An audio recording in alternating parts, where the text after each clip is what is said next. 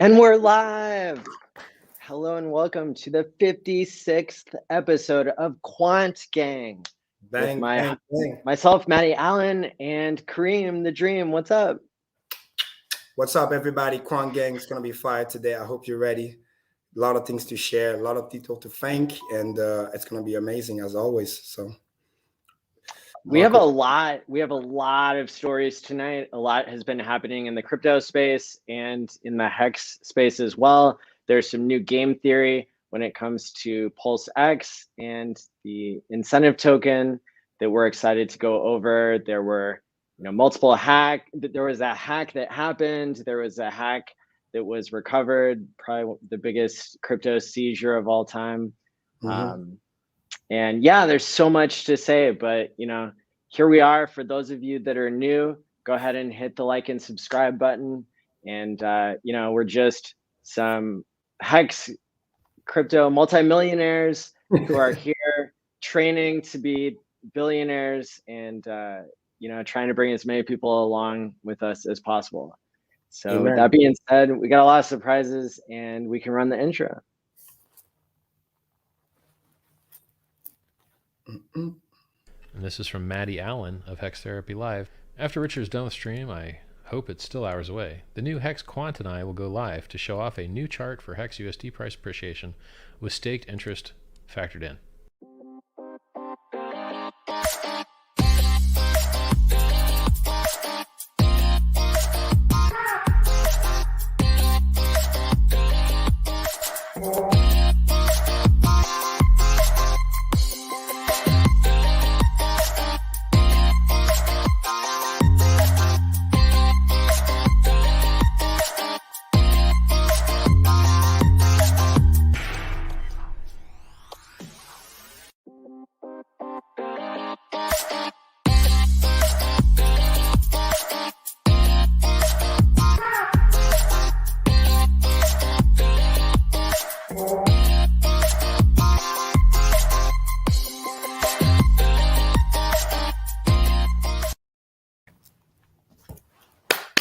Bang, bang, bang. Pack episode today. It's going to be awesome.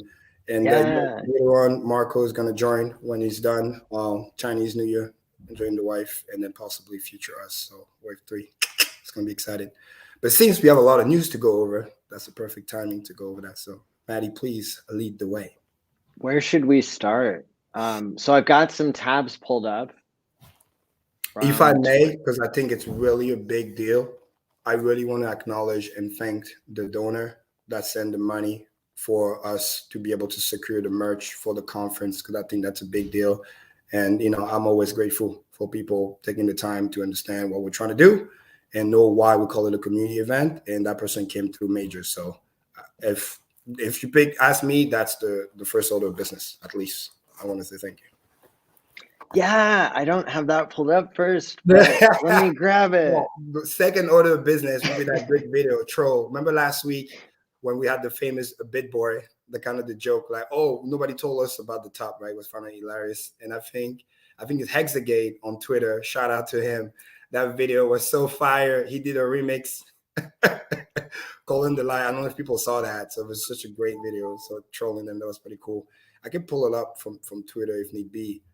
And then you can start with whatever you have pulled up. Yeah. So one of the most, amazing things happened in the past week. We had said on the show last week that, we had undercharged for the tickets for Hexpo.Vegas, only $369. And so there was an opportunity for us to still do merch. There's still enough time to order it. And we were $30,000 to $40,000 short of being able to provide everybody with badges and shirts and masks and all the other great stuff that we were able to do last year and even more. And sure enough, one of the viewers of the show, Art and Dondra, donated 14 ETH. And at the time, that was about $35,000. I was there in Austin with Karim. And we were jumping up and down, just like blown away by, and so we really want to thank Art and Dondra. We can't wait to see you there in Vegas and, to recognize how you've contributed, because this really, you know, goes a long way to show the caliber of the people who are going to be in attendance, the people who are watching the show, and, you know, the Hex community in general. Yeah, no, again, it goes without saying, thank you, thank you, thank you, seriously. And it's a great shout out because, I mean, it's a Quan gang member, you know what I mean? Having that abundant mindset, understand what we're trying to do here and how we're able to even get those tickets set up. So big shout out to you. And you don't need to dox yourself, but if you see me in Vegas, you can just say, Karim, that was me. You know, you get a big hug. We're definitely going to be partying. So again, I know who my people are. So take care of the community. For me, forever grateful. And yeah. Thanks again. So that was really, really awesome. Maddie just surprised me with the news. I was like, oh, that's great. And then we did a little reaction. That was awesome. But yeah, totally. So yeah, I mean, you know, for anybody who's donating that much and not asking for anything in return from the Hex community, you know, we want to do like a special, you know, name tag or something, and just, you know, really you know, shout these people out and you know, let them know how much it means to us, because again, it's more than just, you know, anything normal about money, because, you know, a lot of these events, they're run on credit, which is borrowing from your future self. The Hex community was different. The Hex community sold enough tickets before the deadline and, you know, was able to raise the funds through, you know, one generous donation in order to pay for the conference. You know, it funded itself. And I don't have to take a profit. You know, I don't take any profit at all, because I'm getting paid from Hex. So we don't have any advertisers. We don't have any scam deals. There's nothing like that, which I'm so excited about, because I didn't know if it could be done. And the last week has proven that it could. You know, I think we're up to 500, about 515 or 520 tickets sold. So this is going to be the biggest event in Hex history, and it's just really exciting. So if you haven't gotten your ticket, go to hexticket.com or hexconference.com. I'll drop it in there, but I know a lot of you are already going, and it's really going to be an amazing event. There's like a lot of stuff that's really coming together. I've been, you know, creating all day, creating diagrams and like checking the compatibility of different components so that we will be able to stream the event and to do it, you know, at a higher quality, to have, you know, some organization when it comes to people checking in, and you know, the whole 9 yards with the AV stuff. I ended up meeting with the AV people. Get this, Karim. Yep. It's literally cheaper, literally, to buy computers than it is to rent them from Excalibur for wow, that's 4 crazy. days. But you know, at the end of the day, it's like, you know, that kind of stuff matters to me, because I wanted to give like the best value, you know, for the conference. And yeah, so we've got on the community tab here on the channel, there's a spot where you can vote and say what kind of beverages you want at the conference if you did get a ticket. And we already got all the food preferences from people. And then the next thing that'll come out is going to be to ask what size t-shirt you wear. I might have to split that up into like 2 questions on YouTube. So people should look out for that in the next week. And yeah, I mean, we're less than a month away from the big event. Yeah, again, and don't procrastinate. Get your ticket if you haven't already. Please participate in all those surveys. Again, it just enhances the quality so that we can make sure everybody get the right size for their t-shirt, their stuff, so they can get what they need. So, because imagine, right, 600 plus Hexicans all swagged up, ready to go. Again, it's a walking billboard. You know what I mean? And a little bird is telling me we're going to be exciting. That's a really good idea. I was wondering what to do with the computers. We should give them away at the end. Hey, could be. That's such a great idea, because like you don't want to just have a computer like sitting for a whole year until like the next conference. Like you want somebody to use it. Exactly. No, that's awesome. Oh, and Ski Cat's giving away $100,000, and all you have to do is remember to wear something with Hex on it. You know. Look at that. You get free swag. You can just wear that, and then you pre-qualify. And of course, you have to be there in person, right? Obviously. Yes, you have to be there in person. Don't forget that. No expectations, but like, you know, we might have some sort of pin to give out to everybody that has a Hex on it. So everybody who's there qualifies. 100,000 hex, people. 100,000 But hex. maybe you should bring your own hex gear as well. True. One of the two. So that's really, really awesome. There are a lot of stories. Oh, and we have a special guest. Yay! Oh my gosh, I'm so excited. Look who it is, Future Us. Bang, bang. He is back. Hello. The future is here. Can you hear me? Can you hear me? Yeah, I can hear you. My tech working. Hey, Karim, how you doing? Doing good. Long time no see. That's awesome. Oh, yeah. Tell you what, I chose this background because it's kind of what's going on in my brain at the moment regarding certain political nonsense in the world. And I needed some sane people to talk to, so here I am. Right on. Welcome. Welcome. You just came back from the future. You know, you knew what was about to happen. That's why. Yeah, it ain't pretty in the near future, but a bunch of Hexicans got together in 23 something or other and fixed it all, so it turned out okay. Nice. Awesome. Yeah. Man. Good to see you. So that's true story. Well, we'll have to see if we can call on your expertise here and there, because I know if I have a question that nobody else can answer in Hex, then you're the person I go to. I've always got an answer. It's often bullshit, but I've always got an answer. Well, yeah, when you're not joking around too much. Yeah, right. But yeah, we've got a lot of news to cover here, so we can go over that. Or... The next order of business, I have it right here. It's such a funny video. We have to watch this. It was so perfect. You know what I mean? Trolling those people, like pretending like what we do here basically doesn't exist, right? Let me just share my screen real quick so I can pull that up because I had the YouTube open. It's like a nice 2-minute video. It's just so epic. We had to play. I promise, we gotta play this on Coin Gang for sure. So boom. Let me know when you can see my screen. Did you share audio? I believe so, because everything is full shared, so it should work. But you can tell me if you can hear it now. Do you want to drop me the link so I can like zoom in on it? It's literally my Twitter. Yeah. Because it's posted from there, and then because I can do this to kind of make it a little bit bigger, and then come up to me and say, you know, you should. Can you hear it? Too hard on yourself about you know the way you talk about like you wish you would have called the top and all this stuff. And the fact is this, you know, none of us should feel bad. We didn't get the sign. We did not get the sign. It was the top of the market. There was nothing about that top that indicated that was the end of the run. Bullshit. Everyone was expecting a bullish report.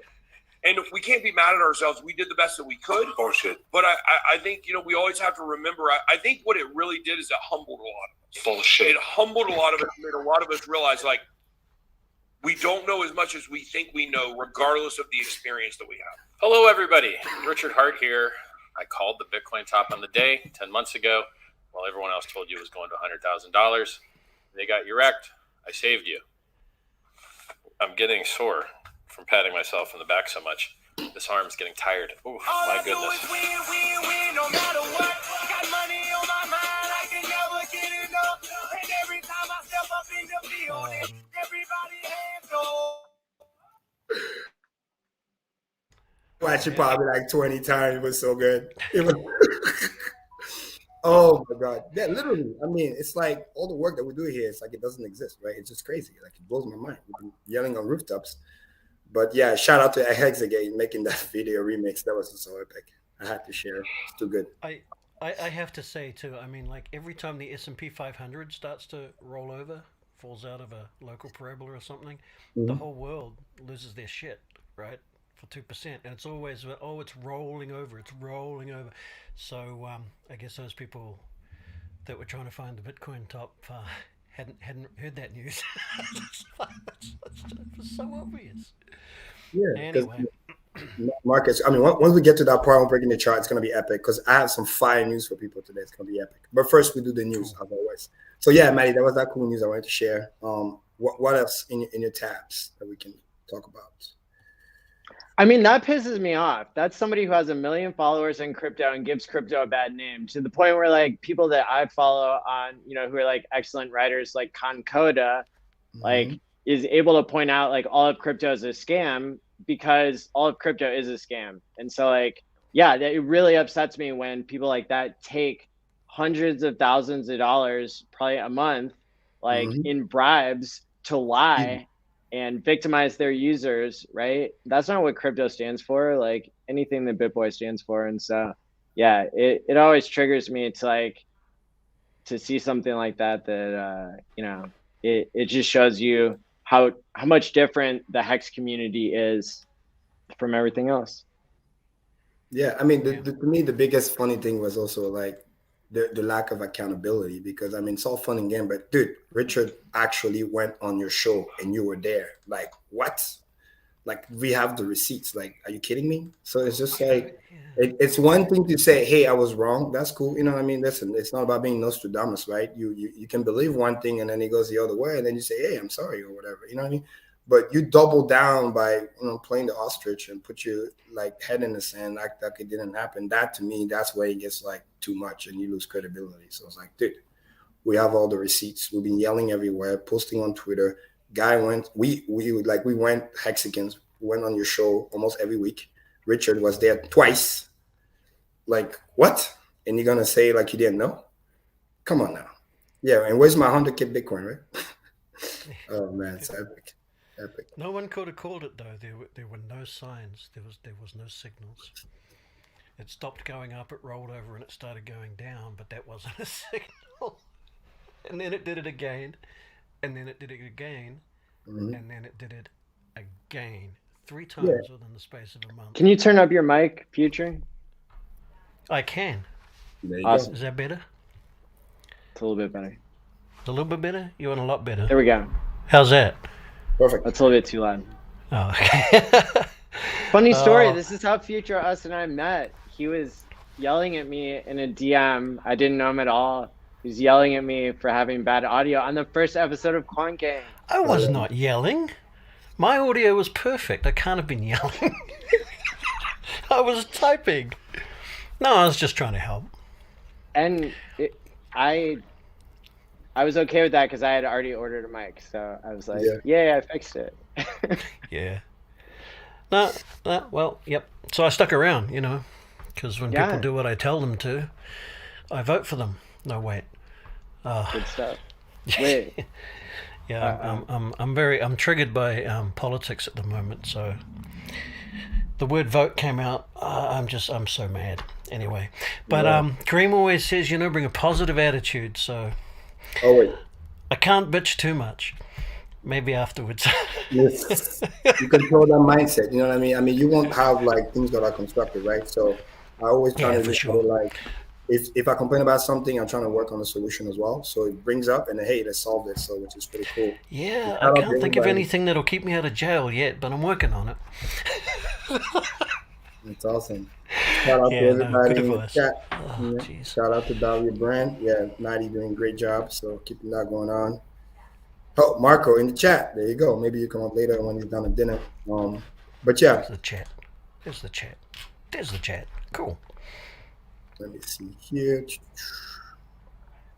All right. Maddie, what's the next topic that you have that you want to share before? Because once I start, I'm probably going to go for like 30 minutes. Ooh, that's a good one. Yeah, I mean, this is a really good one. So this is something, I mean, that Richard posted, but I mean, Bitfinex is trending right now on Twitter. And so, yeah, I mean, Richard tweeted this. Basically, I can read it to the audience because it's full of information. So basically there was a seizure that happened. So it says the 2017 transfers notwithstanding, the majority of the stolen funds, they're talking about from Bitfinex, remained in this wallet, 1CGA4S, from August 2016 until January 31st, 2020. On January 31st, 2020, law enforcement gained access to the wallet by decrypting a file saved to the suspect's cloud storage account, which had been obtained pursuant to a search warrant. The file contained a list of 2,000 virtual currency addresses, along with corresponding private keys. Blockchain analysis confirmed that almost all of those addresses were directly linked to the hack. And so here at the end of January, law enforcement obtained approval to seize the wallets, and they took control of the funds by February 2nd or 4th. So The U.S. government has seized almost 95,000 Bitcoin, which currently is worth $3.6 billion. Yep. And to add more color, the stupidity, I think they were out of like New York. It was a couple in their 30s, and then they were trying to launder the money. It's like, dude, that much money, like how stupid can you be? You know what I mean? This is blockchain. But it goes to show, you think, oh yeah, we haven't talked about it in a while, 2016, people are forgetting. No. And what's scary here, again, not to spread FUD, but you know, the US government can either auction that thing or they can just dump it, because I'm definitely convinced they're not going to give it to the people. Yeah, I mean, whatever they want. Hey, you guys could sacrifice they'll do what they always do. You could They'll just chuck it in some dark warehouse somewhere. Yeah. They'll put it in a box, nail it up, and stick it in a dark warehouse somewhere. Leave it for the next government to figure out. Is that too political? I'm sorry. The number one thing I would like the government to do with this Bitcoin is to market buy Hex. Thank you. Yeah. Yeah, they can swap it, right?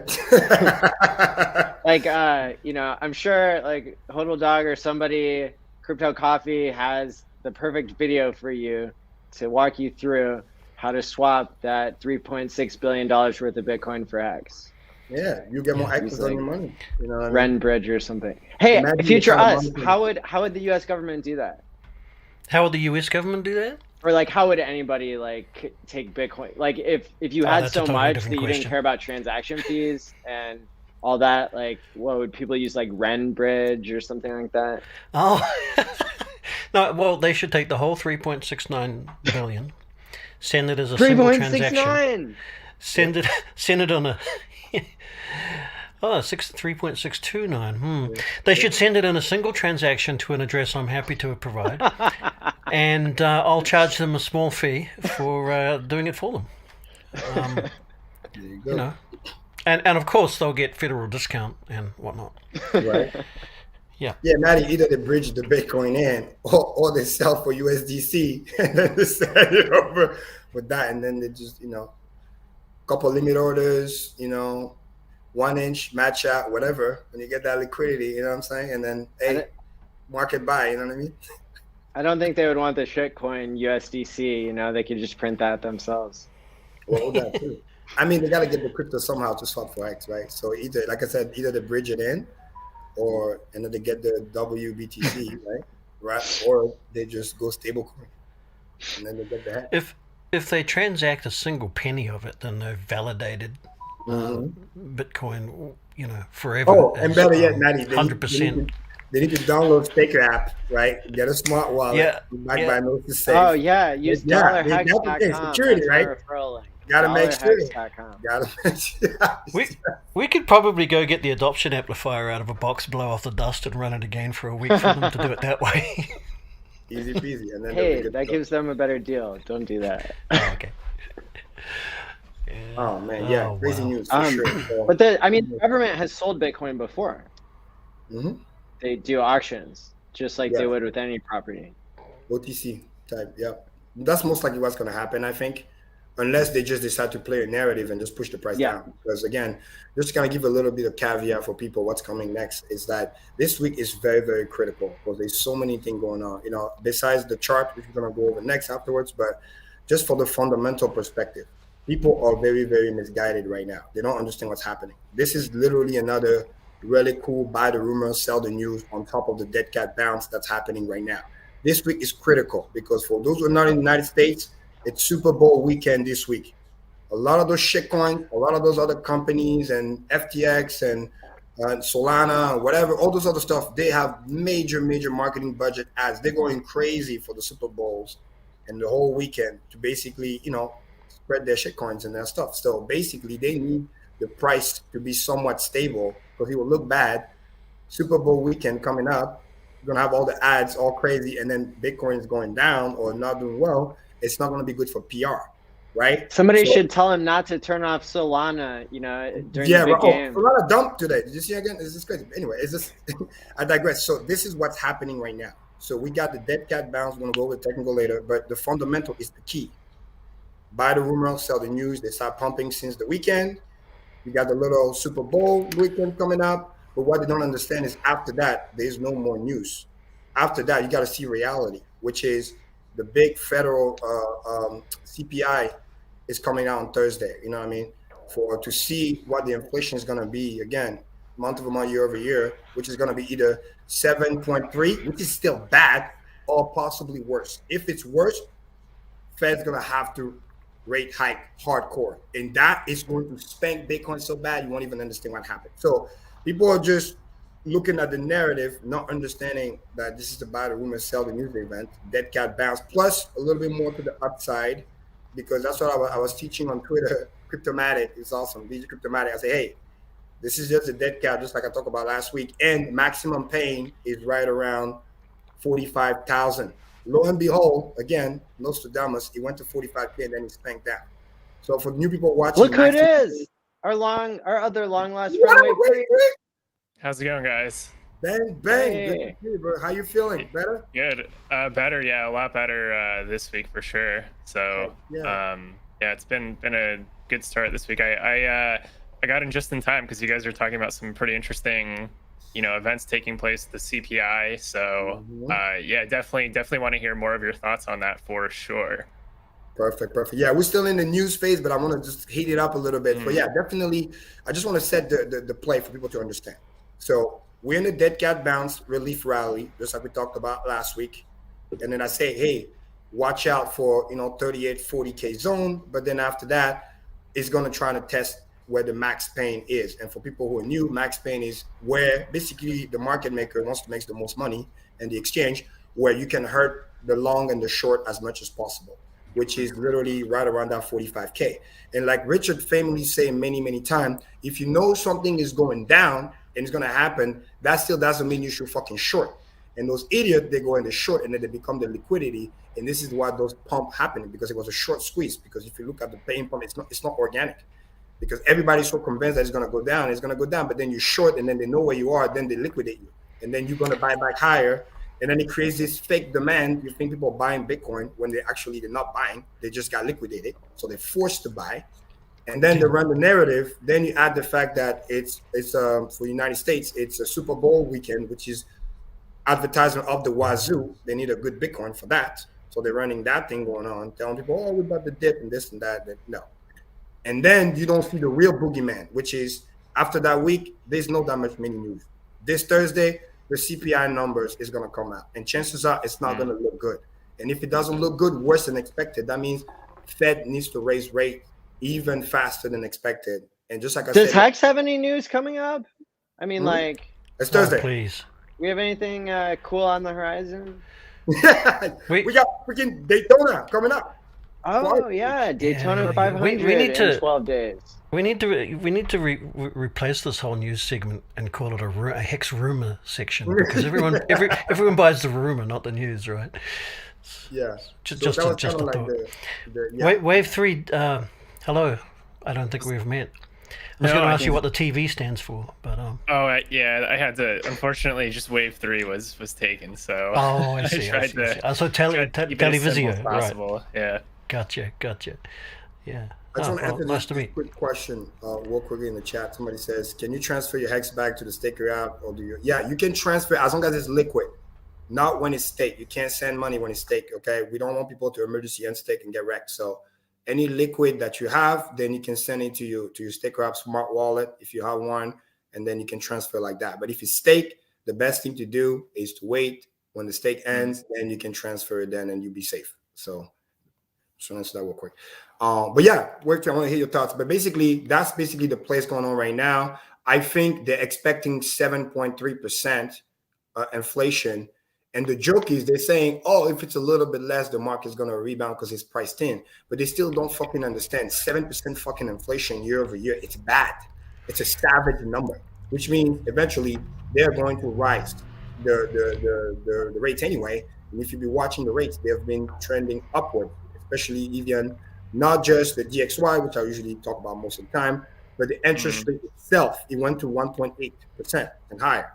So that means the cost of borrowing is progressively getting higher and higher. And like I always said, don't listen what they say, watch what they do, because that's what's going to trigger markets. And in here in quant game, we always zoom out. We don't worry about the relief rally. We look at the long-term trend, because if you know eventually where the thing's going to go, you're going to buy it at a much more discount. So But yeah, your thoughts. Yeah, that's I would say I agree with a lot of what you're saying. I do think the rate hikes and the CPI, that information hitting the market soon, that to me is the biggest risk as far as the overall crypto market. Less so for Hex, obviously, because there's the time lock and all that stuff. So and plus the own liquidity pool, so it does insulate like selling pressure. But for Bitcoin, I'm keeping a close eye on the Nasdaq because Bitcoin is basically just getting it's where the Nasdaq moves in a direction. And then now Bitcoin is basically getting dragged up, and like if there's a bounce, it gets dragged up with the Nasdaq. If there's a move down on the Nasdaq, Bitcoin falls more. So it's just basically trailing whatever the Nasdaq is doing right now. So as far as like the technicals in crypto itself, I'm just keeping it much more conservative, where I don't think we're going to go into this up only scenario, which is what everybody wants, but I think it's going to take longer due to the events that are unfolding, because either because you have to basically pick a side, and if the Fed decides they want to if they need to do things to reduce inflation, then there's a trade-off to that. You can't have up only and reduce like inflation. There's trade-offs, so it's one or the other. And ultimately, I'm expecting the Nasdaq is going to react in whatever direction. If it's extreme from the Fed, based off the CPI numbers, then I don't expect like really any financial market, especially crypto to really do well in that scenario. So realistically, I'm just assuming 2023 as far as potentially maybe being a year that resumes back into like an up only trend for crypto. But there's a lot of stuff going on in the global markets that are just completely different this time around than what we've seen historically. Like bear markets in crypto today, the market is just very different today compared to 2017. We haven't really seen this type of scenario before in a crypto cycle, mirror like this, versus stocks, because crypto's only been it's only existed while equities was in a bull market for over a decade. So that to me is basically, yeah, it's to me it's just kind of that whole risk factor where if equities has like a deep if there is a retracement in equities, it will hit crypto a lot harder. Like I think right now, like in theory, like maybe 10 or 20 years from now, there's less of that reflexivity, but there's so much energy that's in equities. Is a massive market. Like crypto's just it's basically nothing right now compared to equities. So anybody that thinks that crypto can decouple from stocks is just dumb. Like it doesn't make sense. So I'm gonna see what ultimately the news is on that. But if it's not favorable, I don't expect crypto to really perform well in those types of conditions. Yeah, because there's a couple of things that's happening here, and I'm gonna do my best to explain it. So quick maths. The thing to understand is, number one, traditional market are looking at Bitcoin like it's a tech stock. That's why it's mimicking the NASDAQ, because make no mistake, it's risk on, it's not risk off. It's literally, that's why when everything panic, they dump that first, because make no mistake, they are in the market and they will literally dump the crypto to go buy the dip on the other side. They'll just harness that money. The same way some, OG people that are in crypto, when they understand what the chart is doing, they're dumping and they go buy their favorite, whatever other shitcoins or stuff. Well, traditional guy, they literally, when the market dump over there, after pumping the crypto, they just harvest that and they go back to the other side. So everything is connected because they're looking at it like a tech stock for whatever reason. That's why it follows NASDAQ. And number two, related to the Fed, this is why I would say we have to learn what they're doing, even though we hate what they're doing, because it's going to affect our market. This is the hardest thing that the Fed is trying to do, which is kind of insane. It's kind of like the analogy when we say Ethereum trying to change the engine of the car while the car is running. And is this notion of also understanding stagflation. So I'm going to do my best to explain. Inflation is through the roof, 7+%. Obviously, the Fed doesn't want that. But they can't just completely shut everything down, because it's going to create a market crash, because we both know the market is all fake. You know what I mean? That's why little rumor people panic, because they know that it's on life support right now. The moment you remove the oxygen, the thing is just gone. So they can't stop printing, like we all agree on that. That's why crypto up and to the right, when you zoom out, 20, 30 years, it's here to stay. But they have to find a way to tame inflation, because then on the other side, you got the boogeyman coming in, which is hyperinflation. It comes faster and faster, and then you're fucked. So what they're trying to do is what I call back in the day, even when I was with Wells, controlled demolition, which is they're going to let it come down, but they want to do it slowly. So they want to keep inflating, but they want to slow down the rate of inflation from 7 to 5 to 4 to bring it back to 2, not too fast, so the whole thing don't just crash. And this is the reason why bear markets are so dangerous and so grinding, because it is a lot of fake out. It goes down a lot, then it comes back up. It goes down a lot. So it's just going to be slow. And then when you zoom out 5-6 months later, you're going to be very pissed if you hold Bitcoin, because your shit didn't really go up. Imagine waiting 6 months or a year, and then you get maybe a 30% pump or 40% pump. That's garbage. And you got no daily payout or anything like that or interest. So you're going to have that controlled demolition, because whatever comes up on Thursday, bad or worse, it doesn't matter. It's going to be 7% plus. It's just a matter, if it comes at 8%, the market will crash, because they're going to have to rate hike super high. If it comes up 7%, they're going to say, okay, we're within the target, but they're still going to raise rates. It's just a matter of how many basis points, right? And they're going to continue to do that. March is going to come, they're going to raise, and then they're going to raise again in April. They're going to raise because they're going to have at least 3-4 rate hikes. So that's the headwind Bitcoin's going to face regardless. So when you zoom out, this baby just can't go to 100K because of the headwind that's coming. But is it going to be overnight? No. Like we say all the time, nothing goes up in a straight line, nothing goes down in a straight line. But this is where they fake you out, because it's a grinding process. So for you at home, it's going to look like this. Nice and slow over time. And this is what's going to bring the thing down. And I've said it many times, once the DXY goes back to 97 and stays there, the pressure pipe is so much that the trap door will open. Right now, it went back down a little bit, cool off a little bit, give that wiggle room, and then we'll see what's going to happen on Thursday. But this is why stagflation is so deadly, because you have this fake impression that they're printing, but they're printing at a slow speed. So you need to understand that if we're doing $100 billion a month of printing, you need to understand that 50 billion of that money is literally like bare minimum life support. You remove that, the whole thing collapses. And then the other 50, they're going to just slowly remove it. And then they're going to try to see, okay, is the brick holding down or is it collapse? Because if it collapsed, then they have to print even more just to bring it back up. Does that make sense? So they're not going to stop printing, but they're going to print at a slower rate. And then they'll play the compounding game, because if you play year over year, it should make the inflation go lower, because the bases just got bigger from the previous year, right? If you print 18 trillion and then the next year you only print quote unquote 5 trillion, it looks nice versus when you were at 1 trillion and you went to 18, right? Because that's how they cook the numbers, because it's 7% year over year. It's compounding. It's from the previous year. And since the base got rebased, it makes the number look lower. Make sense? And they're gonna play that game. That's why it's a dangerous game, because they don't fucking know what they're doing. They're just trying to, like, it's like you're a scientist and you're trying to time the how much of this and how much of that, but then you make a mistake, the whole fucking thing blow up. So that's the dangerous game that they're playing. So, but the wise Hexicans, we just know where the trend is going. And then we just don't.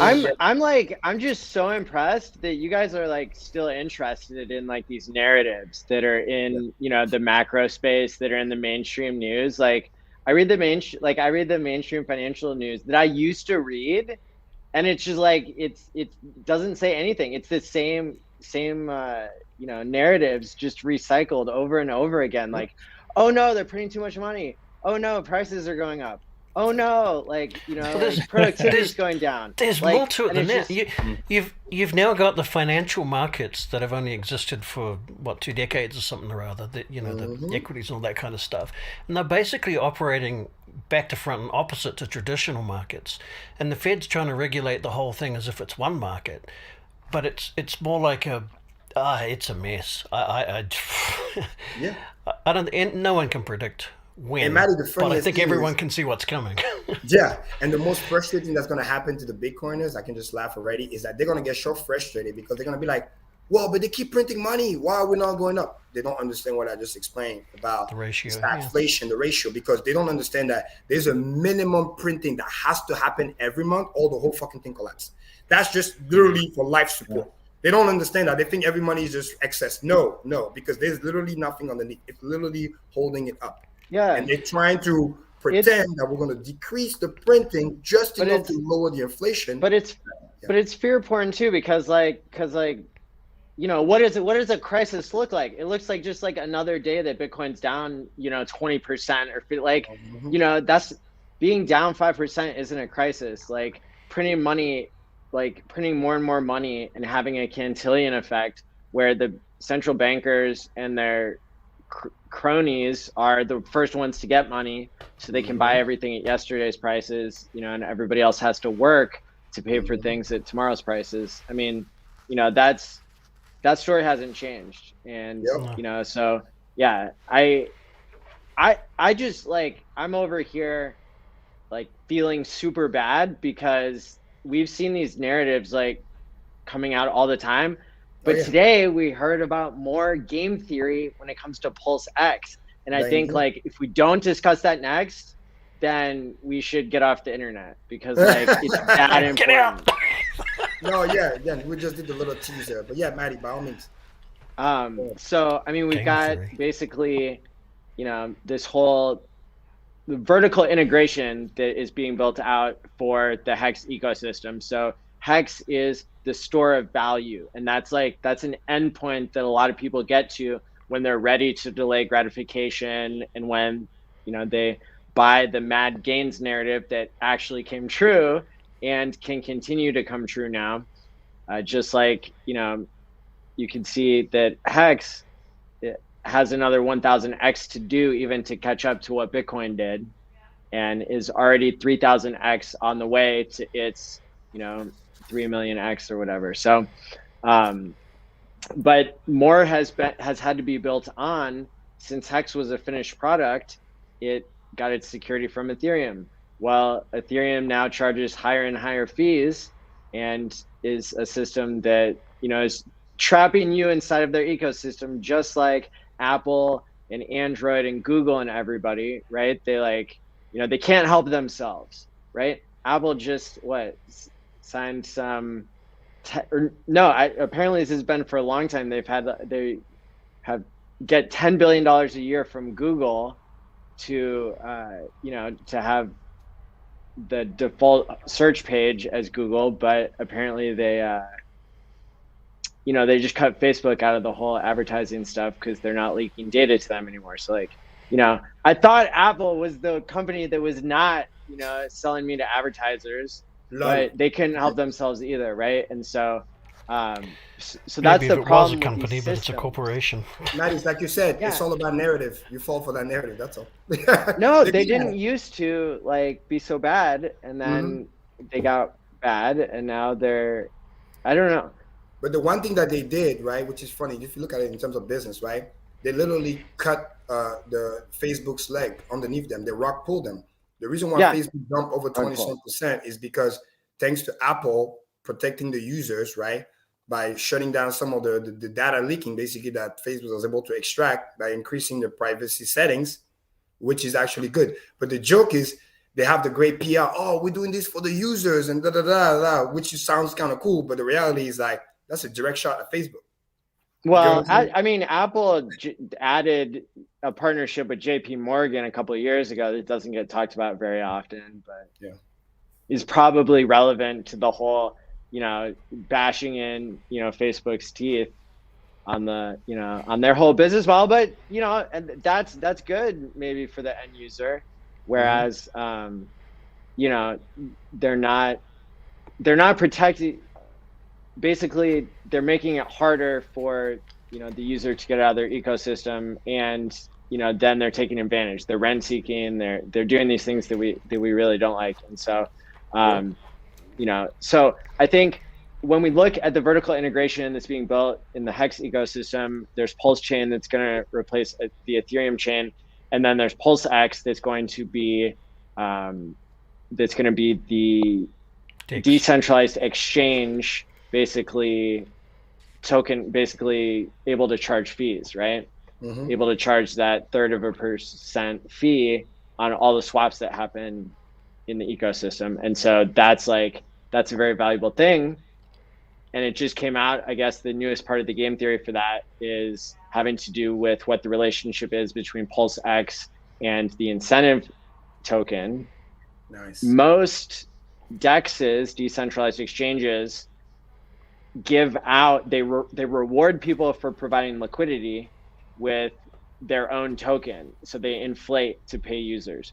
Whereas PulseX is deflationary, and but you will be able to stake PulseX and earn a yield in the incentive token. So that's the new part that just came out, is there will be staking built in, which when we really look around and we look and see like what works in crypto, and what are the pieces that need to be put together by all these bad actors, these people who at the end are like, they're not financially free. Not all billionaires are financially free. Manny, what do I always say? It's all about the money printers, baby. Now PulseX is the official money printer. I mean, it just makes sense. It's a no-brainer. I mean, even these people who got seized by the government, they were Bitcoin billionaires, right? The people who hacked Bitfinex, and they couldn't get around it, right? They had to answer to the legacy system, and I don't think that Richard needs to answer as much as any other billionaire in the world, and so he's in a unique position to not have to extract any value out of these systems, out of Hex or Pulse or PulseX or the incentive token. And so the game theory is just so strong around all this to basically say, that there's going to be even more of a use case for PulseX, which has 120,000 people who have already sacrificed. Pulse Chain is much more exclusive, had 40,000 sacrifices. For both, Manny, this is a compounding thing. I want people to realize what just happened, right? Quick math. It's like not only PulseX became even more on steroid, but then that valuation, if you talk crypto to crypto, becomes even more valuable. And then let's say you swap that for Pulse, because again, like one of my friends and a couple of them, they had to come a little bit late.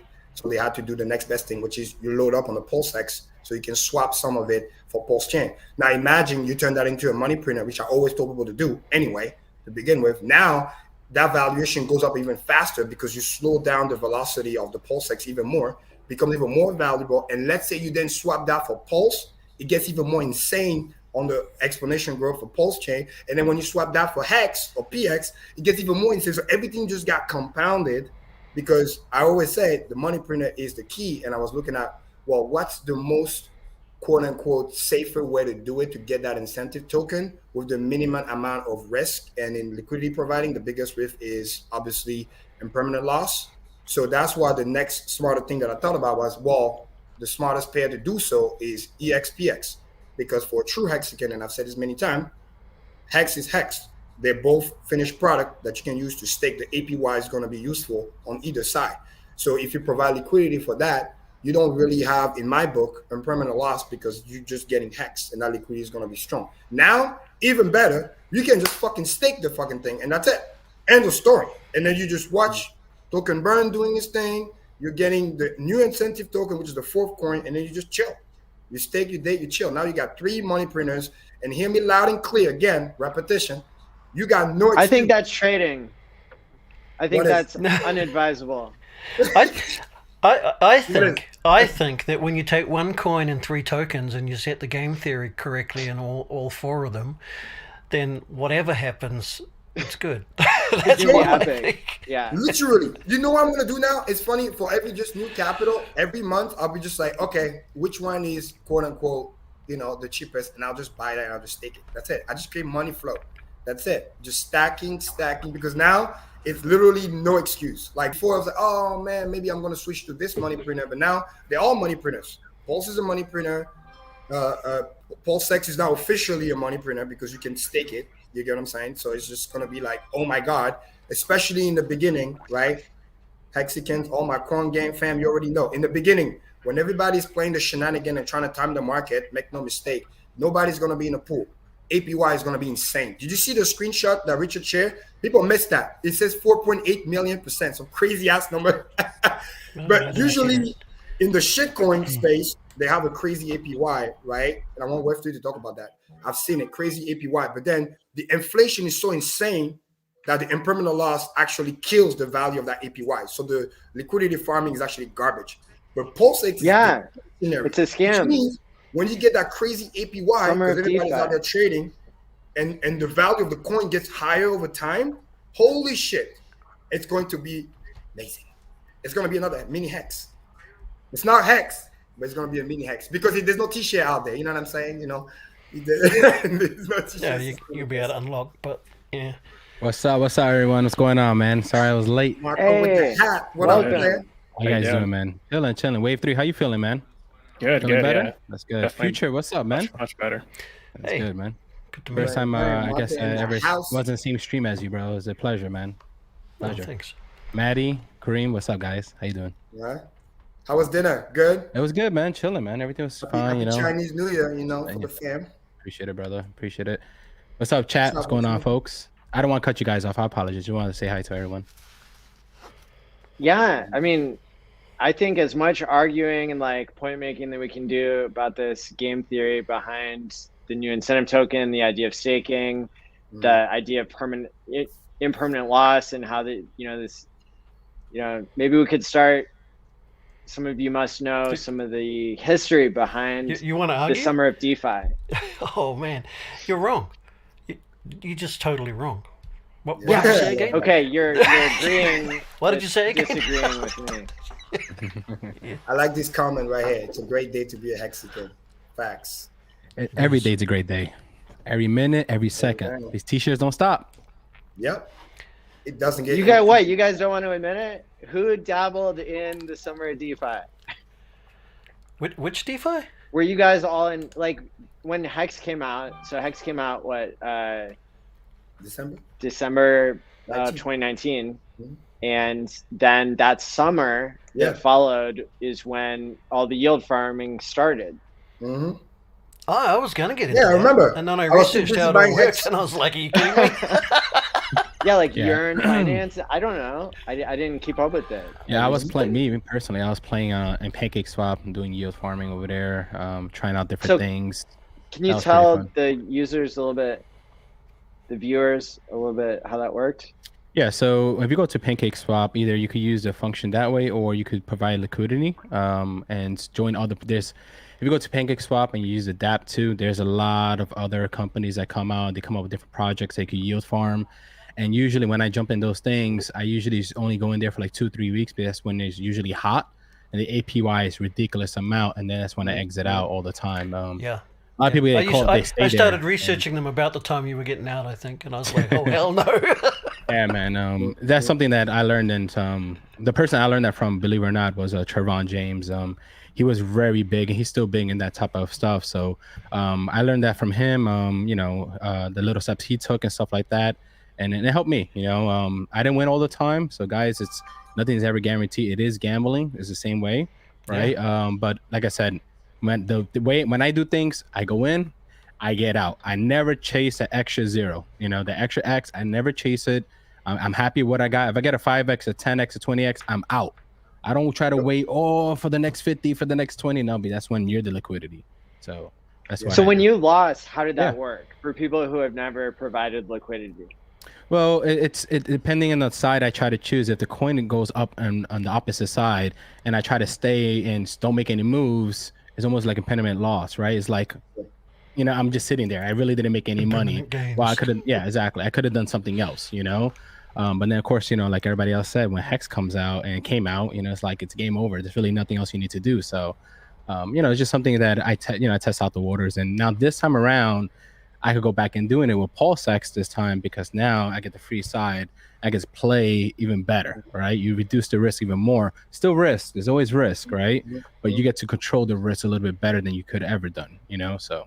Yes. And for the new viewer watching, what is impermanent loss in simple terms? Imagine you got your coin and let's say it's compared to USDC, right? Dollar. Yeah. And then the thing is that as the price goes higher like this, yes, you're getting more USDC over here, but your coin that you used to have is getting more and more scarce. And the impermanent loss is basically you have never sold the coin, meaning because when you remove the liquidity, you're getting more USDC and less of your coin. And it should be an equal ratio. Yeah. It would have been more valuable than the USDC that you receive. So that's kind of why the change is so important. Maddie, you're gonna love So this. I want to explain that in like a similar term. So basically, when you provide liquidity, it's like creating two buckets. Yes. And then you let anybody go into the buckets and take whatever they want, but they have to take. They take from one side, then they have to give to the other. Yep. And so you could have a bunch of Ethereum and a bunch of Bitcoin sitting in a pool, and you entered it at the ratio that was the price when you entered those buckets. And then people come along and maybe maybe they're on some Bitcoin narrative, and so people come along and they deposit their Ethereum and they take the Bitcoin out. And so as the Bitcoin becomes more scarce there, the price of Bitcoin goes up, but you get to take out only your ratio of the Ethereum that they left behind. And you get less of the Bitcoin to take out. And so did I explain that correctly? Basically That was actually pretty close, man. Yeah, Hey, the bucket Maddie, analogy was I've got pretty good. another way. You I've got get another it way of every time. explaining it. I've got another way of explaining it. If you provide liquidity and it doesn't just seesaw backwards and forwards and goes like that, you get impermanent loss. And freezes. Done. That's it. Wait, you froze. Need it, what?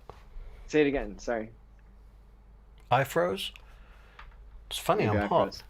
No, we can hear. Yeah, he's stupid. Okay. So I Missed was just saying that, but generally, if you provide liquidity, if the market sort of seesaws backwards and forwards like this, then you do okay over time. But if it does this, that's when your impermanent loss comes back. And if it comes back, you'll be okay again. But when you pull your liquidity, if it's like one's gone really high and one's gone really low, how much of it you now have in that pool? This is what has to do with math, and then And in that sense, taking a loss when you pull it all out. Yeah, the two it's halves like you do not equal sold the whole. the thing that didn't go up. Basically, when you create pairs, Yeah, the you're, like, two selling halves the thing don't that equal the doesn't go whole up. the further they get apart. Yeah. Yeah. And so it's also- not like you put in X number of dollars worth of Ethereum and X number of dollars of Bitcoin, and then you get to take out that number of dollars of Bitcoin. The price, you're creating the market, and so the price is moving against you because somebody's coming and taking your coins on one side and not the other, and they're leaving more on the other side. Yeah, And so you have to put in the same dollar amount of both, but when Yep. you take it out, you can only take out whatever's left as the ratio, after yeah. everybody's Yes. trading. Yeah, not And you don't that's- get the dollars back. And that's a permanent loss. So not impermanent. The name is backwards. It's like Greenland and Iceland. Iceland is the green place and Greenland is the icy place. Yeah, I never Like, understood that. It's so dumb. It's a lie. It's like tricking people into going, and so the yield farming was like, everybody was like, oh, let's see how much we can play these games of you don't know when you're going to get hit with like inflation, all the normal problems of coin launches. Plus you've got people trying to set up these liquidity, manipulating what the ratio is in the beginning, so that's another way that you could get rug pulled other than by the founder, dumping their coins or by Or just a removing hack. liquidity. Because that's how they cash out. Because again, it's called impermanent loss because the thing is dancing. The moment you remove the liquidity, it becomes permanent. Because this is how the big wallets basically trade smartly, right? You have a lot of coin, you don't want to affect the market negatively. You provide liquidity. If the price stays in the range while you're patiently waiting, you're getting the third token, the incentive token, which is, or in regular liquidity, whatever the payout fees, is, the dollar, the fees. And then when the price hits your target, let's say you have this many of this coin, this is the coin you want more. Once it becomes more and more valuable, as you get rid of it, then you remove it and then you win. So it's just a matter of just understanding what you get yourself into. But compared to regular staking, if you're not like have a lot of already stack up stakes, you're literally wasting your time. You're better off just doing the staking. But if you want to find a way to cash out in a smart way, kind of like a limit order to some extent, then providing liquidity on that way works. I guess that's why they call it farming, because you can't just plant something and then just let it sit there for 7 seasons and then finally pick it. It's things die. You got to be there. You got to watch it. Yep, things change. It's the seasons, Wait, what do you think? Yeah, in any way you want to explain it, or? I would say basically the way you explained it with regards to impermanent loss is completely accurate. So ideally, if you are yield farming, you want to you ideally want two bull pairs, which is what Karim explained earlier, where you have, hex and e-hex as the two-sided pool. So that's where, if you get stuck on one side of the pool, it's not really a big deal. But ideally, the two. What do you mean? They're two different things. You're hedging your bets instead But the idea is that if they're both pumping, then it's about like, so you have the relative swings, and ideally you want to have two good assets that are both pumping. Yes. And then getting the incentive token, which then you can reinvest into those good assets, basically. Because I'm just gonna tell you, I'm selling the incentive token and I'm buying more hex with it. Of course.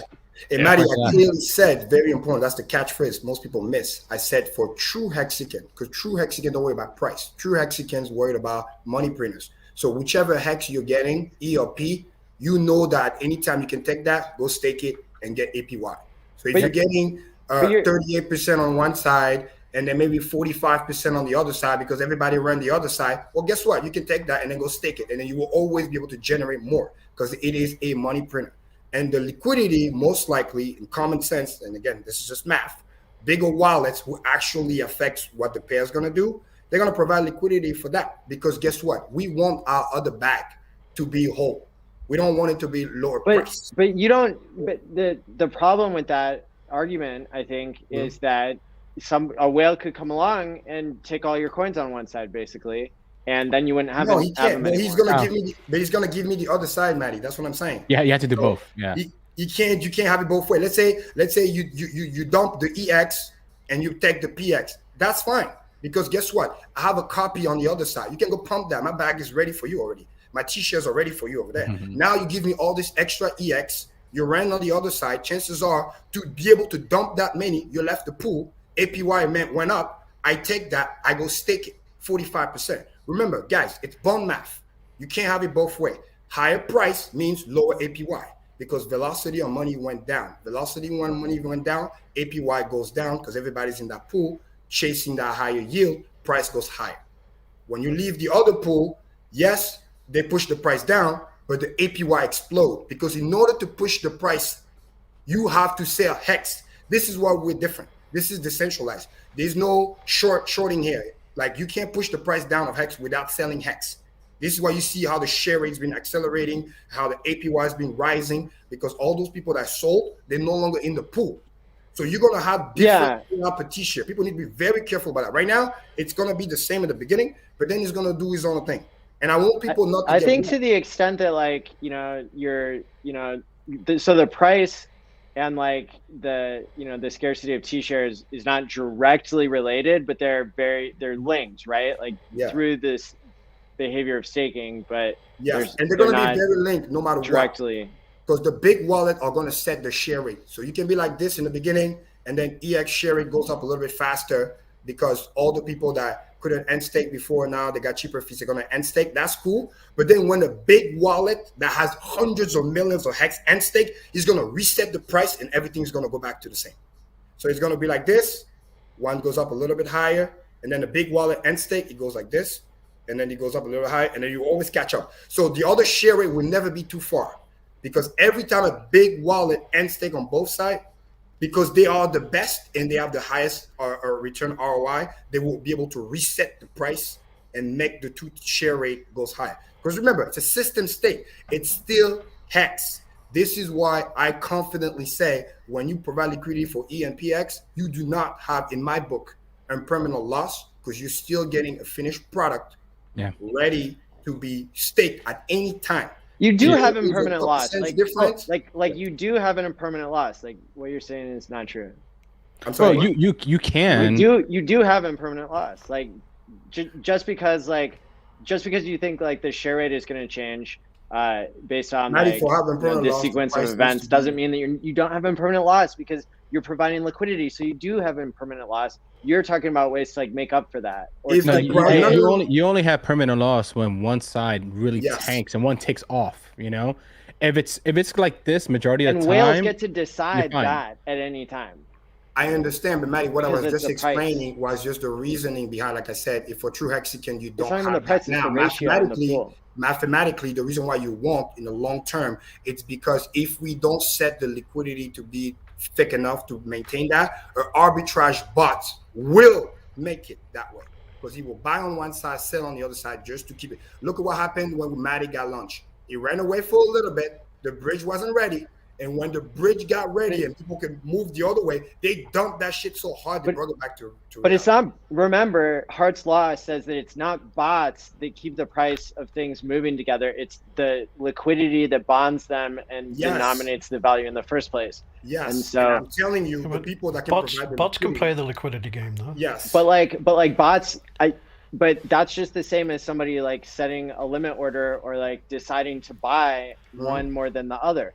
There will be there will be whales who decide that they like EHEX better than That's PHEX. fine, but I'm making That's fine. Yeah. I'm making the supposition. I get what you're saying. I want you to hear me out. I'm making the supposition that there's going to be bigger whale, more that will set the liquidity thick enough that you might just end up being a wick. The same way with the first time we went from V1 to V2, there was shenanigan once, when the good texture did his fucking thing.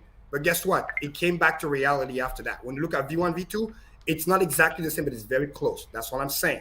Then you should condition your advice about providing liquidity on whether there's whales doing that or not. No, right? I made that very clear by educating why, as a Hexican as a whole, if we do what's best for us, which is if you're going to provide liquidity, that's the best pair to be providing liquidity to, because you technically have way less, almost zero impermanent loss if the bags are the same, because you'll be doubling your stack. You'll be very similar pricing. Richard hinted a couple times too, because it just and makes you get one sense. for free. You just add an extra 20, 30 million. It's a no-brainer. We're not talking about providing liquidity for PX and USD, and then PX go 100x. You're gonna really feel that impermanent loss. We're not talking about the same thing here. It could be on and off by 5%. I think what Maddie's trying to say. I think what Maddie's trying to say is because if a bunch of people provide liquidity, stop talking, Maddie. I'm trying to tell you what you're trying to say. Causing the prices to move together because of Hart's Law. Say that again. They will be causing so if a bunch of people provide liquidity between EHEX and PHEX, they will be causing those prices to be related to each other because they're denominated, because the most liquidity, they're denominated in each other. Because they'll be interchangeable. Yeah, what's wrong with that? But that does open you up to impermanent loss if a whale wants to come around and play whale. No, if it's thick enough, it's not going to move. It's not. They have a whale really has to do like big things to affect it. Really big. It depends where it gets started, because we're talking about starting from zero. But Maddie, you're talking about something that works for every coin. If a whale decides to dump big, price go down or up. That's like any coin. It has nothing to do. Yeah, the reason why I think we're going with PHEX. Not every coin has liquidity between the copy of itself. Like this is. What do you mean? That's one of the incentives to Pulse Chain. Come get your free copy, provide liquidity, you get the other half for free. What do you mean? That's exactly. Yeah, that's a super Hex important too. thing. And I'm saying it hasn't been done before, we can't always relate it to something that's already happened. How about this? We'll wait until lunch and then we'll talk about it again. Okay. I lay the case. I want to make predictions now. I want to get people thinking about what's going to happen, and I want to be like on the record who's right and who's wrong, because that's what we do here. We try to break it down for people. I got a great track record, usually. So be ready. I just replied. What I want to say real quick is I think with EHEX and PHEX, it's going to be a unique way of doing things, because you have two products that are exactly the same. Of course, it's going to be a little bit different because of the market flow, right? But the way it's going to move, the way they're going to pump, the way they're going to dump, it's going to be very similar. This might pump 30%, maybe this might only get down 20%, but it's close to each other, right? If we went back and we're doing ETH and then HEX, and HEX does 100x, but ETH does only 2x, you're down. You're really down. And thank you. Thank you for making So if you want to lose 10% of your stack, that incentive token better be valuable, and you better get out of it pretty quick. You're not losing your stack if you apply what I've been talking for years. Thank God for repetition. You take that money, you turn it into a money printer. You never lose. You will take that HEX. That's what a scam yields farming was. Well, HEX is not a scam. A money printer that didn't have thick enough order books. Again, I'm being very clear here. I'm talking about one specific pair. I didn't talk about any other pair. I'm making this argument for one specific pair because it's that good of a product. It is HEX. And it's fully completed. None of the yield farming generated there their profits from printing more. They were always Exactly. taking it from the It other was players. in any the other game. shit coin, like Matty was saying, I would agree. But this is not a shit coin we're talking about. You don't We're have talking- liquid hex anyway. Like it's, Happen? the stake hex is going to be earning higher APY over the long term. So like, Yeah. what are we So- preaching? So do I need to repeat what I said before? I Again, wanna- lockstep. PX Let- leading allow, indicator. allow me to pivot a little bit, if you would, based on something Karim said that reminded Marco me. plus one. Yeah, thank you, bro. I appreciate There you that. go. I like that. Yeah. Hey, by the way, Maddie, you know what I think we should do sometimes? Like in these other channels where they have the counter and you just press that one to give somebody a point. We should do that shit, man. I think that would be fun. I think it'll get things exciting. I think it'll get the chat going, and just don't take away points, bro.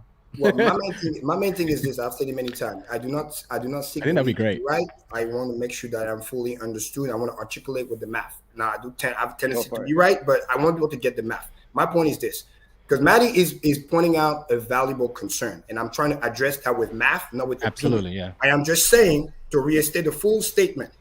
In the balance of probability, all the Hexican that trust what I have to say, and I'm telling you what I'm going to be doing, you can do whatever you want.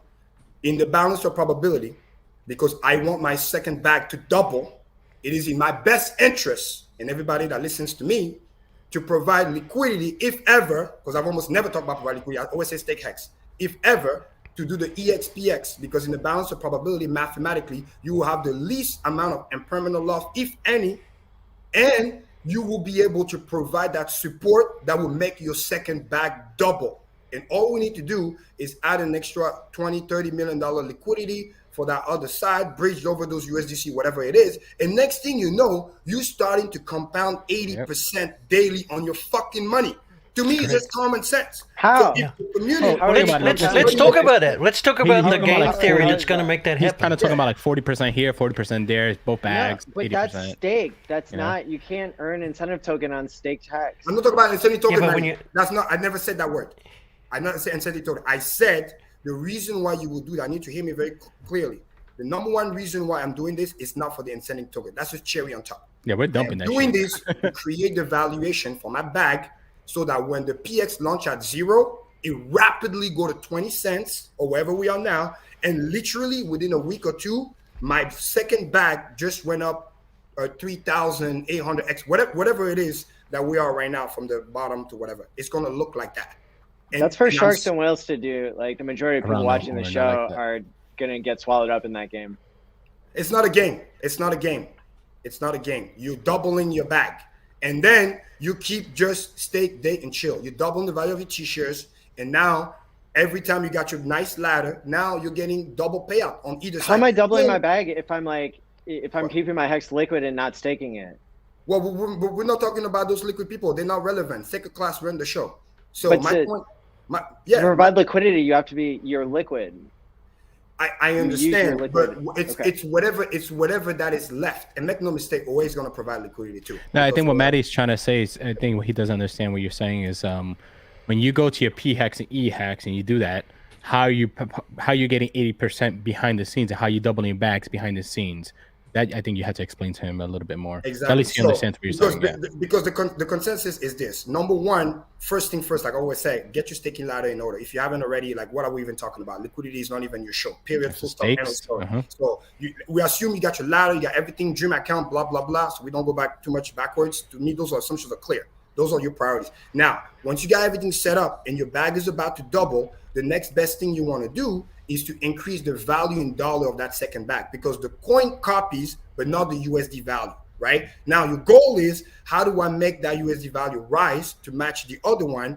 Is whatever hex that's liquid, because remember, what stake never control price. What control price is whatever's liquid. So if you ever wanted to provide liquidity because you just got a copy of whatever liquid you had, if you're going to play that game because you already got your stakes in order, that will be the best game to play to earn the incentive token, because you will also create that nice bridge support, which would then truly make your bag double, because you will create a stability. And I don't care if, for example, we go all the way to the copy and then maybe hex is 40 cents.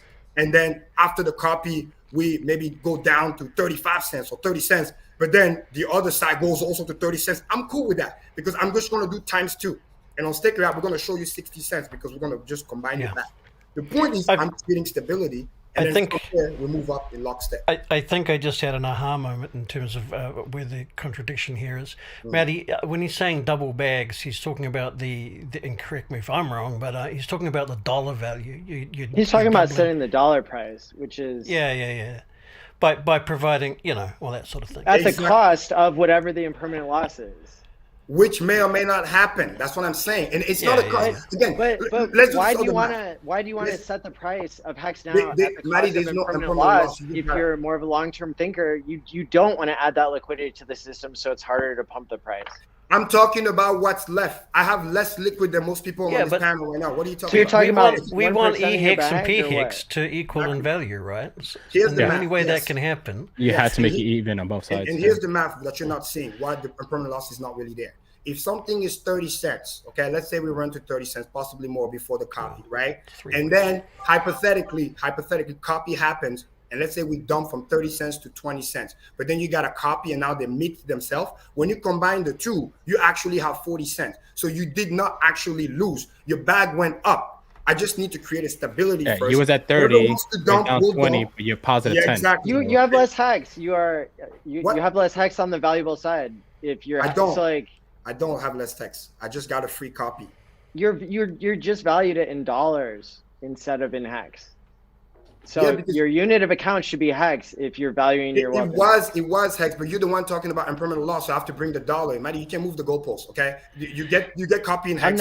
I'm not. Now, but listen, you get the copy in hex. I'm explaining how liquidity works. There is impermanent loss in that conversation. In hex terms. So in hex terms, there is impermanent loss. Maddie's radiating. He's green. Maddie's moving goalposts. The point of the matter is, for a true Hexican, when you get the hex, you can stake it. And when you stake it and you leave off the yield, you'd never lose. True impermanent loss to me is like that money is gone. There's nothing you can do about it. There's no utility to that other shit. Yeah, impermanent loss by definition is the third currency value, and we tend to use USD for that. So it's not talking about whether you're losing hex or losing ETH or anything else. It's the dollar. That's what impermanent loss is by definition. Yeah. So whether you're losing hex or gaining hex or whatever, all perfectly valid, but that's not actually part of impermanent loss. That's a different discussion. Yeah. So if you have 30 cents and then when they combine, it dumps to 20 cents, but it stabilizes itself. Technically, you have 40 cents because you have 20 on one and 20 on the other one. So technically, you do not have impermanent loss because impermanent loss talks about USD. Yeah. And so we're in the realms of semantics now. And definitions of when you go into these type of things, you have to think about when you put both pairs. Think about that as one big bag. That's one big investment, right? And you got to make sure they stabilize. All together, so you get. And one runs out, that's when you lose. Exactly. Yeah. Thank you. So, in conclusion, this is what I would do for whatever that's left. Karim, with what percent of your bags? Before you guys continue, hey, anybody in the chat, like whatever we discussed, not financial advice, still do your research, still do this because we think this could be a great idea and stuff like that, and it could go south, etc. We don't know. Do your research. You will get scammed. There are not enough people educating you with good motives. So do not do your own research. But you were talking about basically use your brain. This is the beauty about research. Use your brain and check your sources. Yes. This is the beauty about Quant Gang, right? It's like an open form, and then we're sharing the information so you can use your own logic to derive your conclusion. And that's what I'm backing up by math. So I'm not just saying, oh, because Karim, I like you. No, I'm giving you the math. Everything that I do is math. I'm here for the math gains. And the math is telling me in the balance of probability, if I ever were to provide liquidity, which I rarely do, I'm 99% stake.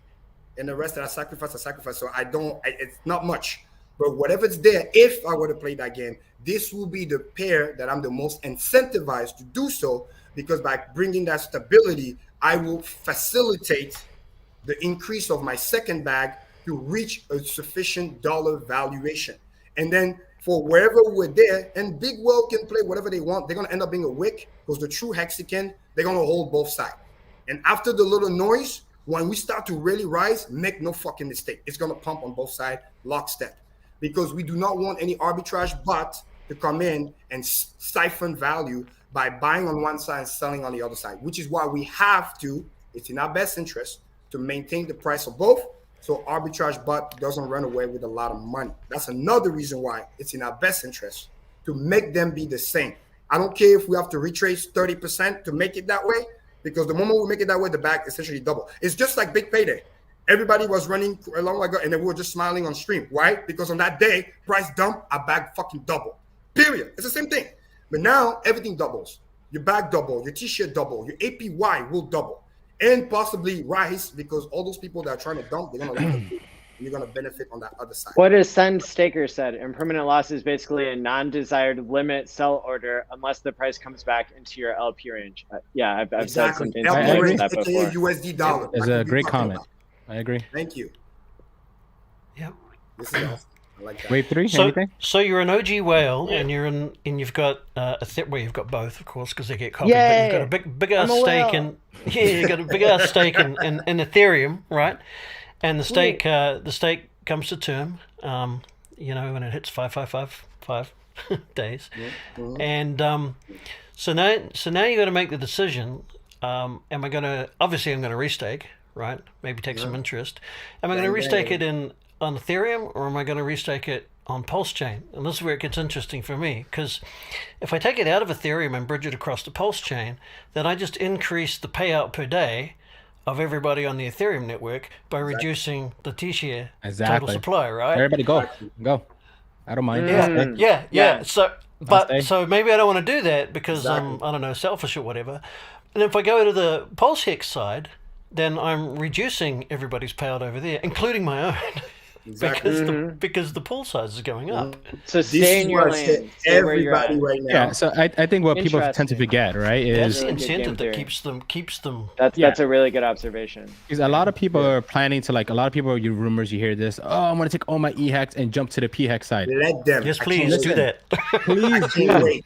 See, why are you chasing dollars to get value now? You're going to raise my APY for years to come, and that is going to outshine anything you do now. So Yeah. go ahead, leave, please. Go Go. play the So there's a trade. huge Because incentive you for whales to cannot stay buy where those they're shares at. back. Of course. The, Listen, the I share think, price will be so high Yeah. that they're gone forever when you I do think that. So thank you very EHEX much. will be the bit. If you for the haven't seen big and players. realized the T-shirt acceleration that's been happening lately, you're living under a fucking rock. And this is what I've said. We are so lucky. Everybody's watching right now. Anything pre-fork, whatever, you have the privilege. It is a fucking privilege because this is going to be like another big payday era. You have the privilege that you don't have to choose because you're getting a fucking copy. Like literally. Your number one thing should be how strong is my ladder? Is my stuff in order so that when the copy happens, everything is so perfectly set. I'm literally just end staking on both sides every day. And let's say you were one of those that, oh my God, the fees are so insane over here. I can't even end stake. You will literally just on the same day end stake on the Pulse chain first, get that money, and then maybe send it to the east side to end stake it over there if some of the profit. If for whatever reason you don't have enough liquid over there because the cost is too expensive. This is another privilege that you have. People that come after the fork, they will have to worry about what future Russ is doing. They're gonna have to do some serious math. Okay, I got this money coming in. What is EX looking like? What's Maddie, you stupid. what is EX looking like? And then after the price, you're gonna look at, okay, what's the APY? Because one could be cheaper than the other one, but like, where's the APY better? Like, you know what I mean? What's the share rate? You're gonna have to do some serious fucking math. But the person that got the copy, literally, you're just chilling. And I want everybody to chill, just like we did every year. I want you guys to stay rich. Some folks want to see your thought into this. What you think, man? Because I know behind the scenes, you know a lot about this shit. You've seen many coins outside of Hex, so you could kind of experience and kind of judge this stuff. So what you think, buddy? Yeah, so I still stand by bull pairs being very profitable. So do that at your own discretion. Do that at your own risk. You know the rules. This is all just an open forum, an open discussion. But my objective is clear. I get a copy of Hex. Well, I guess get a copy of Hex. Now you have eHex and Hex, and then I will be looking into bull pairs and then using that to basically get more T-shares. And I don't really care what side I end up more of, as far as the T-shares go off the liquid bags, because it doesn't even matter, because I have everything else that gets staked out, long term, that's staked over on average, 8 years off eHex and Hex. So, and the incentive token is just going to end up giving me that opportunity to just get a net gain on the net amount of T-shares that I have collectively. So but I agree with what Karim mentioned, that this is a much bigger significantly, massively bigger event than Big Payday. Like, it's ridiculous. Yeah, Big Payday, you're only getting 30%. That's it of your t-shirts. This, you're getting a copy of your bags, plus your stakes, plus your liquid, plus the yield you develop, plus you're getting a chance to be able to do the liquid providing. It's just retarded. Like the most valuable thing that you're getting in this case, like Big Payday brought us, a copy of the community. Exactly. Big Payday brought us about 20,000, 50,000 people, and that doubled the number of people in Hex who are really staking.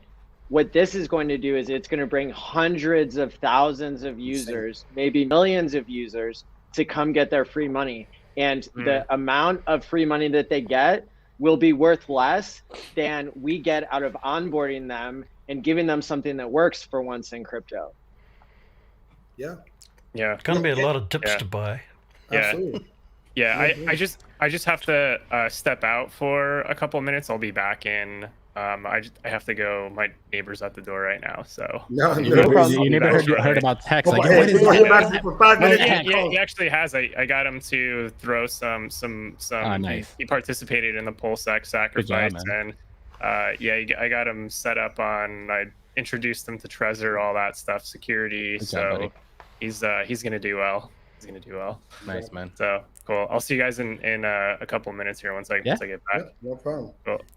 And so I just want to repeat like what Future Us observed here, about this idea that as a whale, you are hurting yourself if you end a big stake or you really move a significant amount of value from T shares on one chain to T shares on the other, right? Because you're what you're doing is you're leaving behind a situation where everybody else has more T shares than you. So it's creating this fascinating game theory where the bigger players are incentivized to stay where they are, and that's a good thing because storing value over time, it could be valuable on both chains. Exactly. And one more thing too to add, quick math. Let's say you were to do that, and then what do you think is going to happen? The low liquidity in Hex is still there. Let's say you're moving, just arguably, you're moving $50 million. What do you think is going to happen? Not only you lose the T share, by the time you bridge it on the other side, it's still low liquidity on the other side too. Try to buy $50 million worth. Watch what happens. You're gonna get way less fucking Hex. Your price gonna be pushed against yourself so much. By the time you actually stake the T-share, there's nothing left. You lost your share rate. You pay extra fees, and by the time you pump that 50 million to buy the Hex, because without that you can't stake on the other side. Well, guess what? Good luck. People are not gonna give it to you for free. You're gonna create another green candle, and then you'll be lucky if you get even 30% of those T-shares. But I mean, it's just math. Yeah. And I think especially big wheels, they should just stay where they're at, right? Like you get a copy anyways. Why get greedy? You got money. You got money. Money's not an issue. Always, yeah. Marco, so the only reason you'd totally. The only reason you'd move from one side to the other would be if the dollar value on one side or the other was radically different to the other. But because of this game theory and because of these mechanisms, that's very unlikely to happen. And especially in the macro scale. Thanks to the news we got today, ultimately it says this: you don't even need to do any LP. Period. We just find out the PulseX token could just be fucking staked. That's gonna be beautiful. Who comes to shove? Don't even fucking LP. Forget about it. If you don't want to create the bridge, which will be cool to do to provide valuation to your second bag, like I just mentioned 3 times. If you don't want to do that, that's fine. Play super safe. Just take the PulseX, get the incentive token like that, and then that's it. Keep it moving. So what I think is crazy with that, right, is when Richard Hart tweeted that, like I was like, I put that McDonald gif, like, when can I sell, man? Like you always take him out. Every time I get profit, I gotta give it back to Richard, right? Because he always comes up with some ridiculous idea that I'm like, oh my god, I can multiply this bag down the road, right? It's beautiful. Like if you don't want to become a liquid provider, that's fine, right? You got PulseX. If he does a thing where you could stake it, right? Usually, I think it was Pancake Swap with them. I think it's like 48 hours, 72 hours where you stake it and then you cannot touch it by then. If you do, there was a penalty for that, right? So most hexes were programmed to not even touch that anyway. So you stake it, you leave it there, you get the incentive token. You can dump the incentive token, buy more P-Hex, buy more E-Hex, buy more Pulse, buy more PulseX, whatever you want to do. So much game theory. This just added another layer. There's like 6D chess. Like it's ridiculous, man. And I'm so passionate about this because it's so I truly understand the math, and I don't want people to be left behind. You don't understand. This is literally Christmas before Christmas on top of Christmas of last year. I mean, this is something that's going to separate your wealth. Do not underestimate, again, compounding interest. You get another stack of money printer, compounding, paying you for 15 fucking years. Are you kidding me? And you're going to try to gamble that? That is like, Karim, really quick, right? Like real quick. You know, last year, right? We were all dying. How can I double my stacks? What could I sell? What kind of job I could get? Stuff like that. One day you woke up and you got a free copy. Like your big major plan was handed to you, bam, for free. Like, why are we overthinking these guys? Like, and you want more of that free? Buy some now. Buy one, get one. You know? Yeah.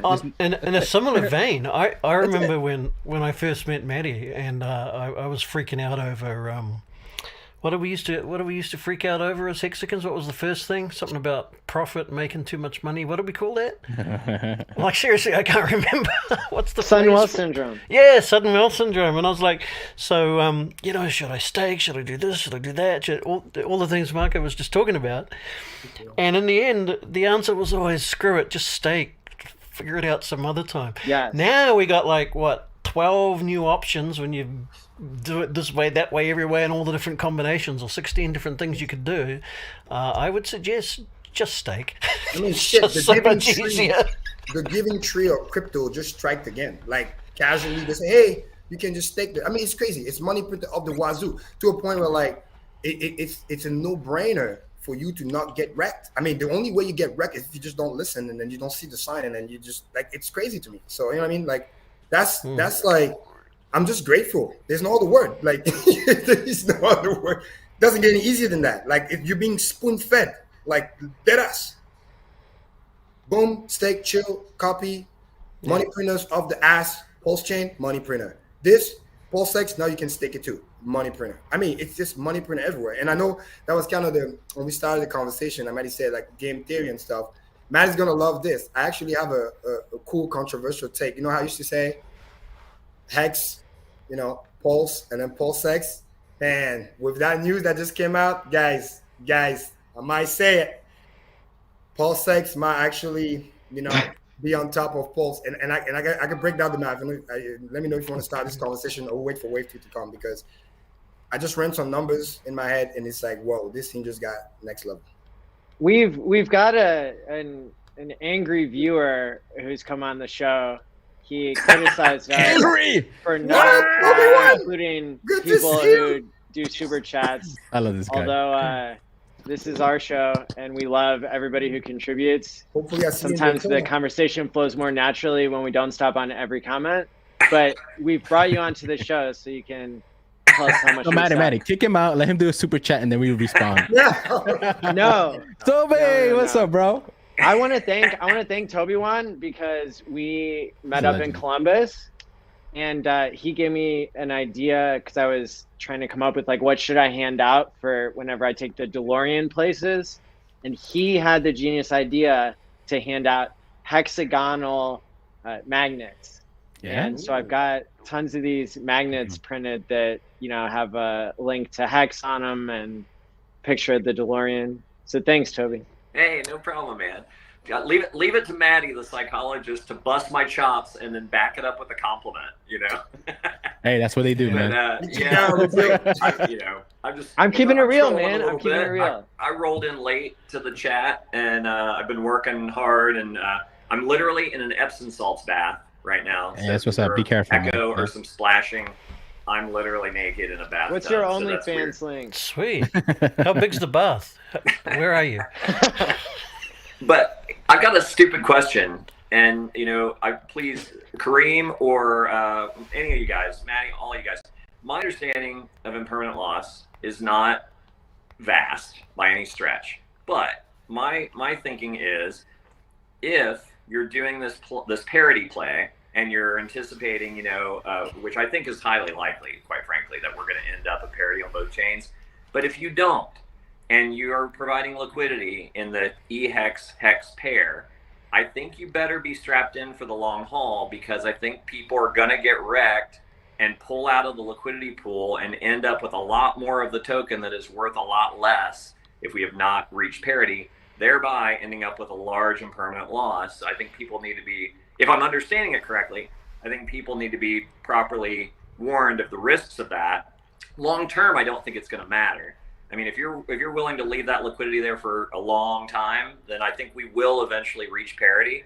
But short term, I foresee a potential issue where people are getting wrecked. And I experienced that myself. I played around over on Matic and was doing the liquidity pool farming stuff with the quick swap token and all that.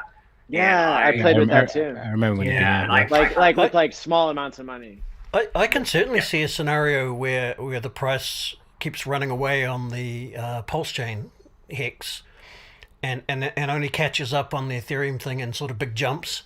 So that speaks to the same thing, you know. Like if it runs away on one side, then then your potential loss is there, but you have to wait for the other one to do its catch up. But But you did get one side for free though.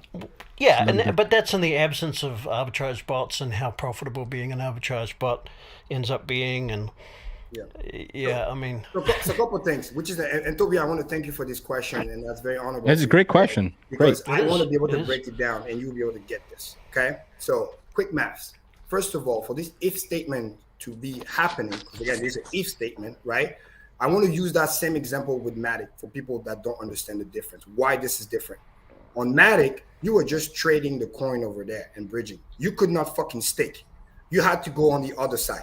This is the different type of copy we're talking about. We're talking full system stake, ready to go. You do not, I repeat, you do not need to bridge back. You can just stay there, stake, use. It's the utility. That's number one. Number two, everybody knows me, and I always say wisdom over smart. We always think long term. We're talking about somebody that already has his ladder built up. I said it very clearly in the beginning, there's going to be shenanigans. Do not become that liquidity, or you will pay me. I repeat, you will pay me. I cannot wait for the emergency end state. I'm going to get paid left and right. When people want to play the dance, you want to play the trader, you're going to be wrecked. And I'm going to remind you 6 months, a year from now, how you got wrecked. And we're going to go back to this video. So everything is very clear. This is different. It's a better copy, full system stake, can't stake. We're not talking about a week or two. We're talking about long-term. Everything we do here is long-term. And once again, it is in your best interest to provide that liquidity for the long term. If you're going to play the liquidity game, I'm going to be very clear. If you don't, just take the PulseX, earn the coin like that. If you're going to play the liquidity game with whatever left coin that you have, it is in your best interest, like mine, to provide it for the EXPX, because you will help solidify that bonding that we're talking about between the two. And then no matter what happened, because you're playing the long-term game, it will just eventually, very soon, I believe, but no dates on it, right? I'm not a trader, but I expect very soon, could be a week, could be a month, doesn't matter. I expect it very soon to meet the parity, because like Future has said, again, we're not going to give free money to arbitrage bot, because we're not that stupid, you know what I mean?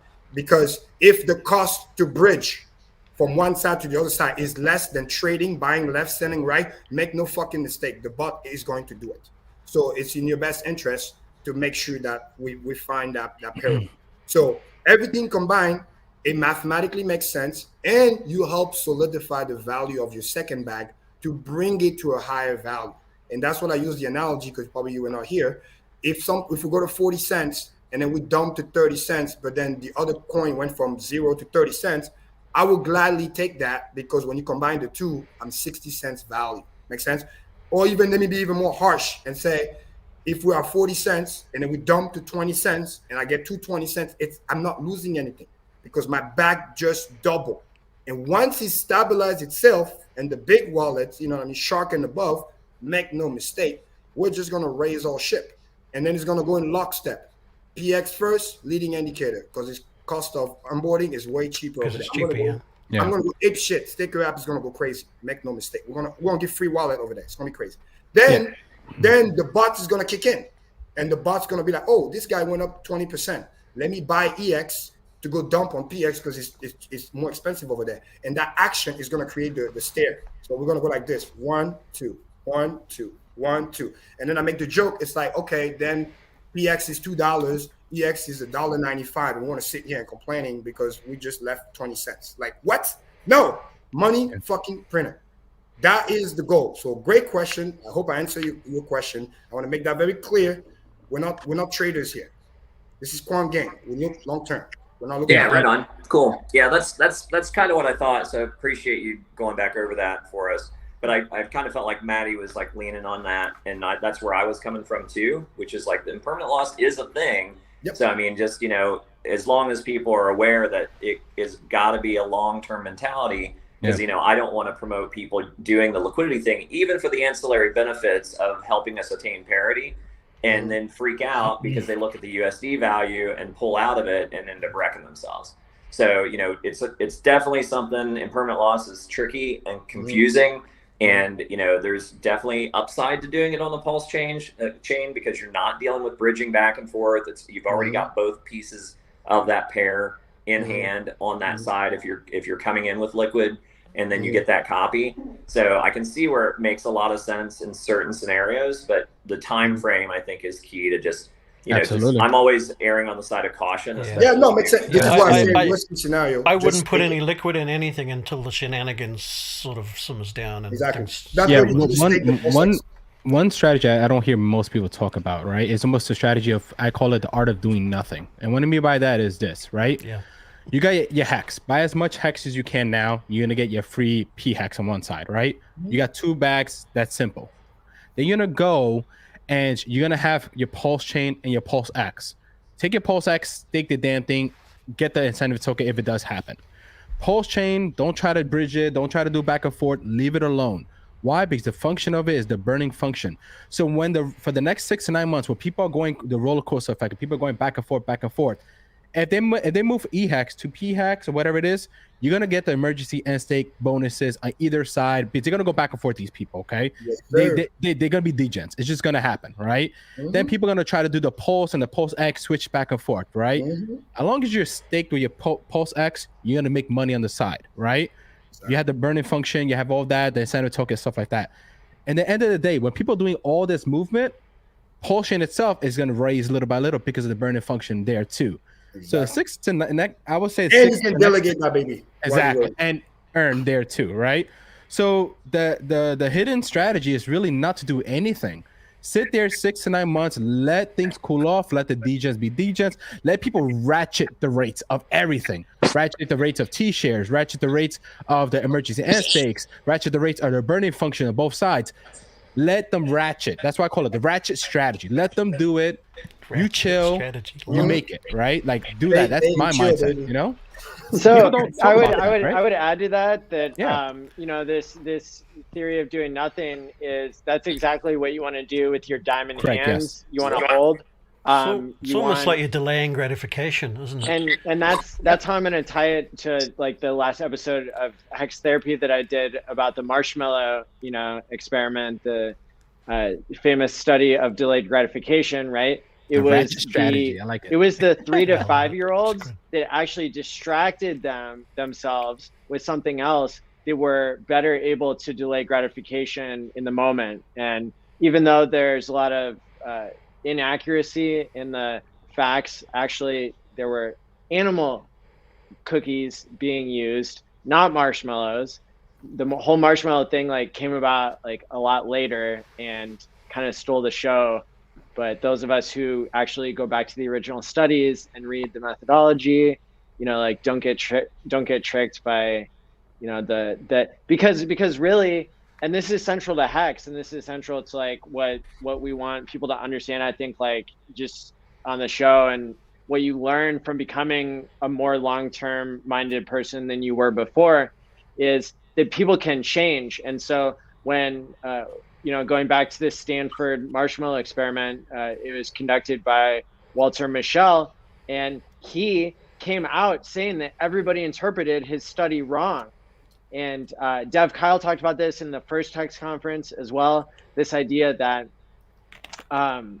whether the kid ate more marshmallows now or less marshmallows now versus waiting to get more marshmallows, whether the kid was able to delay gratification, that really didn't predict what would happen in the future with that person. The more they repeated the experiment, the less it happened. So it was probably a spurious result. And at the end of the day, people can change. And Hex is an example where you time your money and then you can't change your plan. And so there's not like a trait of delayed gratification. It's really a state. And so the more people you surround yourself with and the more tools like Hex that you have to delay gratification, the more you're going to like become what you want to become. And, you know, people are acting based on their people, places, and things, not so much on some like personality trait that never really existed because it was just a product of their environment at the time. And there have been lots of studies that followed up with kids and found that it was the kids who didn't trust adults because the adults didn't put food on the table, that actually that was the cause for the kids who ate. And that was actually adaptive for them to eat one marshmallow now instead of 2 marshmallows later. That's smarter for those kids because they have to worry about surviving today because they're programmed to not starve, right? And so if you're a kid who can't count on having food tomorrow, the best game theory for you is to eat the food today, even if it's less. And so, you know, it's a classic example of scientists like and the mainstream media like getting it wrong, you know, actually having it backwards, that it's not what you did as a 3-year-old that determines, you know, how you're able to delay gratification and like have healthy behaviors for the rest of your life. Let me see if I'm interpreting this right. Not to take away from that very good message that was very serious, because I can feel like this maybe not be all that serious. But what you're saying is that if I wait for all the people, so I eat my marshmallows now, and then I just hang around and wait for all the people delaying their gratification to starve to death, and then I show up on the day their marshmallows arrive and I'm good. As long as you know, have the government send you that $3.69 billion worth of Bitcoin and swap it into Hex, I think. I guess the question is, what do I eat between now and while I'm waiting? Can you eat Hex? You eat your shitcoin. All the shitcoins you have, bro. Did you just tell him to eat shit, Marco? No, not shit. Shit coins. Shit coins. Kind of similar, but you know, it's kind of have some function. Yeah. Hey, Jack Dorsey was just talking about eating tacos that came from the Lightning Network. No, God, no way.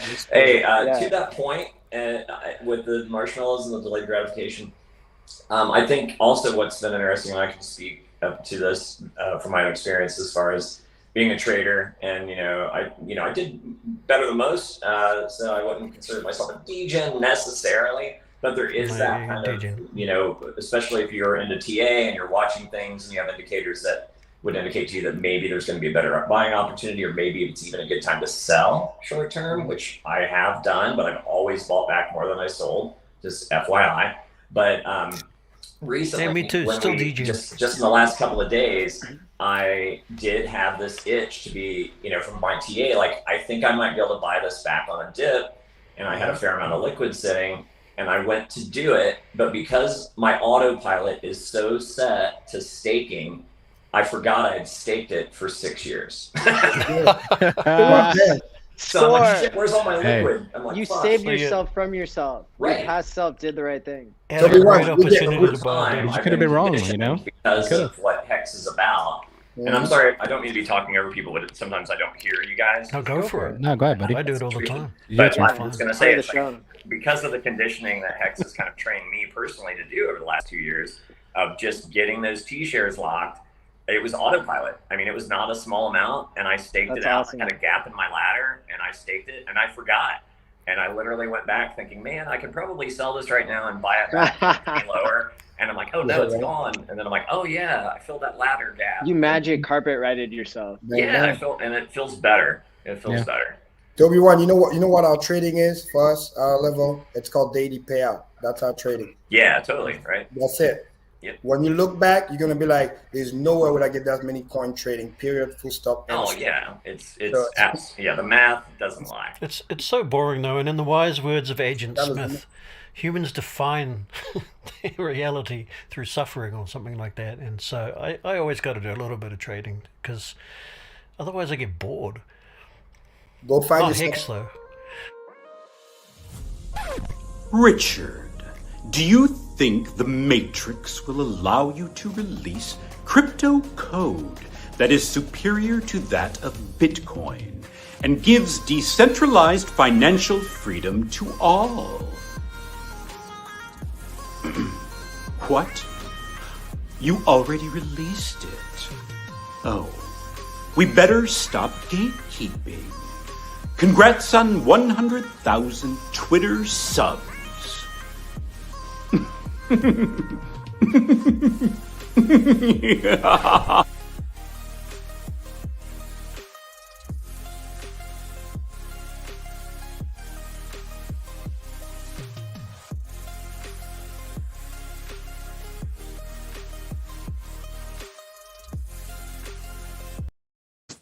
Well, I guess the nightmares are back. I love that figure. I love that. I didn't think you was gonna catch it. That was great.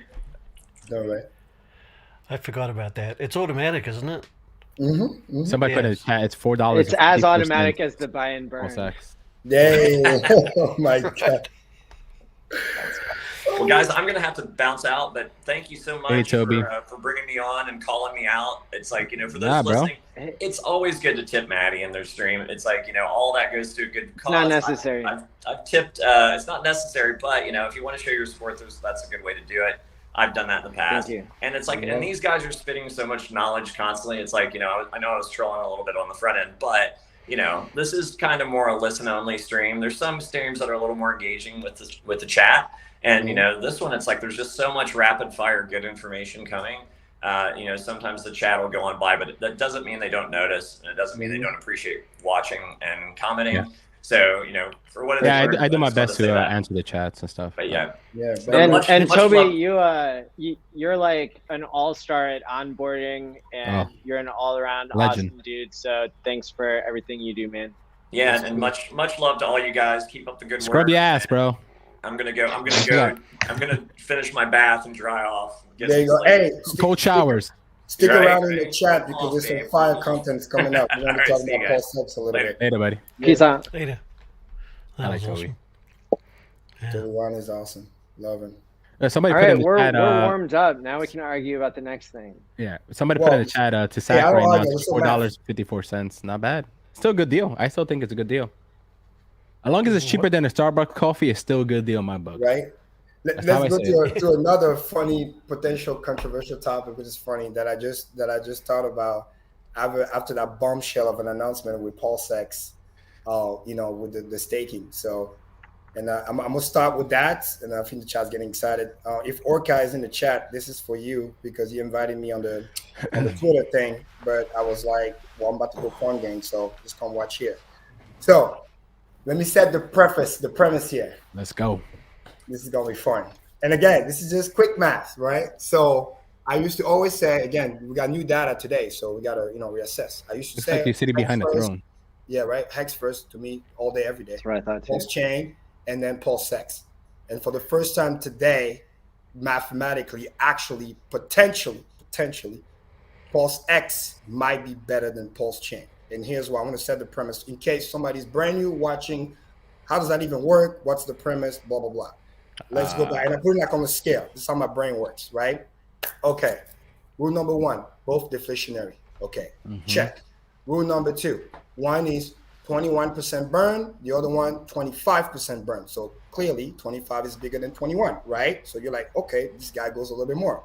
Then rule number three, well, PulseX, like I said, to me, it's not Uniswap. To me, it's BNB because it's going to be the premier. This is not just like marketing work, premier experience.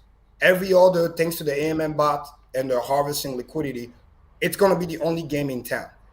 Everywhere else, Uniswap copies, PancakeSwap, whatever that's on Ethereum, big traders not going to waste their time over there. There is no liquidity because it's going to be harvested, which then makes the PulseX 21% slightly more valuable because it's combining multiple pairs, which means if Pulse chain pair do billions of dollars of volume, which I expect it to do, it's going to benefit PulseX burning because it's going to catch that. Make sense? And every other copy, whatever that's going on any pair on PulseX that's trading, it's going to benefit from that, right? So it brings back the even fill because yes, it's 21%, but it's more pair. But every trade on the DEX is also going to be a transaction paying a fee for Pulse Chain. I'm getting there. I'm not done. I'm sorry. Hey. Probably I'm not. saying the preface here. Quick maths. Oh yeah. I'm getting ahead of myself again. That's why we call me Future Us. You go. So he comes now from the future. It evens the field because somebody would say, well, 25 is better than 21, but then again, 21 has more pair, period. So then we get there. And then I had PulseX on top because you had to stake a lot of it.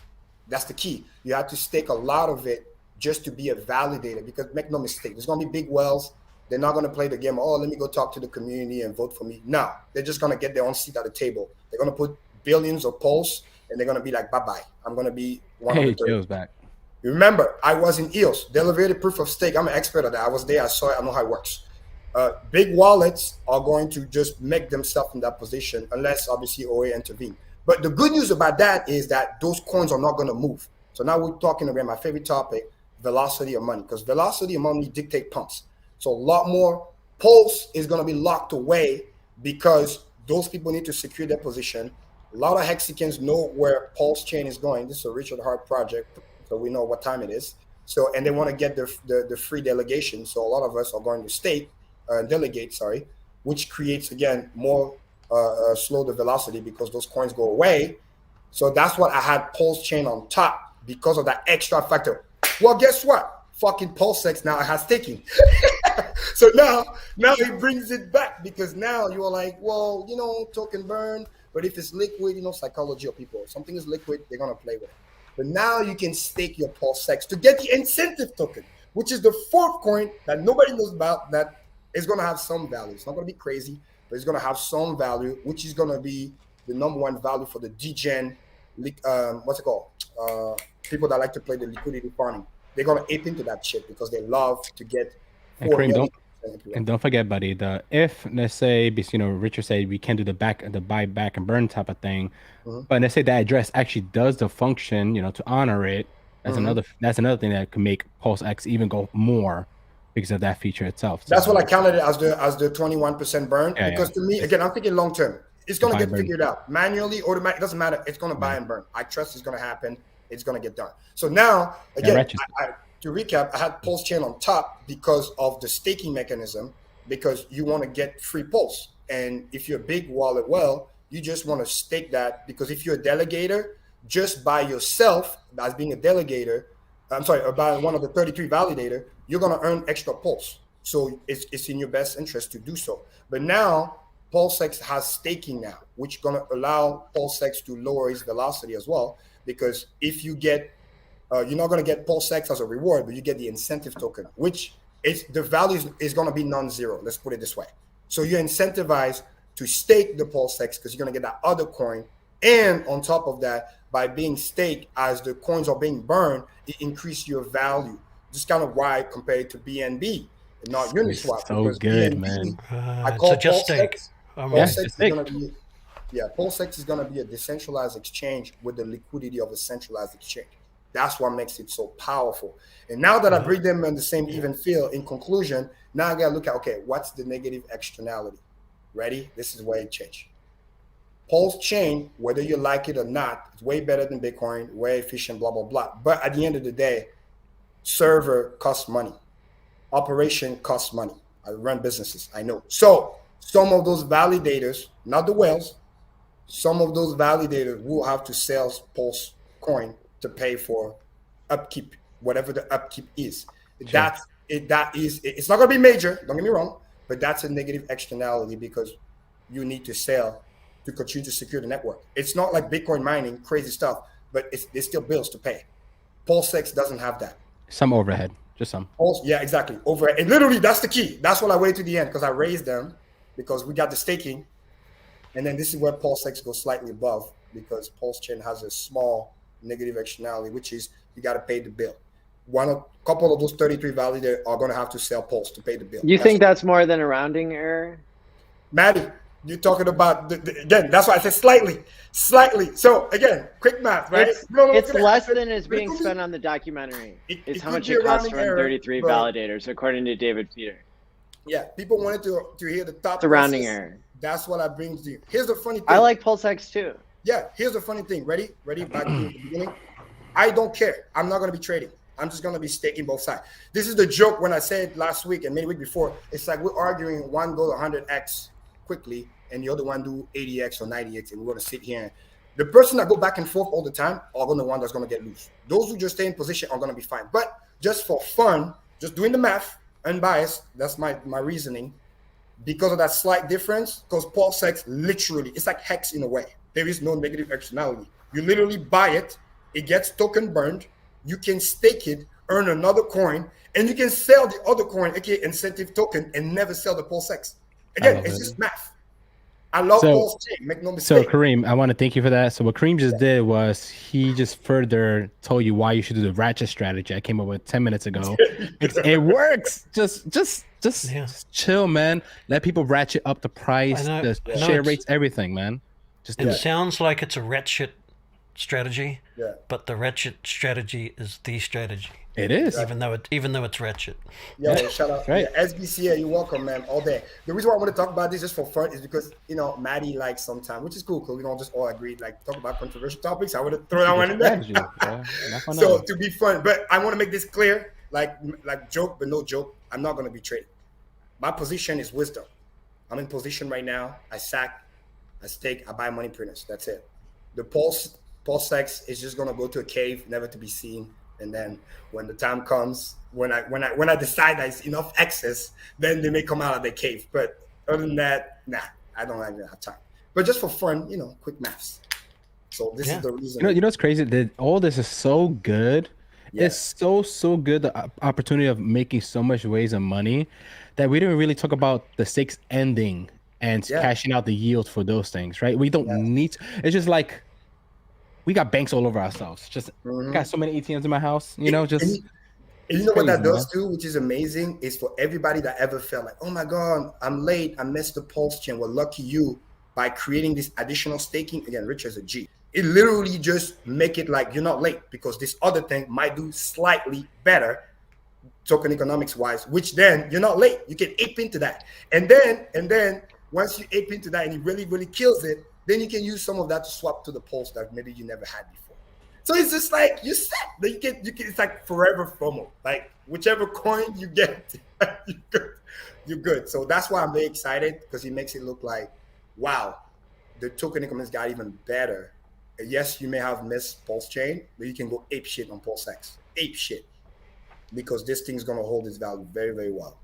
You'll get a fourth token for free, literally, just by staking, aka for fucking free. And then when you get too much gain, maybe I can buy some Pulse Chain that I never had before. That's amazing. Do you think the incentive token will have some type of feature or anything? Do you think he'll this is gonna be farming. It's gonna be just. Do you think it'll just be one of those, just a coin with value, just throw it out type of thing? Yeah. And by the way, that's why. Richard, and by the way, this is what exchange fucking love. They're gonna go ape shit on that shit because remember what exchange are worried about is being replaced. The world's gonna go decentralized finance. So this is the reason why when Uniswap got launched, they quickly listed. They had no fucking choice. If they don't listen, they're gonna be left behind. Nobody's gonna be trading on a centralized exchange. So they have. Yeah, there's been very little like media coverage though, so I expect like it will be gate capped initially. Oh yeah, they gotta get the bag first, Maddie. They're gonna want to buy first before they announce it. You know. Why would you announce it to everyone and then buy your bag when it's what's the listing fee these days? $2 million? Like, you know, people have that they're just throwing in documentaries and like race cars and stuff. So yeah, right. Here's the joke. They're the one paying the listing fee to us, aka sacrifice, because they don't want to be left behind. We got that $1 billion for a reason. That money came from somewhere. You know what I'm saying? So So there is something that occurred to me today that I want to get feedback from future us on and hear what everybody's thoughts are. Basically, so we know that basically you need some sort of admin key to do a buy and burn, basically. And but my question is, so basically, what kind of an admin key do you need with the incentive token? That's basically, in essence, it's like a DAO that's controlled by PulseX, which currently is still up for grabs, that the OA can come in and say, by the way, OA, if you're listening, you know, I think it's interesting to, you know, think about what Richard has said in the past about, you know, how decentralized systems fail. However, we've seen the model of Hex and the OA be something where there's a kind of a balance between decentralized and centralized, in the sense that the OA is incentivized by game theory not to sell ever anything. And so I'm wondering, like, what your guys' thoughts are on this idea of basically you have a DAO, but it's not really a DAO. It's a DAO in a sense, but it kind of depends here if the OA sacrifices, which I think is the right move, and sacrifices for PulseX like strong here, you know, in the next 2 to 3 weeks, then we would see that the OA would control basically the voting rights to decide who gets the incentive token and how much they get for each pair. And Richard has said straight from his own mouth that it would be a situation where probably PLSX owners are the ones who decide what's incentivized. And I've argued that, you know, bridging in like value from Ethereum, like primarily a Pulse ETH bridge, would pay in essence, like pay for itself, because that's what all these other coins have done to create value, is they've incentivized people to create these liquidity pools, and the liquidity pool is what props up the value of everything in the ecosystem. Yeah, well, a couple things. I mean, Teacher, maybe you want to go first, but yeah. Oh, well, yeah, I mean, so everything up to that last statement sounds like we're being asked to just sort of speculate on our ideas of how that may or may not go. Have I got that part right? like I'm trying to better understand like what is an admin key, and how it's like the OA is not really an admin key, but it kind of is, and this sort of like, you know, this nuance. How is it an admin key? I mean, pure speculation. Not enough data or knowledge of the future to even form an opinion. You're from the future. Unfortunately. Yeah, but in the future I know less than I do now. In fact, I know nothing in the future. I think Karim and I and Marco agreed on the show previously, and maybe we updated our views since then. Yeah. We agreed that like the OA sacrificing is probably the best game theory for everybody in the ecosystem. Yeah, I do expect that. Yeah, and will come in the next probably in the next 2 or 3 weeks. Don't forget our values too that we picked. Yeah. Yeah. So to your point about the DAOs, the DAO may not really be a DAO because there'll be one entity that basically has all of the voting, power. Yeah, I just haven't given it much thought, and I'm like, yeah, whatever, wherever the cards fall for that. When I've heard Richard talk about it being a DAO, I'm very vaguely seem to recall him going a DAO of sorts. So he's kind of obviously got that in mind. Here's the thing, right? Quick math. Mathematically, and just sticking to the definition, it is a DAO, period. You better say something mathematical, because you're throwing around math. I will. And then not saying numbers. Well, you can have the structure of a DAO, just like OPEC has the structure of a whole bunch of independent oil. Let me explain what I mean. Because Matt is making an assumption that I see what he's talking about, but the thing is that it's still speculation. Meaning, OA could sacrifice, but that doesn't make it any less of a DAO, because just do your DAO, because the sacrifice can just be not activated. In other words, if those coins just sits there and they never vote, at the end of the day, it doesn't mean shit. When I was, again, back to delegated proof of stake, staking, Block 1, when they first got their money, they did not fucking vote for over a year and a half plus. In other words, it truly is a fucking DAO. The difference is whether or not those tokens start to vote. When they start to vote heavily, then yeah, maybe we have a problem. It could just be sitting there to do market cap game, to do protection for the community. If somebody's trying to fork, is it a problem though? So no, my point is, technically speaking, a DAO is a DAO. The question is, because again, listen, this is capitalism. OA deserve to get a piece, period, because they're doing the stuff. So it's kind of like saying OA can't get a piece of Hex. No, it's part of the community. We just choose to believe, as a community as a whole, that is a benefactor and he's acting in his own best interest, which is better for everybody. That's it. So I believe he's going to do, he or whatever it is going to do the same thing. It doesn't make it any less of a DAO. And when you launch something new, it's like the analogy of a baby. You got to watch the baby first crawl, walk, then run. You got to make sure you provide the little, training wheels.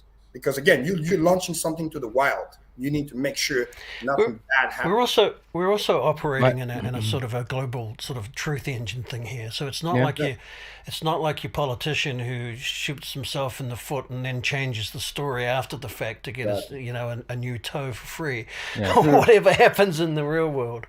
It's all on the books. So that sets up an entirely different set of incentives. And to Karim's point, it's very, very likely to act in its own best interest unless I think is loses its mind. I think the OA, if it does what it does, I think it's gonna act like it's always done, right? It's gonna let the community do what they do, stuff like that. And when somebody steps out of line, it's gonna jump in and correct the issue and then disappear again. I think that's what it's going to do. I think that's why the whales went heavier this time, because they got to see what the OA has done since the beginning of Hex, and they feel comfortable hanging out with the bigger whale on top of them, knowing that it's going to protect them and protect the little guy itself. Somebody got to keep the whale in check. I think, So I think it's going to be like, hey, guys, you want to do a DAO? You want to vote? The community, go ahead.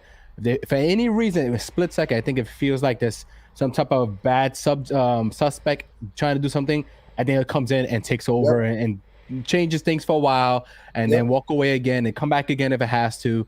I think that's what it's going to do. And by the way, same argument for Pulse Chain. You could be a big whale. You're acting there first, that's fine. OA just move some Pulse, stake that shit, pick 33 validator, game over. You get exit out of the fucking thing. Because that's how you protect. And that's also how you protect against forks, people trying to copy systems like this, that. Well, again, you want to be a copy, you want to create something potentially good for the community. If you're trying to fork the OA coins out of the snapshot, I'm not even entertaining the idea. I'm like, nah. Because somebody got to keep the checks and balances, especially in the beginning, when you launch something in the wild, there need to be some type of, again, you got to learn how to crawl, walk, then run. So to me, even the knowledge that such a thing exists, even if it never actually acts, a little bit like the nuclear. Exactly. Best case scenario, nothing bad happens. Those coins just sits there and it just sits there. That's it. And guess what? If they sit there and they don't even get staked, you get more APY. Think about it. All right. But Maddie, I think that's why. I'm just gonna remind y'all that I'm the one who called 10 billion sacrifice for Pulse when everybody said there was gonna be 0 sacrifice. So I just want to explain. Oh my God, I've been doing this. I am not making predictions. I am not making predictions. I'm spitting game theory that will come true, just like Bitcoin doesn't get double spent usually. I think, Maddie, I think the reason why the OA this time, I think the OA has no choice more than ever to do what it's going to do, because I think now more than ever, Pulse Chain won't be gatekept.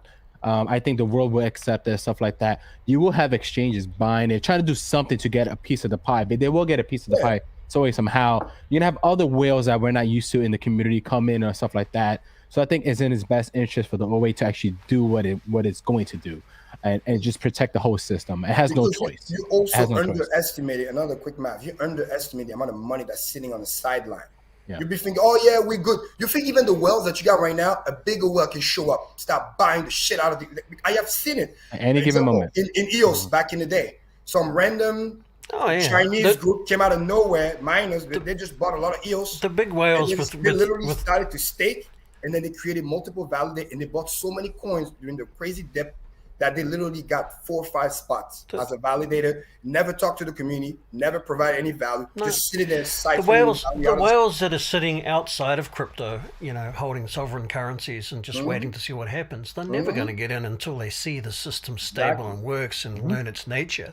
And price entry doesn't matter. If it's good, they're going to come. No. So you need they got to park that stuff somewhere.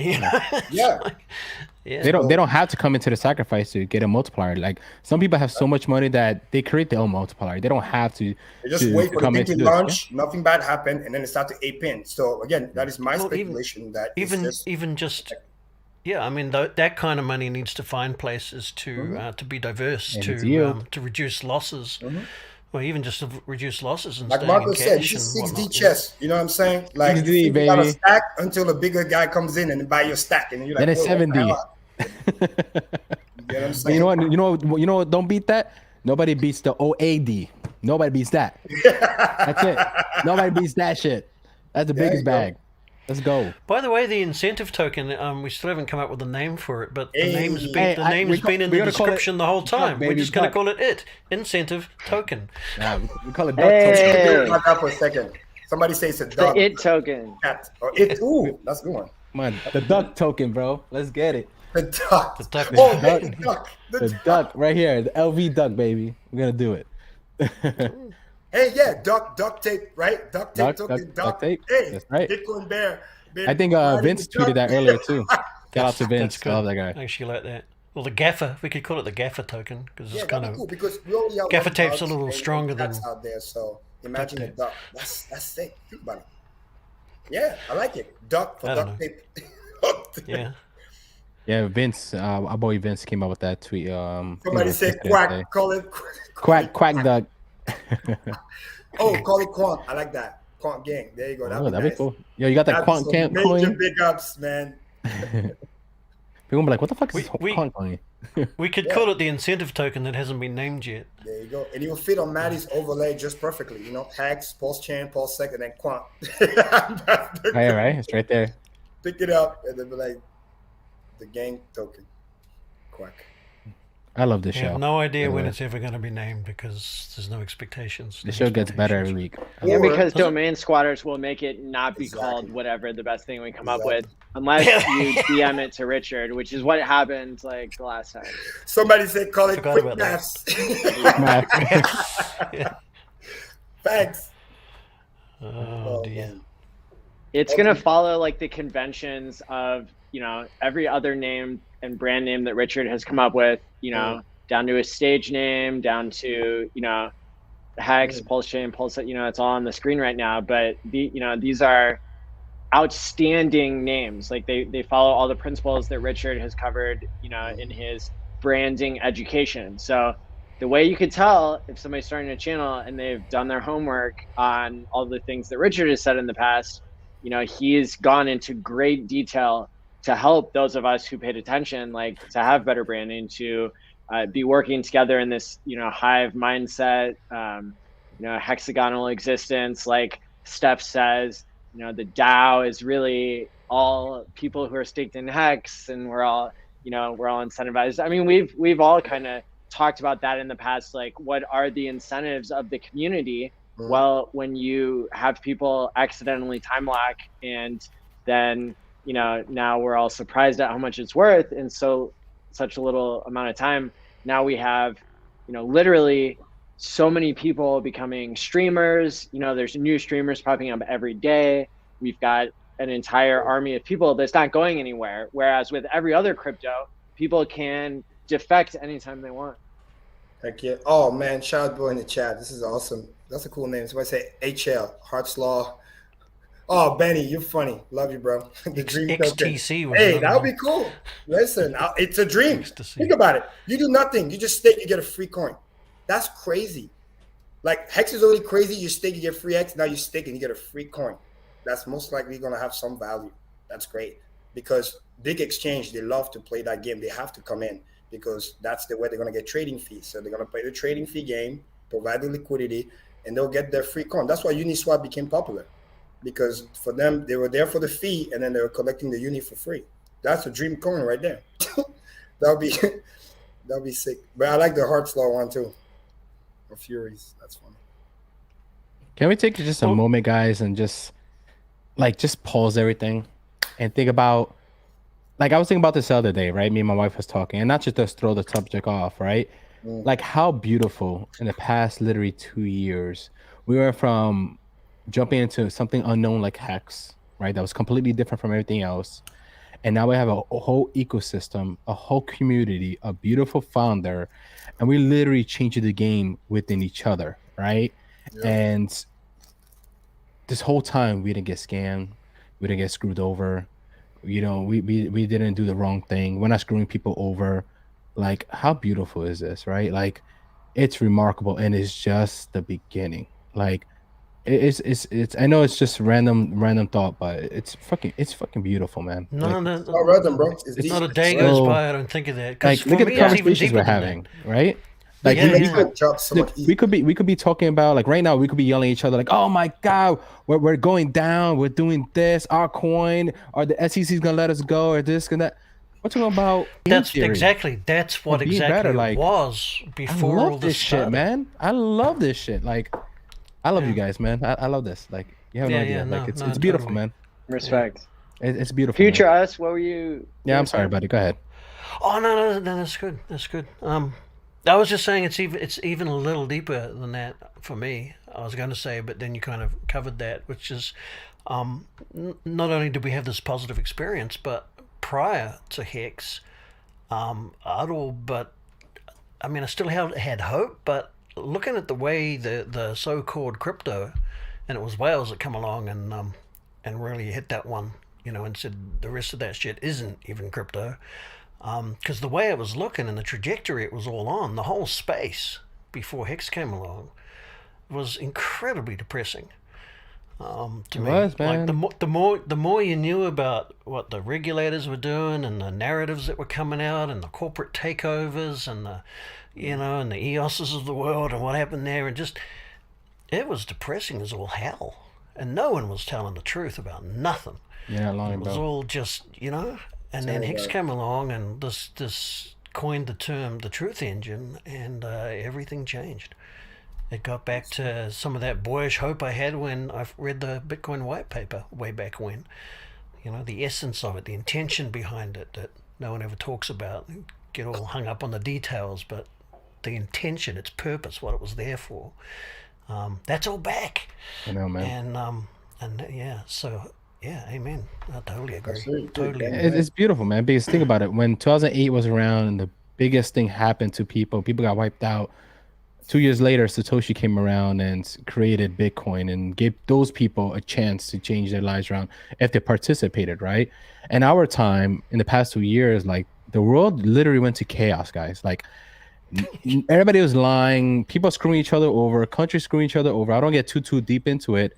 And then Richard Hart came along and made this, and we was in the safe zone. Like we could be out there being slaughtered right now, real bad, and we're not, man. We're over here talking about game theory and chilling, and it's beautiful, man. It's don't take this for granted, folks. Like share this with your friends, share this with your family. Like when you're in doubt, just just chill. Look at previous videos, look at the community, look at what's happening, right? Like it's a beautiful movement, man. And we're early, man. Like we're early. It's dope. It's cool, man. It really is. I can't Delaying wait. gratification without. We got having to 15 pay years and plus wait of for this free. shit. Let's go. Can't wait. Yeah. This time's gonna No, be different. It's quite something. Yeah. Yeah. By the way, shout out to the Hope chat so. again, man. They are Yeah, on chat, fire. man. I love chat, man. man. Dude, somebody come up with another that's funny. Call it free. Hey, right? Free Like, coin. play with the word. This would be like, Hey. just that, yeah, or pray. Free I like coin. that one. It is. Just stake. Free coin. Yeah, Why free not? coin, pray, or U token, 2 arrow pointing up. Just call it OK coin. Like, okay.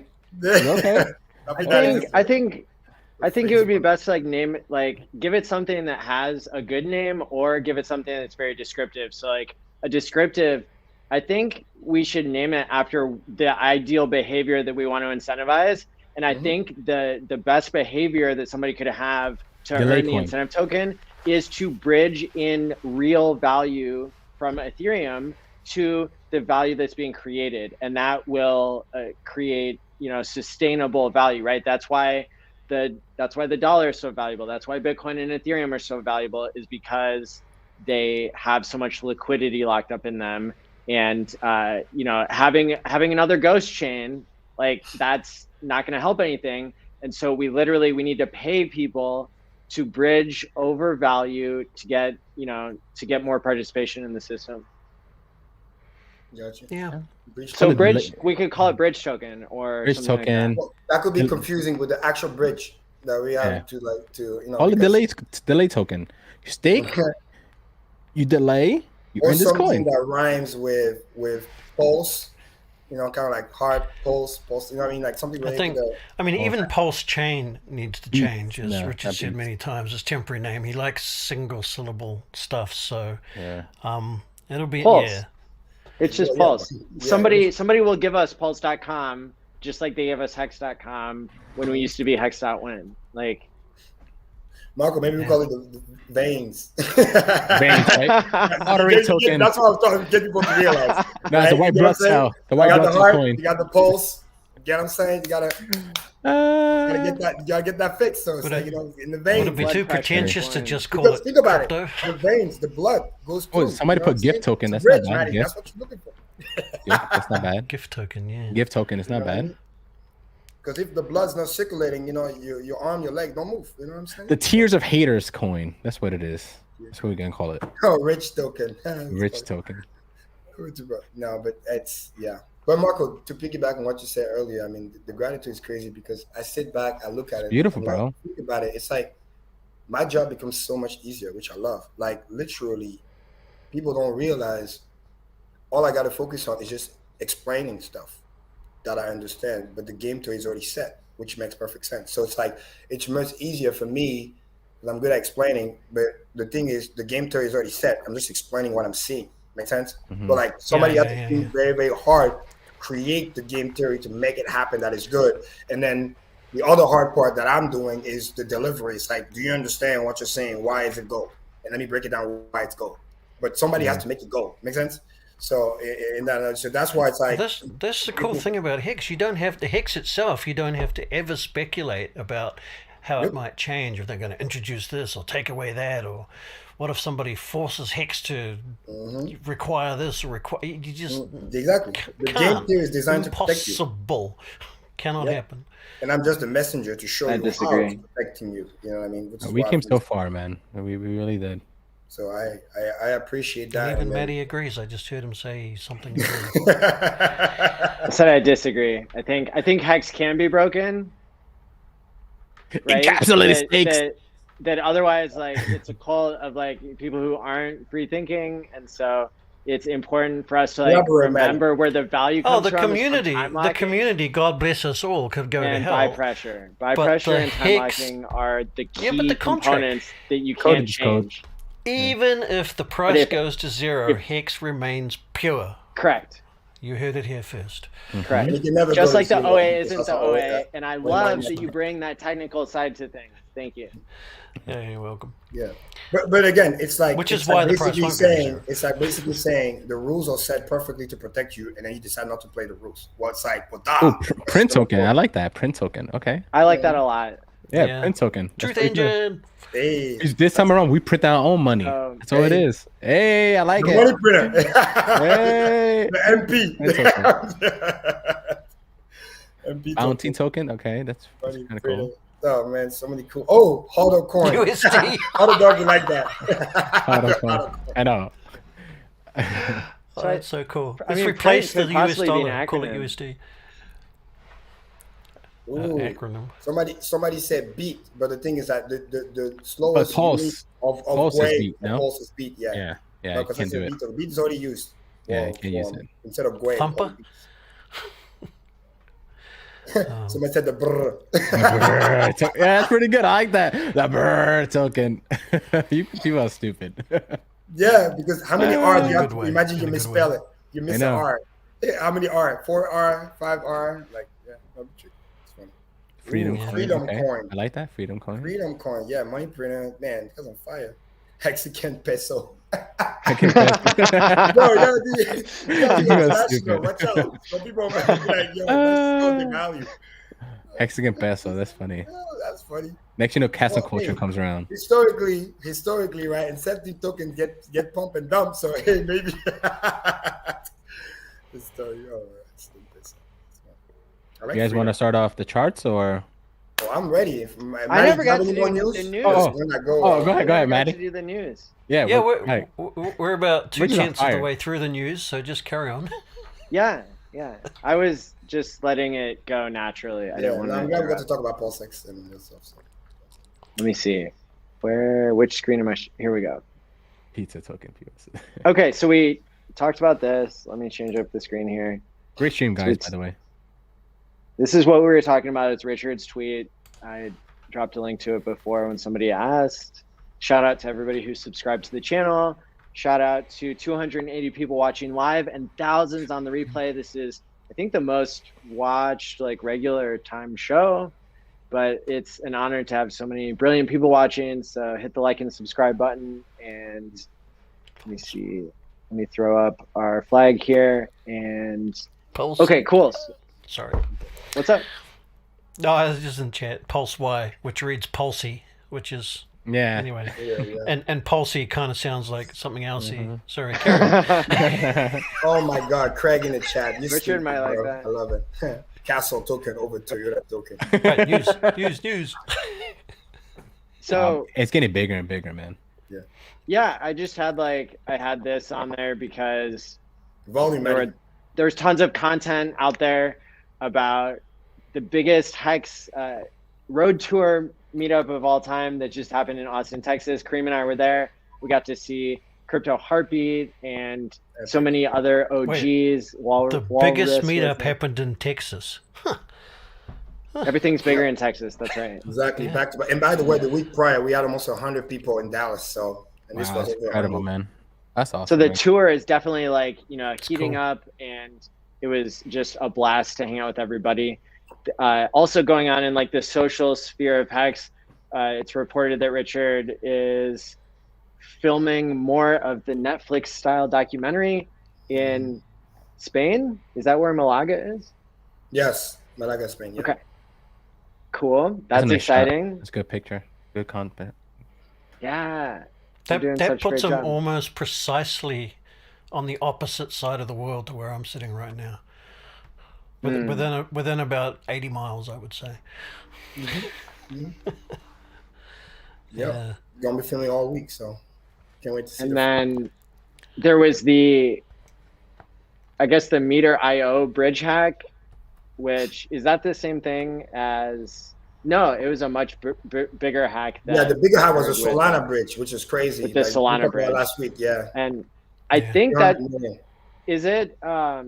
Yep. But don't worry, they're negotiating with the hacker and have offered a 10% reward. Yeah. The hacker's going to do that. How stupid. I tracked some of that. I was watching some streamer that I kind of trust, but again, this is speculation. But apparently, the company that came in and backing that make them whole, turns out they got that money from potentially, seed investor because they did a round before because they had to replace the money right away. Because if not, everything else is going to collapse because, again, it's a bridge. If you got nothing on the other side to value what you're bridging, then everything else is worth zero. So a lot of contracts were about to fail. So they quickly wired 300, whatever the number of thousands of ETH. That wasn't it's like 120,000 ETH or whatever. But they're speculating that money is basically investor money because they haven't told where the money came from. You just happen to have 120,000 ETH lying around that you can just swap back. So again, this is speculation.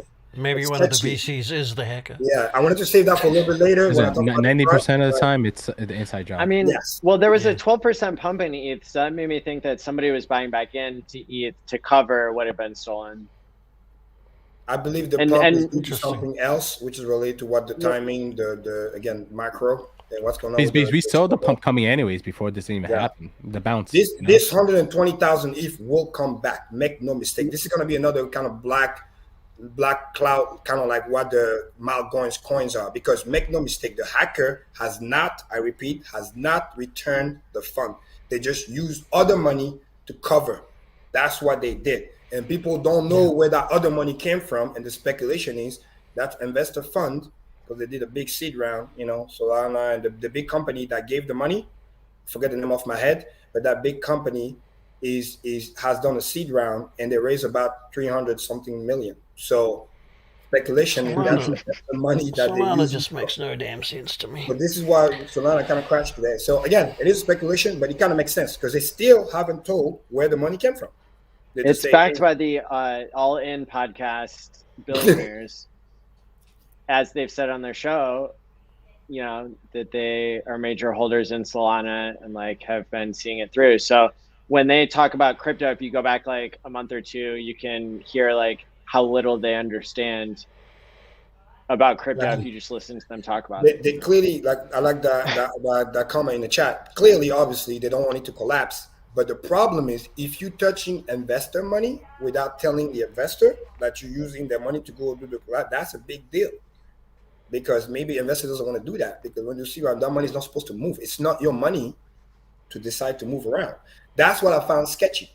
And that doesn't solve the problem, because if the hacker doesn't return the money and decide to start dumping it, buy the rumor, sell the news. Again, I'm going to wait for that when I start going over the charts, because I think the pump has nothing to do with that. The pump is just literally buy the rumor, sell the news, dead cat bounce, just like we talked about last week.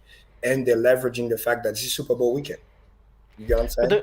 The investors are going to agree to it whether they want to or not, because But the otherwise problem they is lose not their that. investment. Let's say I'm an investor, right? I understand the thesis. Because they did the math. Basically, they did the math, and they said that they would lose more because they're staked in Solana because they hold so much of it, not because they're like locking their tokens or anything. And so, to have confidence in Solana, they have to make the bridge whole, basically.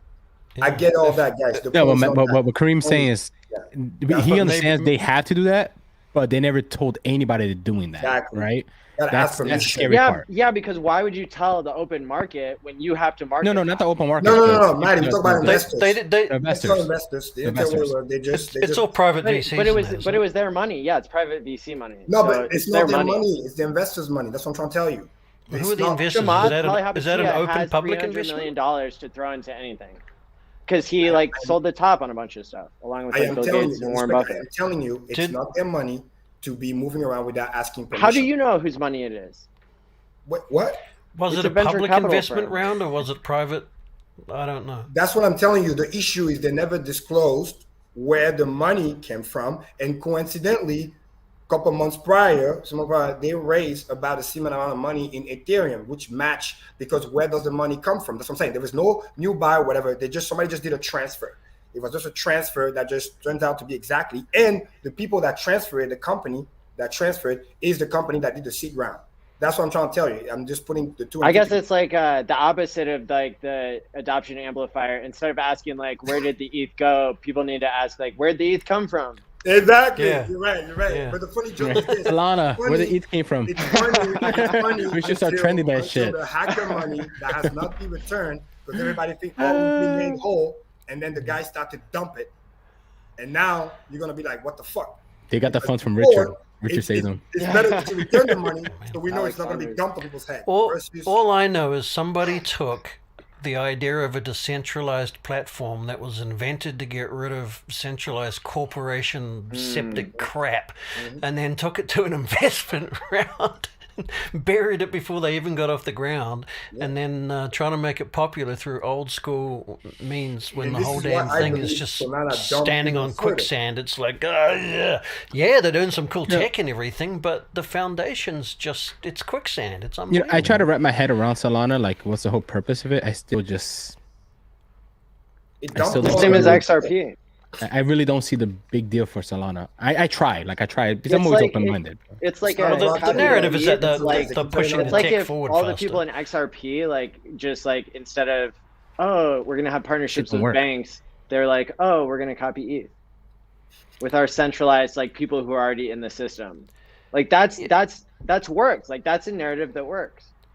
Yeah, it's the same old narrative of all this free open source stuff takes too long and it's never going to get anywhere. So we're going to get masses of VC money, hire a bunch of programmers, and tell them how to do it exactly right. They're 10 bad times capital faster. allocators. Otherwise, right. They would be doing what Richard's doing. It's just not. You don't just hire a bunch of programmers and say, build us a better crypto. It doesn't work like that.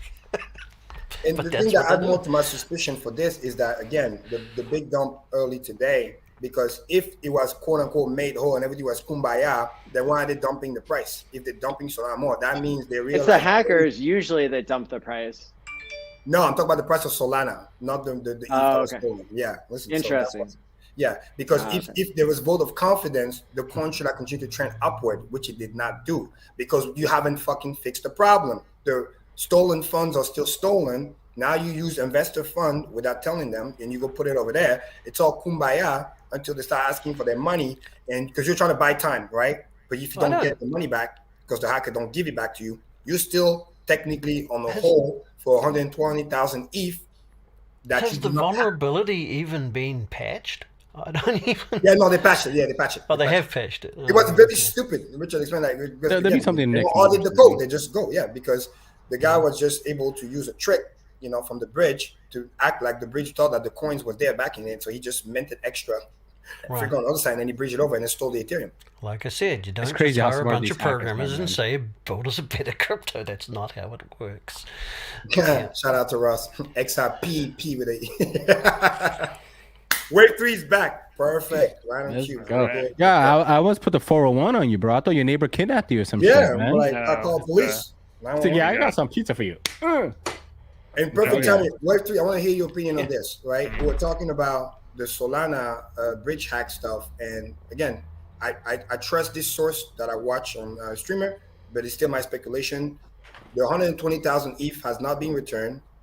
They wire 120,000 ETH to cover. They never said where the money came from. And the company that sent that is the same VC firm that raised roughly about the same amount of ETH months prior during the seed round. And the speculation is they're probably using investor money without telling the investor. And the real problem is the ETH has not been returned. So not only that can be dumped at any time, but on top of that, what happens if they just can't get the money back on time, and then the investors start asking their money, which is now stuck in the bridge? Now what? Yeah. It's definitely Then possible. they'll take away the sell button like Melvin Capital did. Yeah, Or Robinhood. That's the one issue is well, I mean, it's just how it is with crypto. There is no bailouts. At the end of the day, somebody's taking the blunt of it. If they're taking investor money or if they're borrowing that from somewhere else, somebody's taking the risk. There's somebody that's at risk, is the way I look at it. And it's to me, it just, this is why I have a lot of like I get, Solana had high price performance or whatever compared to like maybe other layer 1 chains, but I have a lot of skepticism on that one specifically. Not because of the result of the bridge hack, but to me it's just a weak, it's had a lot of issues. Like the network's gone down multiple times. Every They've had month. an exploit on a Too many bridge. times to count.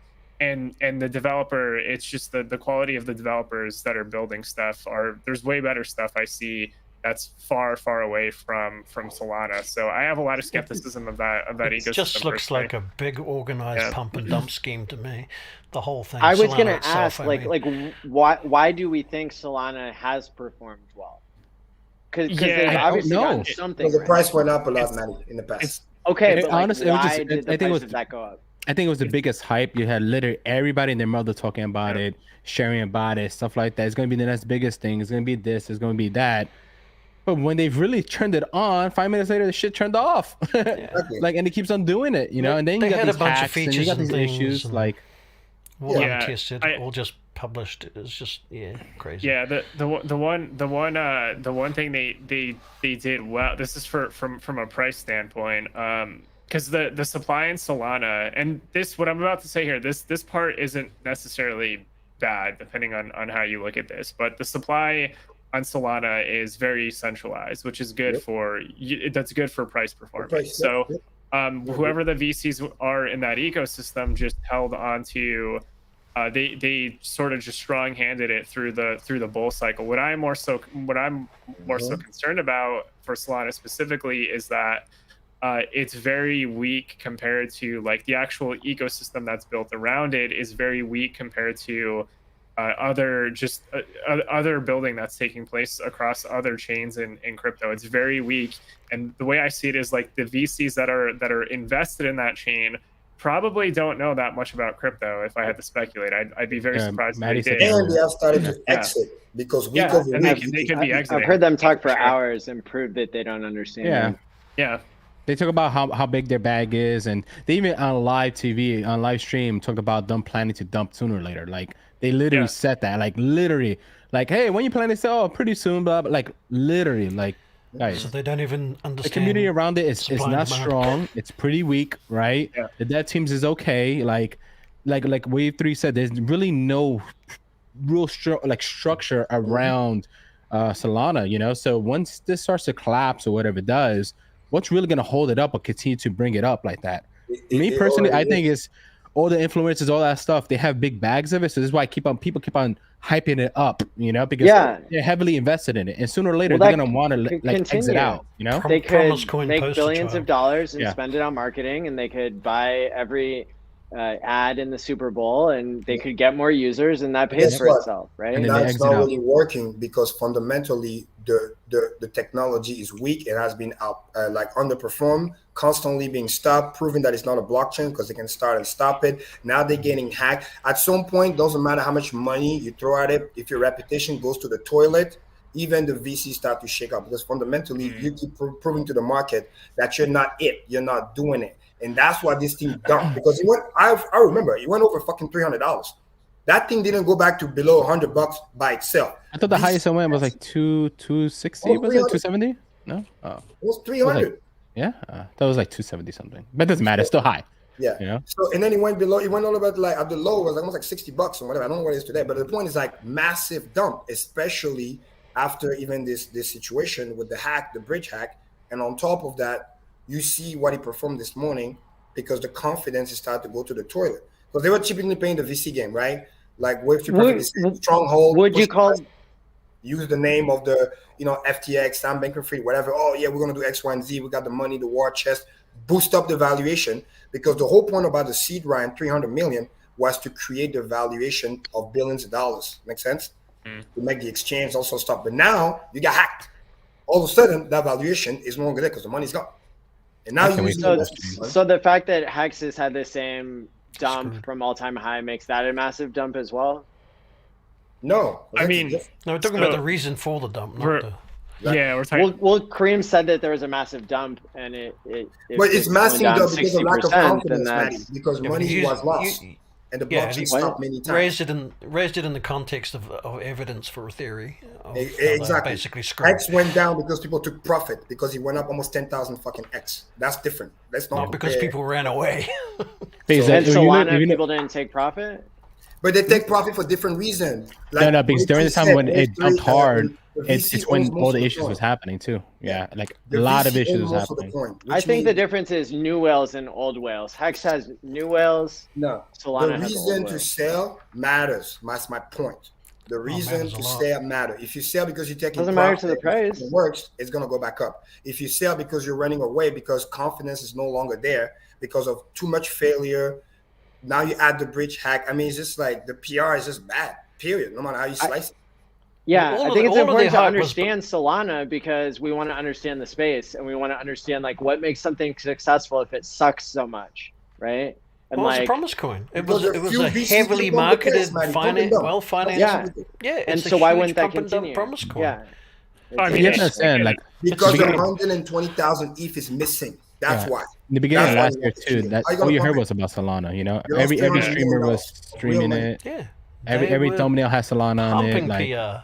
Yep. yeah, they had. I'll tell you this: their marketing scheme was phenomenal. They did very, very well because Solana was it came out of nowhere and it just exploded. Can you And put me in everybody touch knew with it their was Solana. marketers? Yeah, shit. You got to wait in line, bro. I need them too. Oh, Yeah, yeah. they're great. They heard about They did well. You know, they honestly, I felt like they paid a lot of influencers because if you look, I'm telling you, if you look back, beginning of last year to mid last year, every influencer, all the videos came out the same time. Why is Hex same not using sequence? strategy? Say again, If we that don't works, need that. why is Hex not using it? Because it's not a pump and dump Ponzi We don't need to scheme pay people, scam. man. We don't need to pay people. We don't need to get the word out. We don't need to onboard new users before Yeah, but somebody we- else. we We got prefer- you, Maddie. we We got the prefer- Hex conference. Hello, we got Maddie, all I'm on that. a tour. Word of mouth and We organic got Vegas, growth is, baby. you know? Buy your tickets, the- folks. Oh yeah. Yeah. Okay, so getting better users is better. The difference than... is we're doing it organically, traders. the real Yeah. way. We're Yeah, not buying it's- views. it's We're not for- buying bots. We're not Right, shoving, wasting money on garbage. When I Yeah, give we'll somebody $10,000 to it. just to pump us just for like We'll 2 get to weeks, it. and that's it, you know. Come Like, back to me next year after Pulse Chain launch, and we start to spend money. And Richard's gonna be spending money too. You know, again, no financial advice. He did say that, didn't he? So, yes, he did. so come back to me next year when we Hashtag hit Hex 5 hours, conference. then we'll compare. Because when you understand marketing 101, same thing we're gonna do at Stagflation. If you thought we've been throwing money, you haven't seen nothing yet. You know what Richard's But we gonna do, wanna make right? Sure the infrastructure is ready. What's that? There's no point spending all the I'll money, tell you. creating massive onboarding, and then we got to deal with bullshit Ethereum fee because then the user experience goes down. That's not smart. Launch. That's bad marketing. You want to make Launch sure complete. well-oiled machine ready to go, and then now you turn on the heat. That's it. Instead of Richard paying like these influencers like 10,000, 5,000, 30,000, he can just send people like a box with a Rolex inside. It's like, talk about my shit.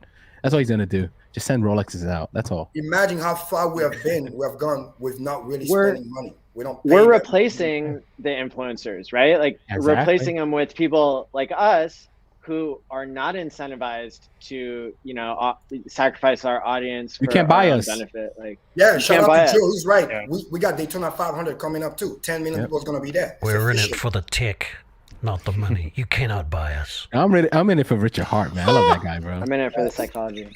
And I'm here for the mad games too. You're in it for the new scars, bro. Stop lying. The new charts.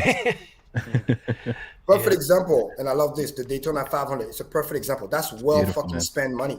640K community base, and guess what? 10 million people are gonna be there. Imagine how much you have to pay to be on the Super Bowl commercial. Like, it's crazy. So like $10 million. We're deploying capital exactly. We're deploying capital efficiently. 640K in front of 10 million people.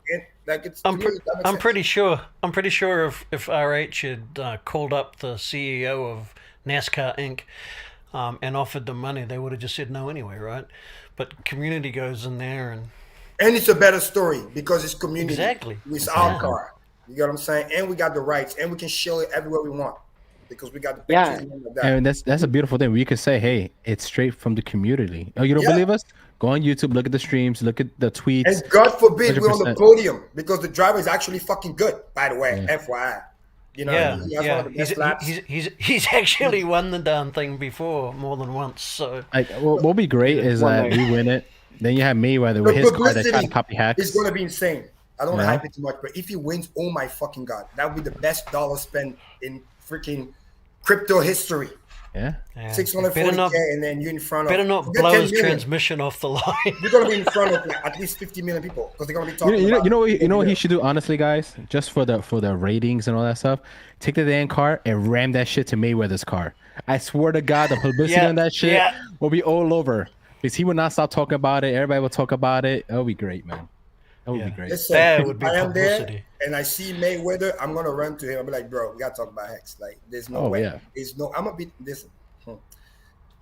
If I see him, trust me, I'm taking the L. I'm going for it. I don't care. You better show him the Dream account. Show him everything. Everything. You know how like they say, go to the platform, and then if they block you, You got one shot. I'm going for it. They're gonna have to escort me out. I'm like, yo, Floyd, we gotta talk. Like, this is how much to come. If I see him, it's on. All you gotta say is, Floyd, Golden Yacht, speak to me right now, bro. That's the soccer player, the kid take the risk and he runs to the field to talk to his idol and get a signature. And he's taking that L because you get exposed and then you can never go back to the stadium sometime for years.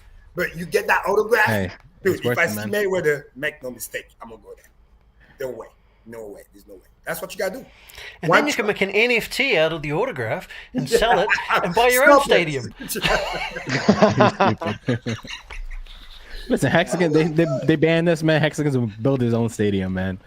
It is what it is. His son is already in because homeboy, the boxer, Sign scarf. His name is escaping me right now. He put him on. So. Talking about Leon Love. Leon, yeah, he put on the song already about Hex. So imagine we just go in there and seal the deal. Because that's respect, man. Street credit. You got a car there. We got a car there too. Community funded. The story. I remember his car looks very similar to Hex. Same gradient and all. And I don't know if you guys seen that. Like. And by the way, he doesn't need to win. He just needs to make the podium or top 5. Oh my God. How many cars usually run this? Like, well, even top 10, you get spoken of a lot, And the top 5 is when sponsors look at you heavily, and the top 3 is like, you're always in every article, So just come on, bro. Just come on. And think about it, guys. Like in the next year or two, we might see PulseX, Pulse Chain, and Hex as cars. You never know, right? Like it could be a freaking thing. Top 3 cars. The top 3 wins. Imagine and that we'll shit. get to shill it all year long. You know how like Richard does like, hey, the Sense Foundation, everything. Imagine we're in the podium every fucking stream. oh yeah, we did this, and then we sponsor a car. And by the way, we want. Yeah, I know what it's gonna become. It's gonna become the NASCAR the winner. NASCAR Hextopia 555.5. Exactly. And then we're gonna have the fourth car. We're gonna have the Senate token car just crashing at everybody, just crashing on purpose. You know, we don't need it to win. Just crash everybody. Take everybody out. And then in all the the PR, we can have the guys there going, "Oh, we're gonna win. We promise. We promise we're gonna win." That's what I did my profile picture. You know what I mean? And then they blow the transmission off the line or something. So the Hex race car, I guess, is going to be in Las Vegas at the same time we are, because there's another race that's happening on the 5th of March. And so that's pretty cool too. We might even get a chance to see it at the conference. Hell yeah, man. Matty, before we spend the money, we need a good driver to go there first. Yo, put me in the driver's seat, man. It's already, I think it's already decided that the Hex car is going to be at that race. Okay, but I'm not 100% sure. Oh. But there is a race the day before. Yeah, Tom Cruise, man. Tom Cruise in Vegas. Okay. Damn. Yeah. Wave 3, what do you think? Why are you in Hex? I would say, well, the mad gains are just absolutely wonderful. So love it. Look at the view behind him. Man, yeah. 3 waves. Days of Thunder. Yes, great movie. Great movie. Days of Thunder. I just watched that the other day too. That's awesome. Which one? Days of Thunder with Tom Cruise. Oh man. Yeah, great movie. Exotic. I can drive. Nobody else steps up. Facts. Hey, I can drive too. You know what I'm saying? But I just need to see like what kind of car we're talking about. That'll be fun. Just use your Tesla X, bro. You win everybody. No, with the S. I mean, it's a range. It depends on how long the race is. I won't have enough charge. It depends. If it's like a Daytona mini one laps, it won't. Nah. I think there might be 500 laps. Yeah. Is it 500 laps or 500 miles? I can't. It's 500 miles laps. Yeah. And let's say they go to fill up, right? I need like at least, it's fast, but I need 30 minutes. Forget about it. They refill in 5 minutes. Game over. It's just, if it's like less than, let's say 200 miles total, when you add all the laps, oh fuck yeah, we'll be there. But if it's more than that, you're set to lose. You're not gonna. Yeah. You want to show the charts now? Oh wait, Maddie, any other news? I wanted to just make to wrap this up. Like the other announcement is, if you spoke at the Hex conference, and you're planning to speak in Vegas, either by streaming in or by being there in person, then make sure to check your DMs. I've sent you a speaker survey that confirms the availability and the scheduling and everything like that. And Telegram. Yeah. Telegram or Twitter, wherever we've been communicating. And you can DM me if you missed it or if I missed it, because it's hard messaging like 80 to 100 people like on all these different platforms, but I think I got almost everybody there. So make sure to fill out that survey. It takes about 3 minutes, and it will walk you through like actually some critical information that you need to know about like what times we're doing everything. And in general, the conference is either going to be from 9 to 5 or 10 to 6 local time. And like I said earlier, we'll be streaming it, and we'll have our setup, but we need to get all the speakers to basically check in now and find out like there's information about, do you want to bring your own slides? Do you want to be able to share your screen? If you're on a panel, you'll be sitting there. We can connect your laptop. We can have you joined by StreamYard like you're doing now. There's a lot of good information that we can get you to make sure that you're prepared. On the other hand, like a lot of Hex speakers can just show up and deliver an amazing performance. And, so in that case, everybody will have a title screen.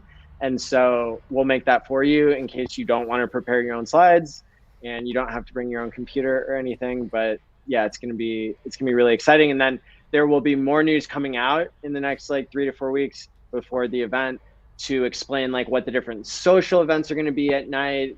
There's probably gonna be multiple, and I'm really encouraging people. I went on Crypto Heartbeat show today and was explaining that people can make their own plans to have dinner with whoever their favorite people are, and it's really going to be, you know, something where you Buy my beer. can make your own plans as well. Yeah, I'm dying to speak in the conference. I'm just still wrapping my head what I want to speak about. But... And there's going to be a chance to practice the night before. And so again, the conference is at Excalibur, March 6th through 9th. So it'll be 4 days. And yeah, so come ready for action. Well, anyone who wants to hear me speak, in the chat, I'll leave my postal address. Just send me a self-addressed stamped envelope, and I'll send you a compact disc. That sounds great. Yep. Very good. All right. Is there any more Awesome. news? Ready for some charts? Yes, sir. Let's have some fun. All right, Hexicans, you know the drill. I hear my wife whispering, like, hurry up. Yeah, share the stream if you haven't already. This is about to be fun. So let's do the other part of quick math. Before we continue to that, hey, Karim nailed it on the head last week, telling you exactly where the ship was going to land, and it landed. That's scary, bro. Just math, bro. Just math. I don't know why you don't trade, man. You could be rich. Yeah, I like that comment. My man's rich already, bro. He's rich already. My man's rich. I was trying a little sarcasm. Oh, look, Hex is pumping on Yeah, right. Game. Let me know when my share is correct. Share so I can see it, guys. Got it. Yep. There it is. All right, Hexicans, you know the drill. First, always checking that Bitcoin premium, baby. Never gets old. The trend is your friend. Down she goes. Karim, look at that slope, bro. That's bad, bro. Oh my God, we're jumping back up, bro. It's just a little, like, it went from negative 26 to like negative 22.8. So like basically barely 3%. So you get this big pump, but the reality is like, nah, this is why I say short liquidation. This is not normal. When you see this, it's not because organic buy, because the premium is still heavy negative. It's just like, hey, people are getting wrecked.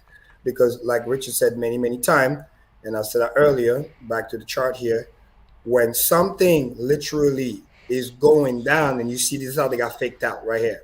Because they, oh my God, rising where, brother, is going to go down. Instead of just letting the thing go down by itself, they start to pile up on the short here because they thought, oh, we're winning, right? They started here, put the stop loss, and then they went heavy over here. And then guess what? Market maker says, nah, you're the exit liquidity we're looking for. And then they just squeeze you out, and then you push the price up crazy. So for those who are new, as we talked about last week when it was over here, let me put back on the daily chart just for fun, just to kind of break it down. We said, hey, relief rally, we're getting the bounce just as usual. And then watch out around the 40K region. And if it goes there, it's going to go where the max pain is. And the max pain right around 45K, which is roughly where it was. Marginally high, but clearly you start to see that it's not really doing that. So, and the max pain is basically the best way the exchange makes the most money to direct the long and the short, right? Because people got squeezed out here and maybe they thought, oh, it's going to go down again. They get squeezed out even more over here. And then that's when the long guy, oh my God, we're going to the upside. We're going to 48, 50K. And then boom, you get spanked down and then you become the exit liquidity again. So it's a game that they always play. Always be careful of that because they always like to play that game. Switching back briefly to Ethereum here, we saw the same thing over and over. And let me zoom out. Shout out to Richard again, the famous broadening horn. I love this chart right here. Look, they just play ping pong. They get you here. Oh, it's going to go down. They get you over there. And then they short you down. Then they pump you up. And then what I said last week, it's going to come here. I wouldn't be surprised if it tries to run all the way there. Then you're going to go long. And then they're going to trap door you again. So this is just the game that they play. And what the Bitcoiner doesn't understand, or even the Ethereum holder here, is that you're just playing ping pong. Meanwhile, time passes. Meanwhile, you could be earning daily interest payout that you're not. So let's say you borrow over here and then you're getting this hope that may never come, and it's just kind of trend the other way. Because then when we zoom back to the daily, what you don't realize is that we sold off so much that we couldn't even keep up with the moving average. We barely just went back to kiss the thing. And then you might get spanked again. We've seen that movie over here. It's nothing new. But this one is more severe because on the daily, we cross already negative over here. So this is just famous relief rally, dead cat bounce. Back to Bitcoin here for a second. Same thing. The def cross is slightly above this thing, but this is just because of the max pain. And I always want to start with the macro, right? What is happening? First, they started to do this pump and the squeeze on the weekend because they knew big money is not available there. So they're going to squeeze everybody. Number two, this is the week, if you're United States, Super Bowl. There's a lot of money at play. A lot of money was used for advertising. This is your typical buy the rumor, sell the news. This may stay here for a little bit. I expect it to stay like this probably until Friday, Super Bowl. They need a good Bitcoin price because there's no way you're going to go to Super Bowl and Bitcoin is crashing. There's no way they're going to let that happen. So what do? They run the pump, they get everybody squeezed, and then they prepare the liquidity. And then when they're done, they're going to dump it again because the Fed is going to make them do so. Because they're playing this bullshit right now, when in reality, DXY cooled off a little bit from the top like we had before. But make no mistake, that's what I say, zoom out, right? People look at this. They look at the 4 hour. Oh, my God, it's going down. When it's like, dude, now look at the daily. Look at the weekly chart. Make no mistake. It's just chilling. It's just retesting. This thing is coming, and it's coming fast. And this is the weekly because you know where March is. March is right around here. Mid-March, that's when the Fed's going to have their meeting. But starting on Thursday, in 2 days, the CPI comes out. When the CPI comes out, make no mistake. If it's worse than expected, this guy's going to start to run. Like I said, don't listen to what they say. Watch what they do. We have seen this here. Those are just healthy correction. Just little relief, and then we go again. Again, nothing goes up in a straight line. This is the bear market of 2019. This is what we're doing right now. Keltner channel, strong. We're still on the upper bound. This is nothing. It's a retest. Daily chart, same thing. We're still in the channel. No big deal. Way away from the moving average. This is just letting cat. And then the reason why this is to be expected to rise up is because here's the other boogeyman mechanism. This guy right here. This is the hot story of the day. Holy moly, motherfucker. US dollar 10-year treasury is starting to go up like crazy. It's a new local high. It's a big deal. Big deal. I talk about it a lot. When you zoom out, this is the controlled demolition over the past 50 years. Kind of does this, trend down, but it eventually come back to retest the line. And if the interest goes higher, it means the cost of borrowing goes higher as well. This is the indicator that makes the DXY goes up, okay? For the new people watching. I'm going to give a hex analogy. When the APY start to rise, because this is a government bond, you know, obviously we're talking about shitty interest, but it's trillions of dollars. To make this thing go up, this is the incentive. Imagine kind of like the monetary policy say, guys, we're raising the rate by 21%, because we don't talk about bips, meaning yield just went up, buy my shitcoin, US dollar, because you're going to earn a higher yield. So because this guy is going higher, it means that it's an incentive for people to buy dollar, which then raise the DXY. And when the DXY rise, it acts as pressure to Bitcoin. And again, the key zone is the 97. If it goes above 97 and stay around there for a while, this zone right here, this was the heaviness of the bear market in 2019. When we fell all the way to basically from 6K down to 3K, it was right around here. So 97 is where the pipes start to burst. So because this guy here as a leading indicator has started to run, weekly chart, savage, daily charts, savage. It's like a, you know, inverse head and shoulder. Look at it, breaking out because this was a confirmation over here and it's running. And this is the tool that when the Federal Reserve say we're going to use our tool, that's what they fucking do. They raise rates to incentivize people to buy the dollar. When I say people, it's worldwide. Because remember, in Europe and other parts, they're fucking negative interest rate garbage. So when you got negative and you print money at negative, you're going to go buy the 2% because you leave off the spread. Make sense? So they're using the US as a yield curve. They're using their money from over there and they're going to go pump over here. So when they see the CPI coming out, and if it's very, very bad, I expect this thing to continue to push up. And because it pushed up, it incentivizes people to buy this thing here to push up as well. And if we go back trending towards 97, Bitcoin will have to go down. So that's why I want people to understand what is happening. Again, this is quant game. We don't look at just 4 hours or 1 day. We look at the weekly, what the hell is happening. Nothing has changed fundamentally. DXY is just resting, ready for another run very, very soon, just like it did here. Just like it did here, and it just, or even here, and it just goes on a run. So Thursday is the big day. But before that, because of this little dump here, big money say, you know what? Let's exit the dollar. Let's go risk on because we got Super Bowl weekend. Let's make a quick flip. So that's what they're betting on because this is an important week. And this is why you shout out to John Anderson with the $55.55 super chat. You already know, best community and designs out of them all. Looking forward to the future. Hex, Pulse, and X. Bang, bang, brother. Shout out to you. And because this is all about quick math, I always give the both scenario to understand the thought process, because what I teach people is understand the plumbing, understand the mechanism, so you can derive those same thing by yourself. Remember what I always say, I do not seek the need to be right. I seek the need to be understood, so you understand. It just so happened that I'm often right. But this is literally the play. You can literally miss the meeting. Just watch those 3 charts. It's going to tell you what's going on. So if on Thursday, the numbers are bad and you see the U.S. Treasury 10-year continue to rep, which is literally meaning, oh, they're not going to raise interest rate. Dude, I don't care what the fuck they say. The chart tells me what they do. Make sense? So they can tell whatever they want to tell on TV. This thing is moving up. Day over day, week over week. It's literally in the bull run. And this, if I were to play the trader for 5 seconds, that looks like a bull flag. That just broke out, right? And if you zoom out, typically when he does that bull flag, he always go retest the line, most likely, like back in the past and stuff like that. So I expect it to run all the way here, which is a big deal.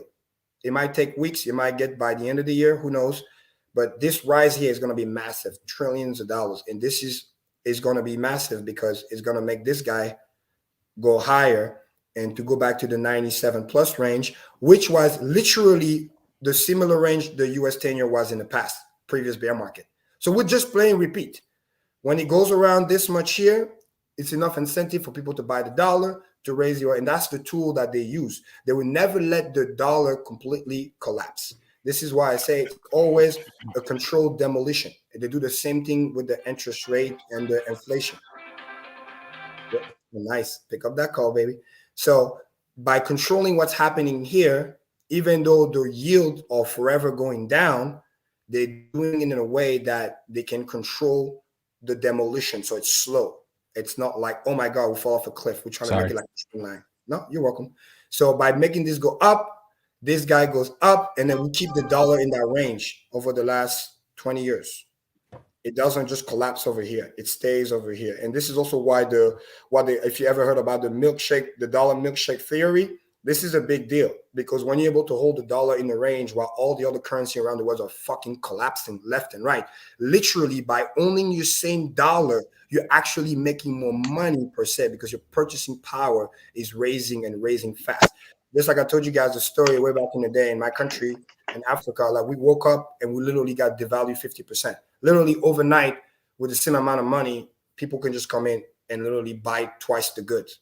And that's how we were being indirectly stealing our wealth, stealing our produce, or make us work twice as hard for the same money.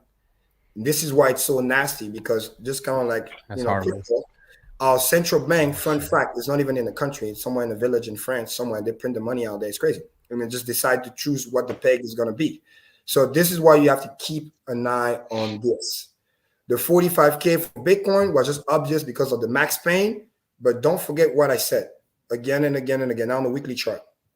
We went below the Keltner channel, which never happened here. I mean, that's a sign. Then we do the relief rally, but look, in the weekly chart, we're still on the lower bound. So everybody thinking, oh, we're going to, no, we're not out of the woods yet. It's the same thing happened here. And then went back down. Same thing happened here. Look, we always go down, then we go retest, right? We fall below the trend line on the weekly chart.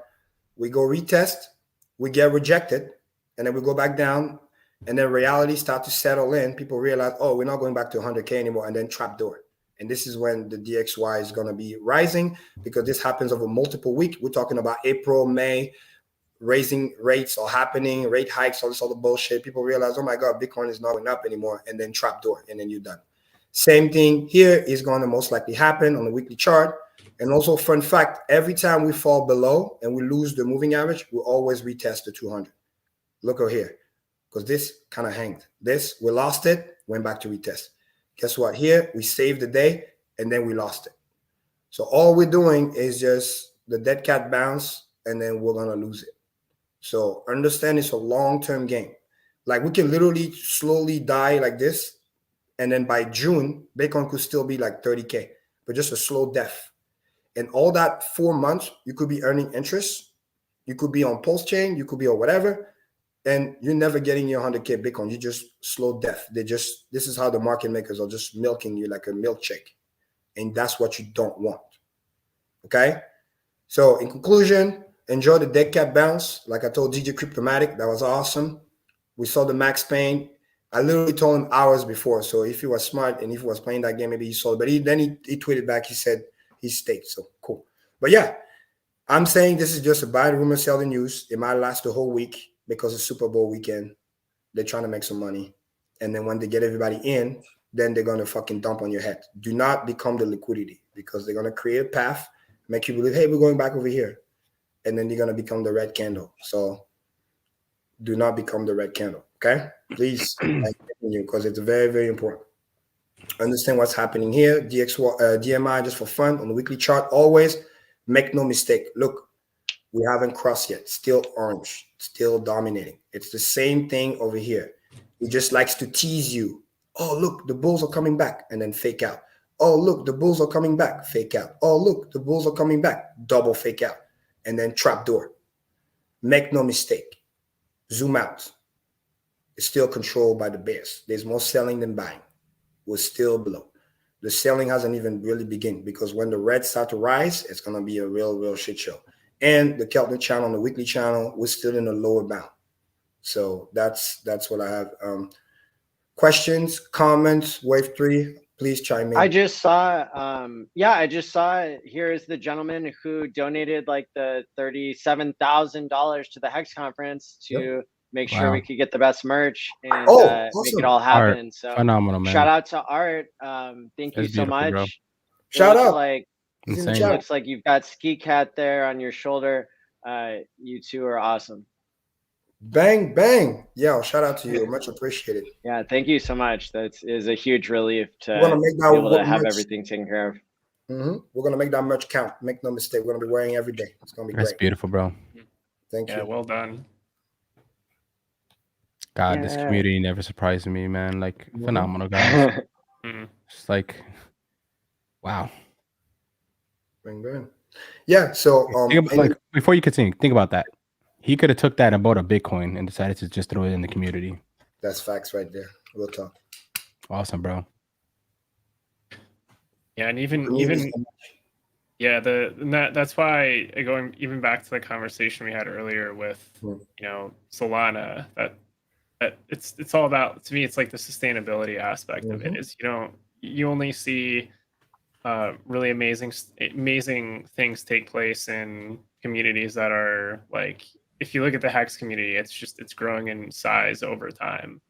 So like it's, I do believe in the sustainability aspect of it. And then if with regards to the price charts, is the top of that ORN on Ethereum, is that around 3,500? Yeah, more or less. Okay. Right. Yep. It's literally that descending from the wedge and then the broadening wedge, which is literally dangerous. Yeah.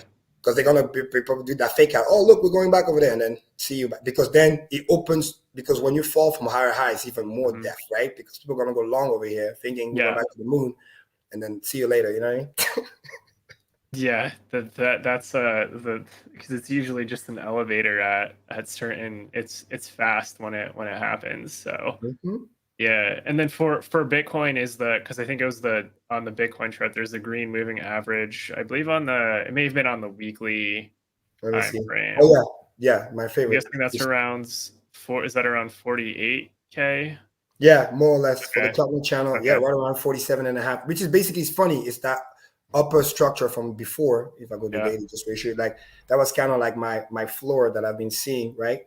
Because when they did back in the day, when we called the top right off the fall of the parabola, literally right on cue, literally 10 minutes shit up, like literally that was the top right there.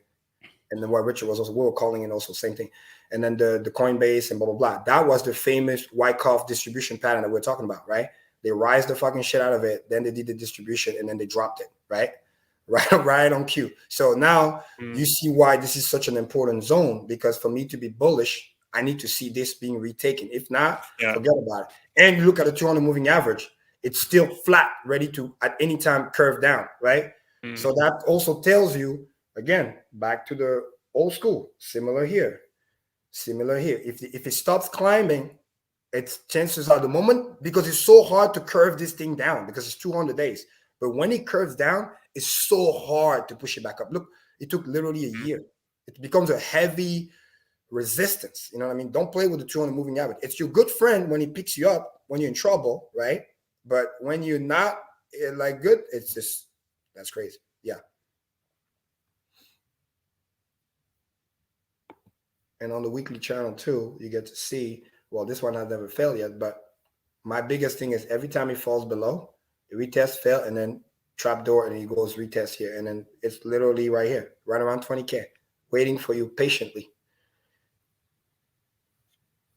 Does that make sense? Shout out to My Life is Awesome. Hope his mom is doing good. Everybody's doing good in the family. Mm-hmm. Yeah, shout out to you, Lit. So yeah, I love his energy, man. His energy is fantastic. Oh, for sure. It's that smile, that smile, and that mustache he has. I love it. Mm-hmm. Yeah, I would personally love to see the market get leveled. Yeah, I just Again, it just creates such crazy opportunity when those events take place. So because it looks like on the 200-week moving average for Bitcoin, because right now it's around like 20-ish K, and I guess that line will like slowly shift up over time. yeah. So it's like that the mid 20K range. Like there's that to me is On like the a weekly chart, realistic. or yeah. Oh yeah, on the weekly chart, Oh, like yeah, the yeah, you're absolutely right. downside. Yeah, literally. That's why like anybody that's like buying like Bitcoin today, it's like you're basically at like 50%, actually more relative to where it is now. But over time, like if you do like a slower bleed out, it's like your downside is basically that moving average. Yes, sir. This is exactly what I see, because even on the weekly chart, this moving out of the 50 is a big deal because it's still weekly, right? Every time it curves like this strong after pumping, it does something like that. Observation. You know what I mean? So now I'm expecting this retest, get rejected, stay below, and then zigzag like this, bear market for 5-6 months. Meanwhile, Feds raise rates. They're gonna do it. It's just happening. Interest rates going up. Like everything is prepared textbook. And this is where they're going to make the most money, just playing with your feelings, ping pong, ping pong, ping pong. And this is where the so-called good trader are all getting wrecked, because when everything was lollipop and easy, just long everywhere, you were winning. Over here, this is when you get wrecked, because you think, oh, we're going back. Nope. Oh, try again. Nope. Try again. Nope. Try, and then trapdoor. So I expect kind of like a zigzagging down, entering the red zone, and then capitulation wick. And meanwhile, this guy is going to come here nicely to support it, and then it's going to drop. It's going to either do something like this, or it's going to do something like this. And once he dropped below the Kepler channel again, it's going to go all the way. Because all this thing, this fake ass relief rally, look, the volume is not really there. And again, that's why I showed you guys this, because it's to tell you it's fake. It's still negative. The trend is down. The premium is negative hard. And the slope is getting, like we said earlier, the slope is the angle is going more further down. Exactly. That shit just slides right down. Not to be confused with here. Look what happened here. Look, the premium really went up to let you know, okay, we're buying this shit. And then as the price was going higher, the premium leveled, didn't go further like that. That means like it was just like, okay, we're buying this kind of price is going up, so we're compensating. This thing over here is just doing the trend. And then to add insult to injury, we know that it was short liquidation, which is basically those people were forced to buy back because they were liquidated, which means price is going up. No, but it's not organic. It's not. So when you come, that's why you have to check all the indicators. Then you combine with the macro, what is actually going on. And you have a big red warning coming on Thursday, because if there's bad news on Thursday, this guy is going to go ape shit. And this guy is already a leading indicator letting you know we're expecting bad news on Thursday. Because why is interest rate already rising? Think about it, right? Yeah. If it's supposed to be kumbaya, why is this rising? Why aren't you just chilling and then going back down? See, that's my thing. Because if this guy keeps rising, if you, again, back to the mechanics and understand the plumbing, if this guy keeps rising, it's just a matter of time for this guy to rise. Because just like I use the hex analogy, if you give me more yield, trillions of dollars, I'm incentivized to buy your shitcoin dollar because I'm going to go get the yield. And if I do that, then the dollar strengthens. And if the dollar strengthens, Bitcoin gets spanked. It's literally just textbook. Yeah, the chart, it looks very similar to yeah, that 50, I just added that to my for reference too, because that's a good that 50-week moving average is a good reference to go off of, because there's a huge resistance there. So Yep. So and then you see the same thing whether you look at, especially on the weekly chart, whether you look at, because I love checking depth crosses, you know what I mean? Typically I do on the daily, obviously, because you need the 50 and the 200, and then it's also good to do that the weekly because I check it also for the DMI, and then I see the confluence. Every time we fell below, we never took it back in the history of Bitcoin, and every time it ends when we touch, because big accumulator guys wants to buy by the 200 moving out, then they feel good, then they're gonna run it up. Then you go above. Look at here. Broke, went to touch it, went back up. So now we've broken it. Now we're going to do the dance.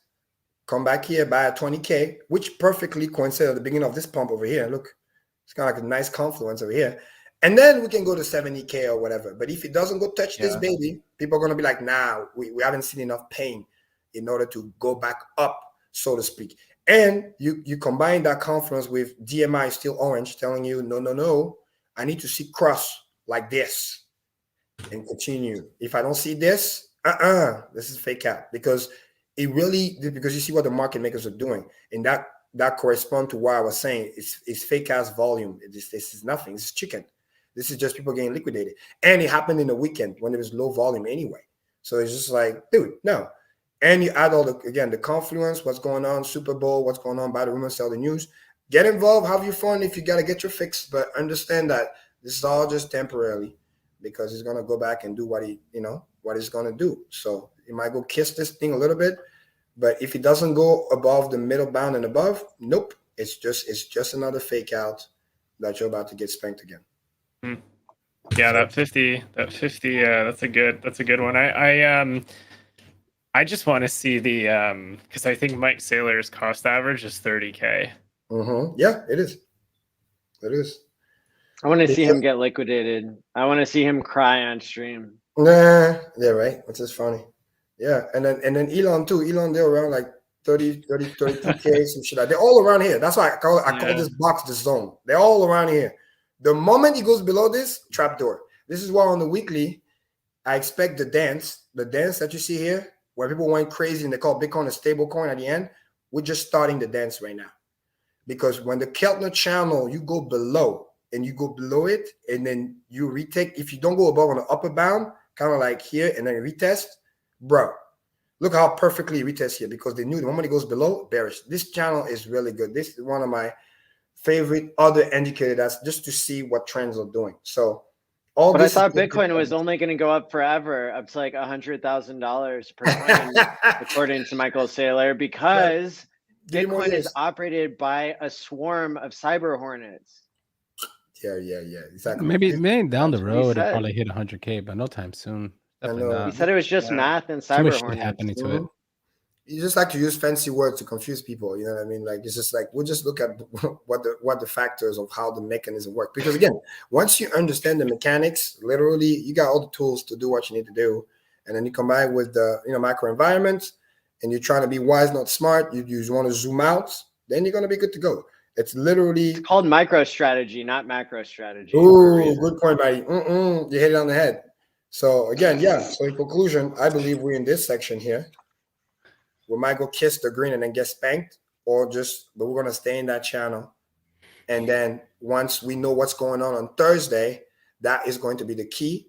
And then it's game over after that. So for the thing to be invalidated, because I like to provide both sides just for fun, I need to see Bitcoin go well above the 47, 48K to be quote unquote bullish, right? We'll give it a chance and retake that moving average. If that doesn't happen, and it just becomes like a kiss and bye-bye, kind of like, again, what we had here is just a fake out. You're just going to be, because you see the confluence, right? Keltner channels right here, moving average right here. You might just die here, or you might go a little bit more just to get you long a little bit, so you become the exit liquidity. By Friday, they might get it over there just to kiss you a little bit, and then bang. But if you don't go above that, don't call me. This is bullshit. Also, if you don't see DMI cross here, orange over blue, don't call me. I ain't doing it. And then I need to watch this guy like a hawk. What is he going to do on Thursday night or Thursday afternoon after the Fed meeting. And because this guy already tell me the story, what he's going to do. He's definitely running. Definitely. Even on the weekly chart. Look at this. This is a breakout right here. So now I just need to see what the Fed is going to do, because again, they got to do controlled demolition. They're going to raise, but they can't raise too fast. They need to temper the inflation, but it's not going to go like to zero. Like we're going to go to 7% month over month, year over year. Then we're going to go to maybe 5%, then 4%. They got to do it slow. Because if you shut down the funnel too fast, the whole thing collapses, and then you have to print trillions again just to reanimate the dead body. You know what I mean? So and again, it's a very dangerous game. You know what I mean? I got to give them credit for at least that, but they shouldn't even be there in the first place. But they're playing a very dangerous game. It's like heart surgery right now, open heart surgery. That's what they're doing right now with the market. What's the worst that can happen? Well, they race too fast, and then the thing collapses hard. Because everybody knows that this is the Fed economy. The moment they stop the thing, because it's one thing when you provide the backstop and everybody's happy, kumbaya. But guess what? Now people need the drug every week, every day. The moment you but the inflation gets exported, so there's always going to be like an incentive. There's only so much you can the export. U.S. to print more money, and when then you to like trillions, some of it comes back no matter what. Like make people trade back and forth. Like we always say, that's what they're doing. They're just encouraging trading. In real investing, real business, there's a saying that says you don't have an income problem, you have a spending problem. So in other words, you can print as much as you want to print, but if we keep accruing more and more debt and we do deficit spending, it doesn't matter. You're just going to end up. But the debt is denominated in dollars, so it actually devaluing the amount of money that's yes. owed. But that's why you head towards hyperinflation. That's my point. So when you devalue the dollar, then the dollar denominated debt is less valuable, and so literally. I understand. And the side effect of that is called hyperinflation. But maybe the viewers don't understand that. So I wanted to say that because I'm sharing knowledge too. We're all sharing knowledge, and so that's why I was trying to make that point, because I didn't think that you had made it already. So I was just trying to add some value. No, that makes sense. That makes sense. That's the game. But the problem is that, it's kind of like a drug. Hey, it gives me a lot of energy, man. That's what I do it. But I do it just, once in a while, right? And then once in a while it becomes every day. And then they're just abusing it at this point. So, but yeah, you asked me what's the worst that can happen. That's pretty much that. It's either, it ends in two ways. It either ends in hyperinflation or it ends in an overdose. Exactly. Overdose, collapse. Which, funny enough, sometimes you need an intervention. But again, do you want social unrest? Because that's the fear, right? So what do? They do the controlled demolition. Again, this is not new. They've been doing this thing goes back to 1980. Look at this. Yield just forever goes down, like Maddie's been saying, because it has to go down, because if it's too high, you can't pay the debt. Not only you have to devalue the dollar to be able to pay it back, but you also have to keep interest rate low. Because if it gets too high, the weight of the debt is too high. The interest payment that you have to make is so high, you just can't make it. Doesn't matter how fast you devalue the dollar, you can't make it. So you have to start devaluing even faster, because your interest payments are rising faster and faster because the debt is getting bigger and bigger. And this is what I call, controlled demolition, because interest rate could just explode. Let me see if I can go to the monthly chart. Look at this, guys. The history since there's no more. 1981. Look at this, forever down. You see, this was a collapse. Look at it like this, monthly chart. This was the end. And what did they do? Emergency facility, trillions of dollars a day. Oh my God, because actually the thing failed. It did fail. Look, that's a failure right here. And that benefited them because that gave them more reason to take over and print more money. So it's like, it's a reflexive system, right? Yeah. But now the crazy thing is, what are they going to do? Are they going to They're going to print more money than ever, like even more this time, make it fail harder. Like, I guess, but hey, my point is, that's what they want. At some point, scary, man. if you fail so hard, you can't bail it out unless you create hyperinflation. That's what my point is. And again, this is over many, many years. They're just going to shut down all the ports and make it so, this is 40-year chart right here. You can't order anything. So how can you have inflation if there's nothing to buy? Exactly. So they can literally run it, just to go back to that trend line here, right around 2.65, which coincides almost perfectly, even though we look on the weekly chart, that kind of trend line that I've been talking about. See? Perfect. The controlled demolition. And it's like, that's the game that they're playing. It might take, on the monthly chart, a couple years, but yeah. Mm-hmm. So an economist that, you know, was in line with 99% of other economists would look at something like this, and instead of characterizing it as a controlled demolition, which I would agree with you on, by the way, but the Chicago school of thought is prevalent. That's the modern monetary theory, right? That was you know, kind of passed down from different characters throughout history, right? That were in favor of basically this idea that you can print as much money as you want and it doesn't really matter because it stimulates the economy. So their narrative, right, that they're using, I would say, you know, from what I've studied, which is for, you know, multiple years, is that when you have an inflation, you know, when you have inflation, it's taking from savers, and you want to do that basically because it's going to motivate those people to invest in the economy.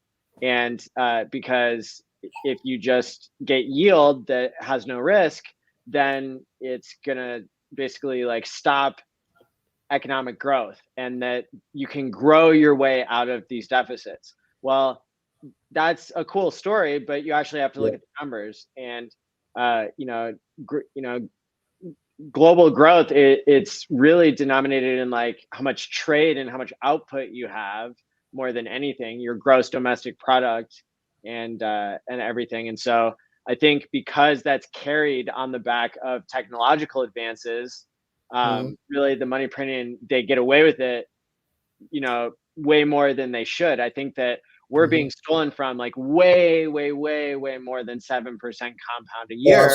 When you factor in like how much the price of things should go down, if technology just took its, you know, just had its way and was exponentially making things cheaper and more abundant. So there's lots of hidden taxes. Absolutely. Very well said. And then again, they're lying to people with this narrative of like, oh, we're going to incentivize people to go and invest. No. You incentivize gambling, because what ends up happening is now you are rushing those people. Oh my God, I got to get out of this thing because I'm earning less and less and less. But sometimes the reality is there's not that good stuff to invest in. You know, good investors know how to have patience too. You do your due diligence, you do your research. And this is why the savings make sense. It's not safe to save, it's safe to invest, right? Last week I talked about how, right, my cool saying that I learned from Grant Cardone: first you make the money, second you keep the money, and then you multiply the money. You can't multiply something that you haven't kept yet. Keeping the money meaning understanding, you know, taxes, understanding like having discretionary income, not blowing all your money, blah, blah, blah, not buying stupid stuff. Like, but now the savers can't even do that because they're being rushed to make a decision because their money is just like going to the oblivion. And that's the sad part, because now it actually sponsors the malinvestment, the degeneracy, the instant gratification, all those bad behaviors. It's because of that. So that's the side effect that they never understood that is happening in the disguise of, hey, we want to print money, so let's create a bad incentive by scaring people, by forcing them to go and be on the market, where sometimes you look around and there's nothing to buy because shits are just garbage, bad ideas. You get what I'm saying? It's just like, what?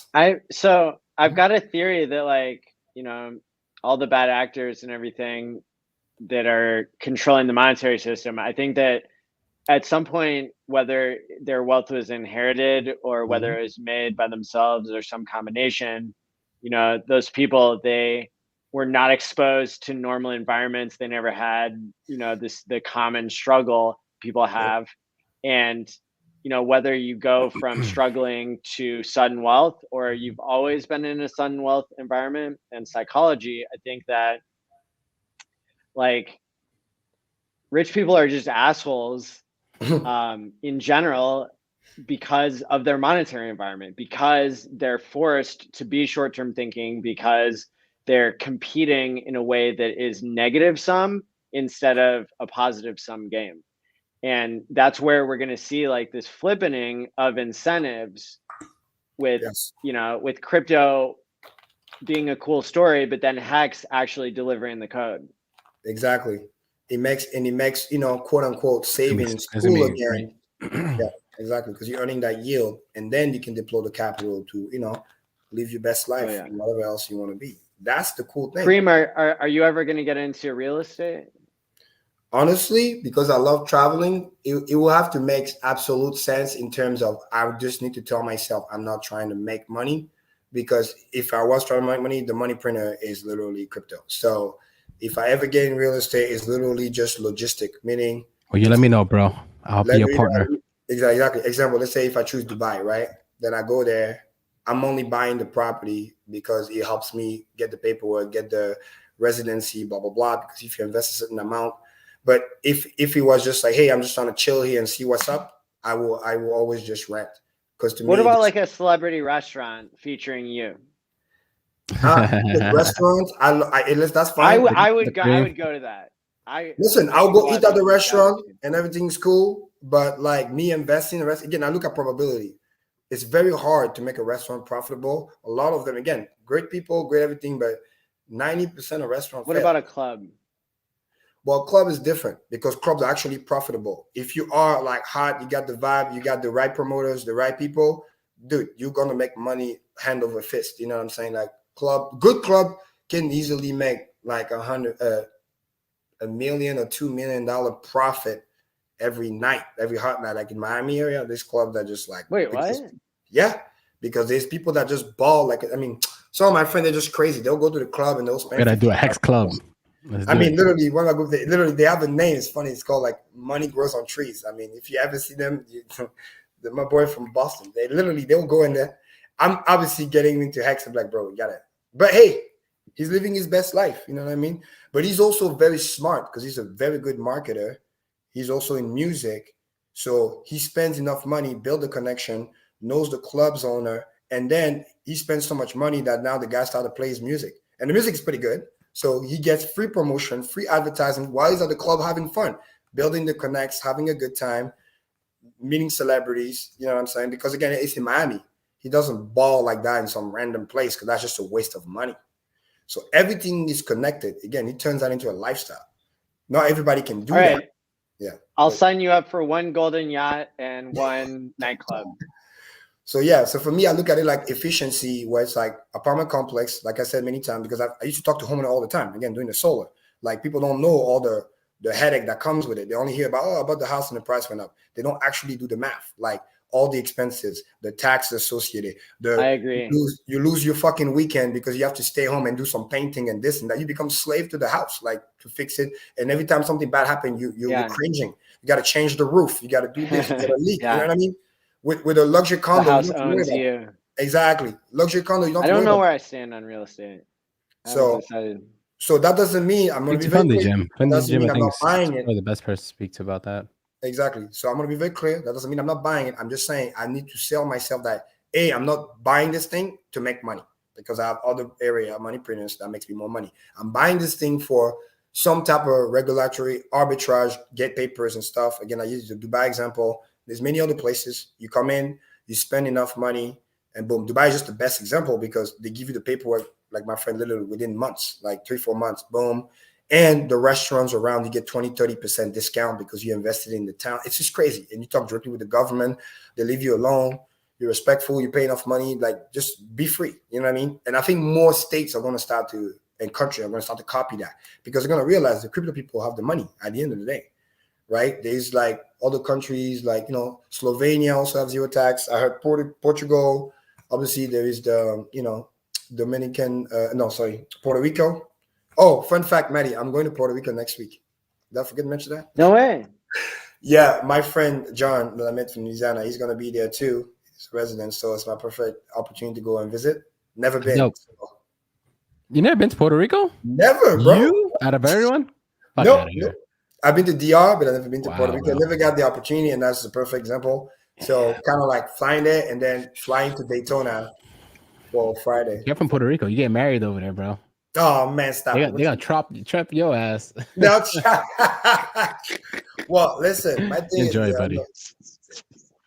She got to pass the vetting period first. You know what I'm saying? So it's beautiful over there, man. But just be careful, Okay. How many times are you Oh yeah, I used to go there all the time. I haven't been there in a few years, but yeah. Okay. No, I mean, we need to plan a Quan Gang trip. Yeah, right. That'd be dope. Let's do it. Yeah. Hey, Wave 3 is already there. Look at him. You're hilarious. Yeah, could be. He's been there. You've been there, haven't you? Yeah, I've been to Puerto Rico, so see, I'm already halfway there with the background. So Okay. What's your take on it? What's your feedback? So if you live in Puerto Rico, so you do make trade-offs with respect to having access to conveniences as you do in the States. So I think basically it's good to travel there to see whether that is okay for you. Because island time is a very real thing. And then the other consideration, I would say, it depends on what if you have outdoor hobbies, what are your hobbies and how accessible is it where you currently reside versus what is it in Puerto Rico? So big trade-offs like Puerto Rico, huge. There's a lot of expats that go surf there. But like one of the trade-offs is actually getting to the beach, like the roads and all that stuff. It's not like the States. So you do make trade-offs, but the surf there is like, it's one of the best on the planet for sure. Nice. Oh, on the planet, huh? Look at you. Yeah. Yeah, I mean, if you say we're like the wealthy or the more upbeat communities and stuff like that, and the inner gates, it's almost gonna be like you're in the United States, right? Roads, everything's phenomenal, everything's great. But if you just outside of there, like Wave 3 said, is like don't expect to drive a nice ass car down the road. And, you're gonna get things. Tesla there. You can, but yeah, like a Tesla X would be they're good, good there. But I wouldn't drive like a Model S over there, like. The bumps and all that stuff is going to just damage your car over time. But right. How big are the bumps? You know what I mean? Like, we talk about like craters, or we talk about well, I have been there for a while. Like funding Jim is not having his university there because of the roads. That's how bad. Wow. Okay, that's serious then. Yeah, because I have hydraulic suspension. I can raise it. You know what I mean? But then again, if it's a crater, we're not talking about. You can get the Tesla truck. You'll be all right. Get the Tesla truck. You'll be fine. Yeah. Build the infrastructure.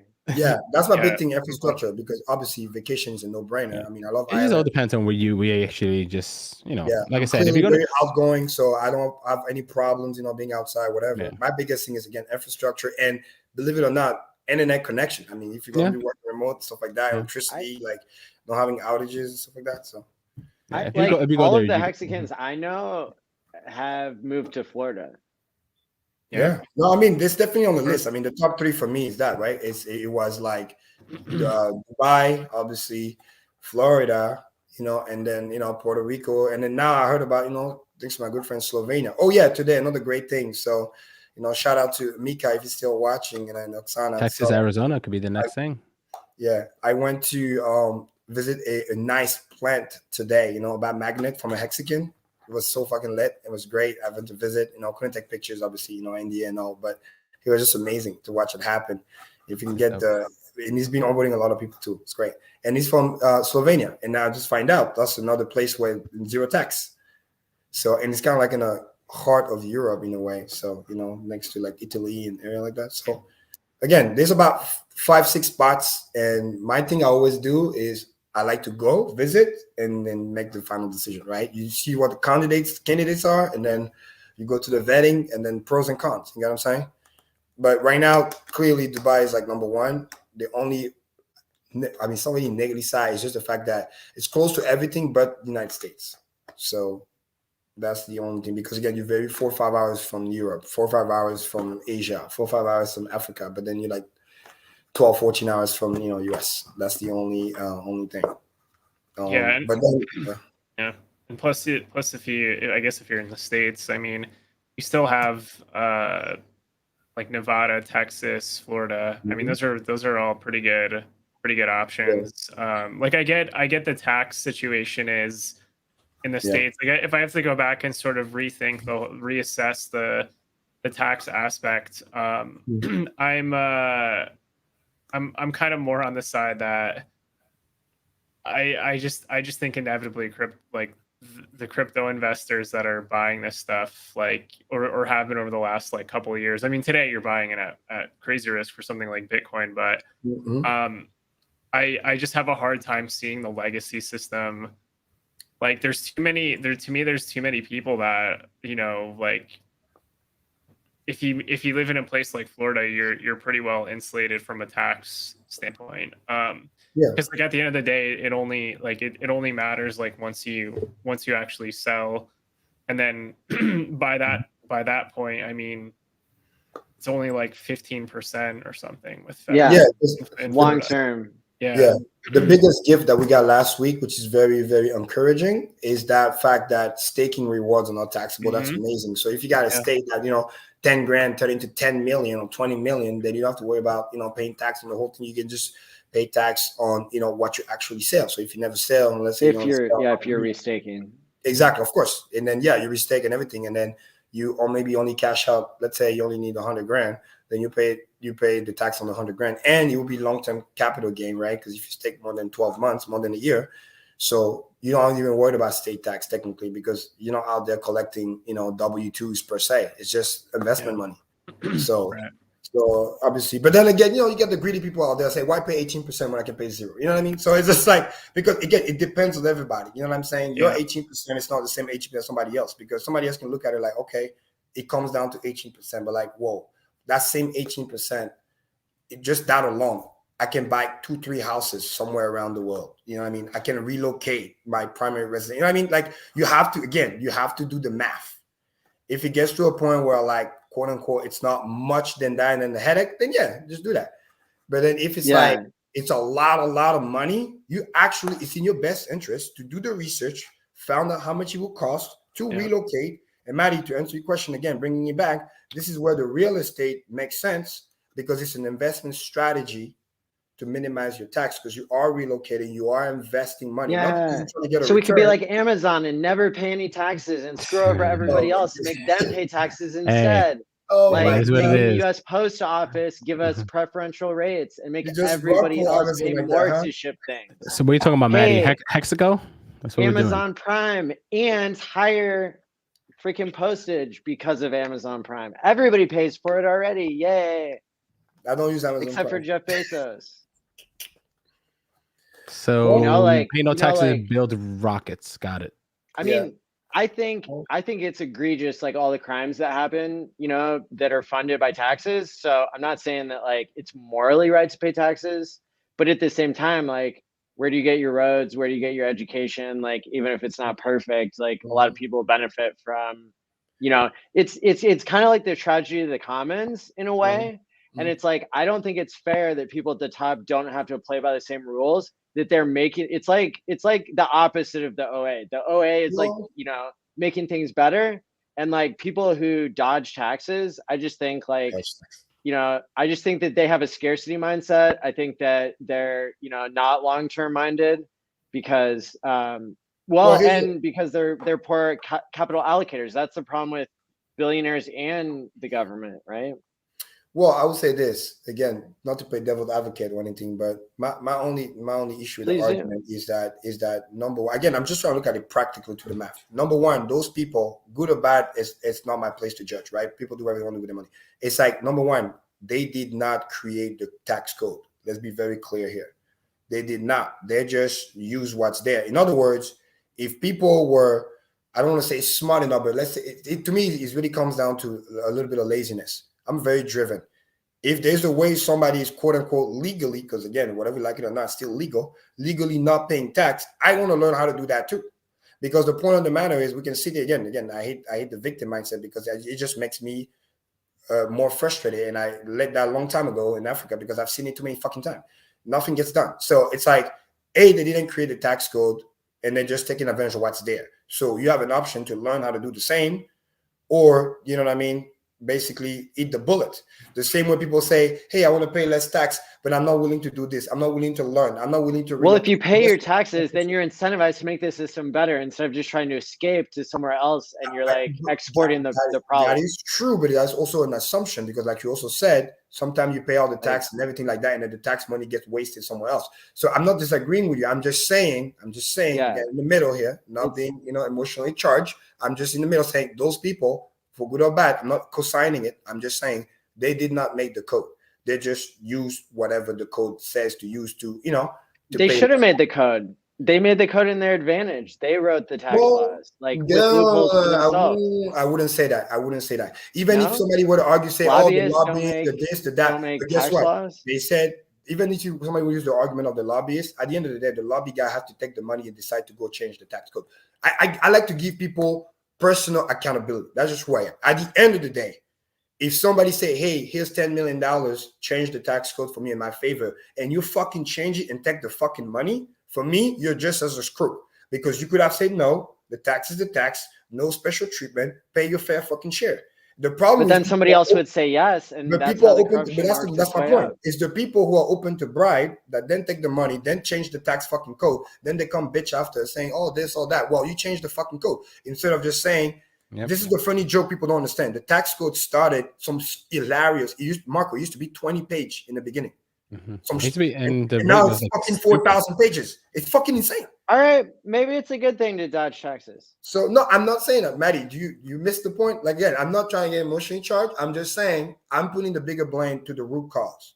The root cause is there should just be a tax code and nobody should be allowed to potentially bribe. Because if you create the incentive, it will get fucking used. And then at the end of the day, you either play the game too or you don't play, and then you eat the bullet. Yeah. And that's why it's frustrating. Because either keep the door locked closed forever, or don't leave a crack where Exactly. people go sneaking out in anything they You want. can't be taking the bribe, changing the fucking rule, and then bitch about it later. To me, no. Like I'm big about personal accountability. Period. Money goes where it's treated best. Exactly. So by That's it. Maddie, I'll treat your money exporting right. our Bring it wealth over to here. other places, then That's we're fact. incentivizing the right behavior of those other governments that are, in the end, still controlled by the U.S. dollar. The same way somebody could argue, well, the rich guy provides, jobs, provide housing, provide whatever, then he gets the tax credit. Some of them do really, really good things to help people and they incentivize. It's like saying, all wells are bad. No, some wells, they come in, they get an incentives, they get a bigger amount, they provide liquidity, they do yada, yada, yada. So we just need to really understand how the mechanics work. What's the incentive? Capitalism fucking works at the end of the day. Now, is it perfect? No. But compared to the other stuff that we have, it's the best one that we have. Now, if we can fight the corruption, because again, I'm going back to the roots of the problem. That's what I like to talk about. I'm not trying to say right or wrong because that's politics. I don't favor fucking politics. I can't even vote, which is good because I don't even waste my time. I just love being permanent resident, paying my taxes or whatever I owe, and then go do my business. Because I understand at a young age, nobody's going to do anything for me but myself. I must take personal accountability of my life. It's the only way this works. And then from there, if I get help, great. If I don't, I'm going to figure it out myself. Because again, that's just the only way. This is how you escape victim mindset. If not, I promise you, I have seen it too many times. Victim mindset, we're going to say the best. Bad thing happens to you. Bad thing happens often. You're always involved in the bad thing, and there's always someone or something else to blame. I give you a basic example. You get into a car accident. Even if somebody fucking hits you, in the balance of probability, your insurance policy is going to go up. So even when you drive safe, you literally got to watch out for the crazy drivers and not get hit, although it's not your fault, but you still got to make sure to try not to be involved. Like it's exactly. It's the only way you get out of this mindset. If not, bro, you're just going to be pissed for the rest of your life and you're just going to be frustrated and not take any action. So hopefully that helps. But again, I'm not picking any side. I just know where the root problem is. If we don't allow the bribery and all the lobbying in DC and people can just hold their values strong and not take the check, guess what? The fucking tax code don't get changed and everybody pay what they pay. But because people are taking the 10 million and then the company gets away with not paying billions of dollars because somebody's taking the 10 million. If that person wasn't taking the 10 million, then the tax wouldn't change and then the other stuff wouldn't happen. And then also, it's frustrating for a taxpayer to pay tax and watch your tax money being wasted. Some people try to pay less tax, but still help their community, build roads, provide housing, help their churches. Where the fuck do you think that money come from, right? If they had to pay a lot of taxes, they wouldn't be able to do that. So again, it is very dangerous to generalize. Not every rich person is good or bad. It's just always case by case. So, but yeah. Their environment is bad. Exactly. Because of the cheap monetary system. And if they can't collect enough money from taxes, then they just print money and steal the value from everybody. So what you're saying is they need T-shares. That solves everything. Yes, they need the money printers. You know what I'm saying? So because then they'll be better. You know what I'm saying? I think they need accountability. I think they need Yes. transparency. I think that there are some things in blockchain that would apply to government really well, but it's important to like not get it twisted, right? Like I'm really glad that we had the discussion earlier about like what is a DAO, because guess what? Like that's the next like shit wave that's coming probably, right? Like we saw the summer DeFi, 6 months before it started. Yeah. Hex was the first thing you could really get yield, and then everybody copied and pasted that. And so I think it matters what rules you build onto the blockchain, and it matters like, what rules you don't build into society. When you don't have a rule that says that Jeff Bezos can get free shipping and everybody else pays for it, like, when you start making rules like, oh, like just because you're building a factory with workers means you don't have to pay taxes for 50 years to, this city or state, and you're making cities and states compete, like to have lower rates. I don't know. I think it's a complicated issue, but at the end of the day, you're bribing. Like it's just. It's all about the incentive and what is it that you are building. Because again, you can undress Paul to dress Pierre. Because for example, if I'm going to collect X amount of tax, I'm going to give you an example because that's what's happening. Because hey guys, before you continue, I had to dip out. I had to bring the kids to a doctor appointment in the morning. I don't want to end this too early, but I have to go. Oh, you're good. Yeah, we've been here forever. Thanks for joining. Yeah, no worries, guys. Listen, pleasure. Every week it just gets better and better. I love this, guys. Everybody in the chat, thank you for everything. Art, once again, thank you for that donation. That was phenomenal of you, man. Yes. Guys, let's do this next Tuesday, and I love it, man. Bang bang. Awesome. Yeah, sounds great. Yeah. Thank So you, Have a good night. Yeah. So what I'm trying to say is again, when you understand the economic incentive, somebody could say, hey, I can charge you taxes and get, quote unquote, I'm just giving an example, $100 million from you from taxes, or I can create an incentive where maybe you don't pay taxes, but then the incentive for you not to pay taxes require you to invest $200 million to build these other things that government wants to see, aka housing, stuff that we need, a road that nobody else can do because they don't have the money. So in other words, by not making you pay tax, but make you invest your money, actually, I was able to raise more money because it's where the money was funneled. So again, it's very dangerous. I'm so happy because everybody chill out in the chat. Maddie's not a socialist, all right? But the thing is, that's why those are very complex things. We gotta be very careful how we are doing. That's why I like to stay in the middle, just go to the issue at hand. It's not right or wrong. It's just understanding the mechanics and the plumbing. I would gladly, if I was the head, whatever, I would gladly let somebody, quote unquote, not pay tax if I can create an incentive that for him not to pay tax require him to invest more money than even the tax to do something that citizens need. So actually, that's not how it plays out. Because then I end up winning because I was able to make him spend more money than the tax ever collected to do something better for the commonwealth. There's a reason why I'm always proud about one thing in Massachusetts. Yes, we pay a little bit more tax, but our commonwealth is good. Like most of the stuff is good. The system is good. The education is good. We have the best healthcare system in the country. Shit, you want to do a PCR test, it's free. I mean, it's crazy. So there's certain props that you wouldn't get if some other thing is happening. Now, does that mean there's no bad actors out there that don't pay tax and then that collect the bribe and act like they're going to do something for the people, but they don't? Yes, absolutely. But again, everything is case by case. There's no way you're going to get so fucking big and then you're just going to kind of get away with it. There's so many much at play. It's all about incentives. And it's more efficient. Do you know how fucking shitty it is to go do tax collection and this and that? Like if you can automate that shit, even better. Because then you got to worry about the tax being collected properly, the accountant being collected. Because sometimes even the tax guy work for the government, he can be bribed. He might, he was supposed to collect this much, he didn't collect. And then we don't know. Instead of like, hey, don't tax for you, but go build this that we need. Then it's just less headache, less bureaucracy, less middlemen to pay to make sure that you did what you're supposed to do in the tax collection. Like, shit, put that shit on the blockchain even. You know what I mean? So it's all about incentives. Because we got to go to the roots. We got to go to the roots. Why is even tax necessary to begin with? And the use case was so that government, in the ideal scenario, can use that money to do better stuff for the citizenship. You know what I mean? So that's mainly the key. It's not raising money just to raise money. So if you can find a way to make people do what we need without raising the fucking tax, and they get to feel good about it because they feel like, oh wow, I did this. You know, we fucking like you do in Boston all the fucking time. The guy comes in, invests, build library. We give him a nice little statue. He feels good.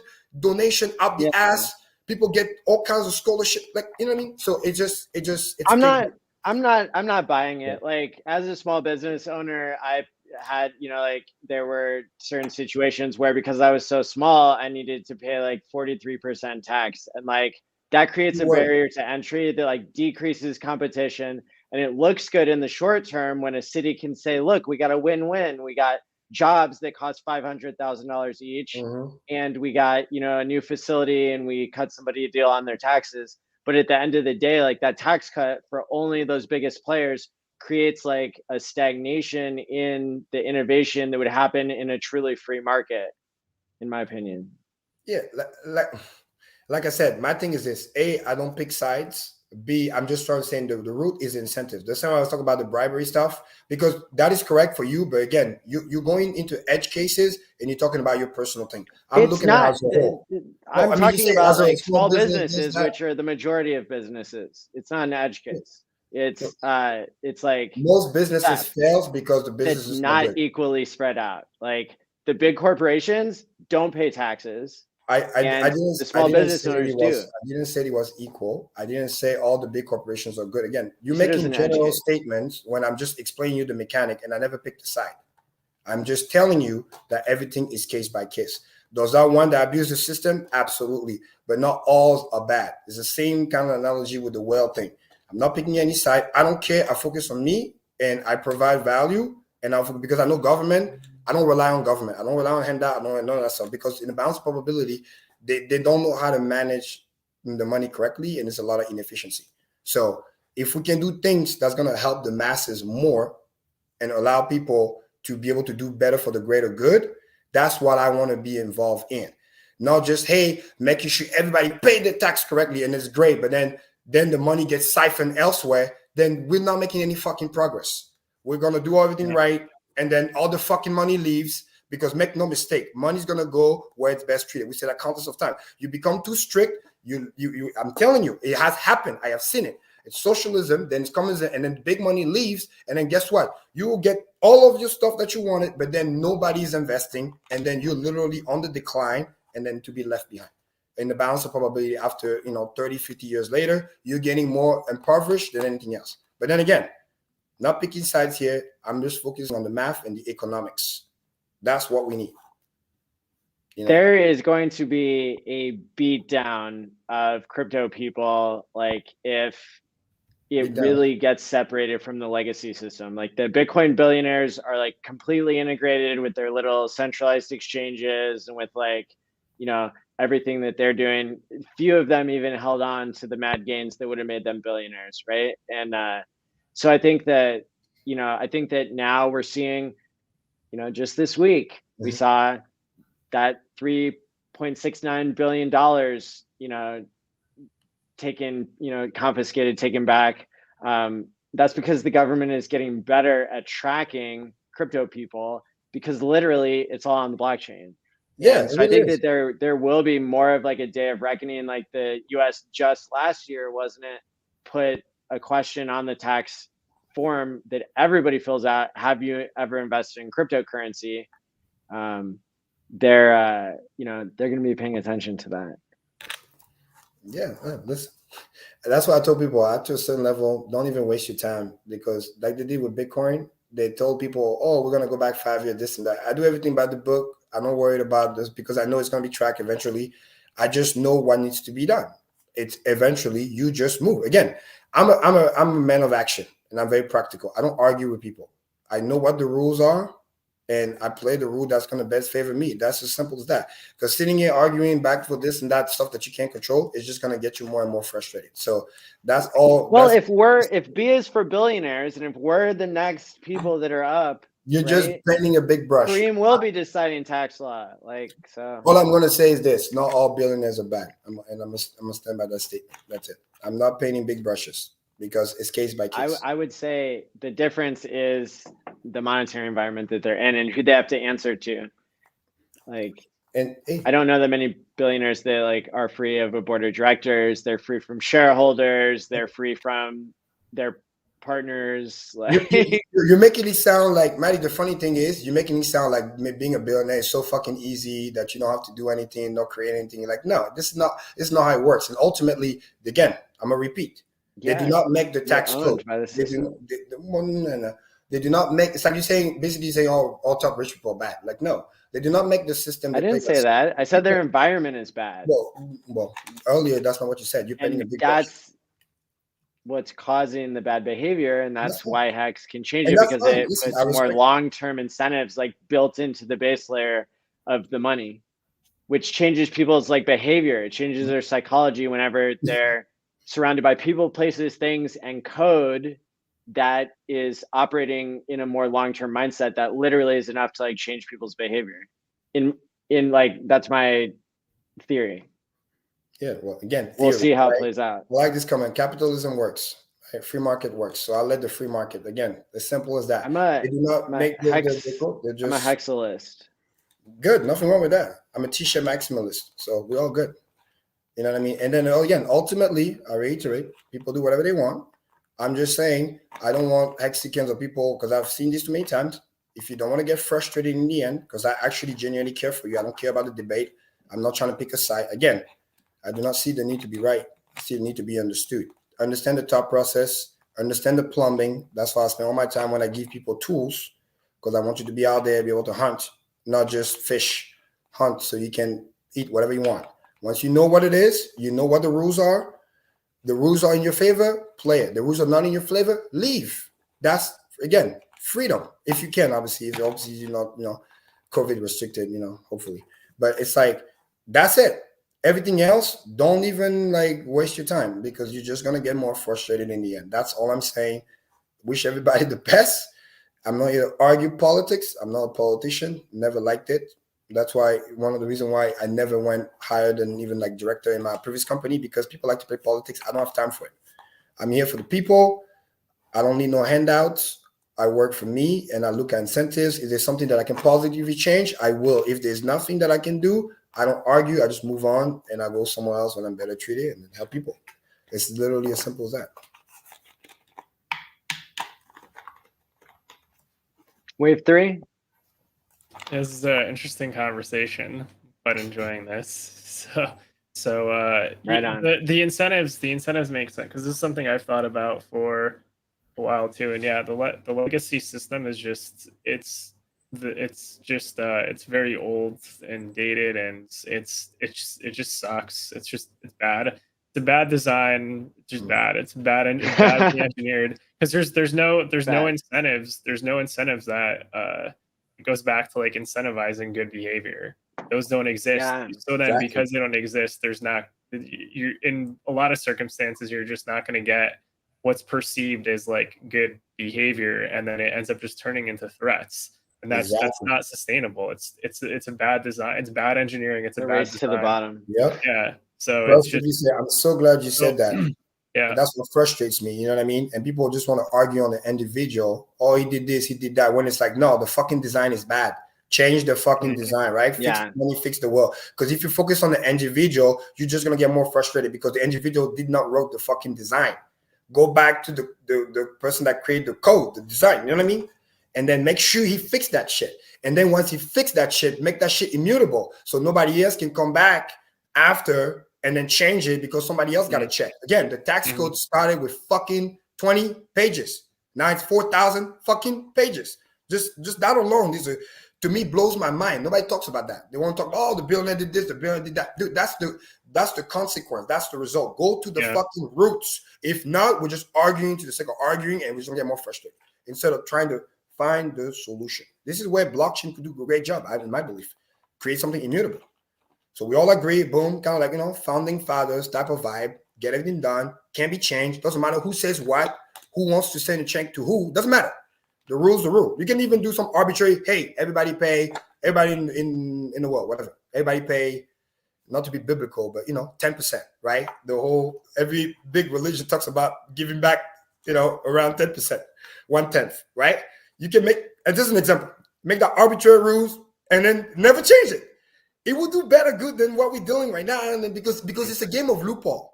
Yeah, this stacks apply, but then you get this other one here if you do this and if you do that. And this is why the little guy gets fucked, because the little guy cannot get that other incentive to allow to waive the previous tax. Make sense? And this is what the game is played. And then not only there's a lack of knowledge, because the little guy doesn't even know that incentive exists, so he can't even take advantage of it. Even something basic as, hey, do you know what being the advantage of being a 1099? Do you know the advantage of being an S corp? You like all those little things, deductions, write-off. Like they don't know that stuff, which is accessible to them. Yeah. The lack of education, they don't know what's going on. And even if they do know, there's other incentives at a higher level, which is related to you need to spend this, you need to invest that. And then you won't be able to do it because either A, you don't have the money, or you're not classified to be in that zone. So they create those little loopholes that benefit who they're trying to help, whoever gives them the check, right? The lobby, but does not benefit everybody else. You know what I mean? And that's what creates the corrosion. And then it makes it like it's not fair. And that's what adds all to the problem. Now, not all of those tax incentives are bad, because some of it is to incentivize the big money to do the investment, again, to build the housing, to help, because we need somebody to do it, to create that development. But some of those other stuff is pure just there to create an advantage. Like how Richard talks about the whole fucking licensing thing, which is just literally regulatory arbitrage to create that opportunity. Hey, we got the fucking license. You can't play, blah, blah, blah. You see, if you eliminate this bullshit and everybody can get the license for cheap, forget the fact that it's $1 million, because that's a way to gatekeep people too. You make it cheap, then it's better. So it's just, again, the mechanics. I want to discuss, the big minds, discuss ideas, right? Not discuss people. I don't care. Billionaire can do whatever the fuck they want. Dude, they got the money. At the end of the day, ultimately, they will always get what they want. If they can't, they'll just leave and take their money and go somewhere else. So I don't worry about that. I want to create better incentives so that I know there's going to be some of them who are benevolent, who wants to help people, and now they get the incentive that they need, they're going to come in. Even the hater likes to make money. So even if accidentally, because the design is so well done, even the hater comes in because he likes money and he accidentally do good. He doesn't care about people, but he accidentally do good. Why? Because the design is well done. #Hex. That's what I want to discuss. Make sense? I don't want to get caught up in the small mind talking, because we're just circling around and we just get more pissed off. That's my end on that one. But hopefully I made that point clear. Yeah, makes sense. Amen. Maddie, I think that's a great way to wrap it up. We got a nice 4 hours today. That was awesome. And then we went over the charts. Again, be careful out there. Enjoy your dead cat bounce. Watch out for Thursday. CPI numbers are coming out. Let's keep those charts, the interest rate and the 10-year yield and the DXY. Let's keep an eye on that. And then by Friday, by the end of the week, let's see. If Bitcoin retake the 48K up, then hey, maybe we can start entertaining next week about, we're going bullish. But the way I look at it and what's happening right now, this is just a temporary bounce, in my humble opinion, right? Quick maths. I want to wish everybody out there a happy Valentine's Day. Quan King loves you. That'll be Monday before we meet again. Ooh. So shout out to everybody for your Valentine's Day plans. Will be next Tuesday will be the 15th. And then before the Quan King, after that is going to be the NASCAR event, Daytona 500 on the 20th. And then we just have a couple more weeks after that until the Hex conference. So it's going to be a busy time here. And so shout out to everybody. Make sure to follow those surveys. If you get your ticket to the Hex conference, we need to know what your beverage preference is right now. You can go to the YouTube tab. Please let me drop some links here real quick. Thank you, Maddie. Get your tickets too if you haven't. Don't procrastinate, please. Don't wait last minute. So And make sure to follow Wave3 TV and MarcoTheHexican and Karim on all the platforms that are listed here in the show notes on YouTube. Hit the like and subscribe button so you can catch us next time. And thanks for being here. It's really amazing to have so many thousands of people watching the show every week. It's really incredible, and thanks for it being keeps here. us pumped up. So. You guys are awesome as always. Again, shout out to Web3 for coming back, after feeling better. So we missed him. That was awesome. Next week's gonna be great. Yes, Joe Exotic, funny comment. You see, repetition helps. He saw something 1,000 times, he just realized what it actually was. But I don't call it like that. I don't care. That's my mom's scarf. We don't worry about. We're not promoting, Versace here. It's known as the mom's scarf. That's it. That's the name. Get your tickets, and get your ticket for Nagabo as well if you want to go there on the 9th. That's important too. So I think it's gonna be fun. The party right after the Hex conference, the climax of the Hex. I'm looking forward to Vegas. So. Nice. Are you gonna get spanked again?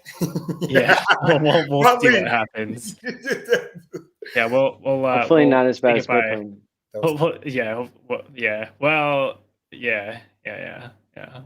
We'll see what surprises come. Next trip, so it'll be totally good. Yeah. It's gonna be wild for sure. I'm gonna play the outro here, and then we'll come back for the thumbnail, and we'll hold the pose, and then I'll tell you that we're out. So sounds good. I'm gonna hit it here, and stake wisely, my friends. Peace out. Hey Richard, Jerry Springer here. And I just heard from Maddie, and I gotta tell you, I see a lot of conflict and tribalism in the crypto space. The doorbell, I'll get it. Bitcoin, Ethereum brought you a third layer. Oh no, CZ is spamming Ethereum. Look, Richard, thank you for your YouTube show promoting mental health. The world desperately needs it, and trust me, I'm in a position to know. I happen to know, by the way, Richard, that you are a man of good character, and you might well say to me, well, how do I know you're of good character? I'll tell you how I know. I checked our records, and as I look at them here, let me see. Yep, Richard, you have never been on my show. And that, of course, is a sign of good character. You don't ever want to be on the show. I mean, that would be awful. So good for you. Congratulations on your work. Keep it up. I hope 2021 turns out to be this wonderful year for you. And in the meantime, remember to take care of yourself and each other.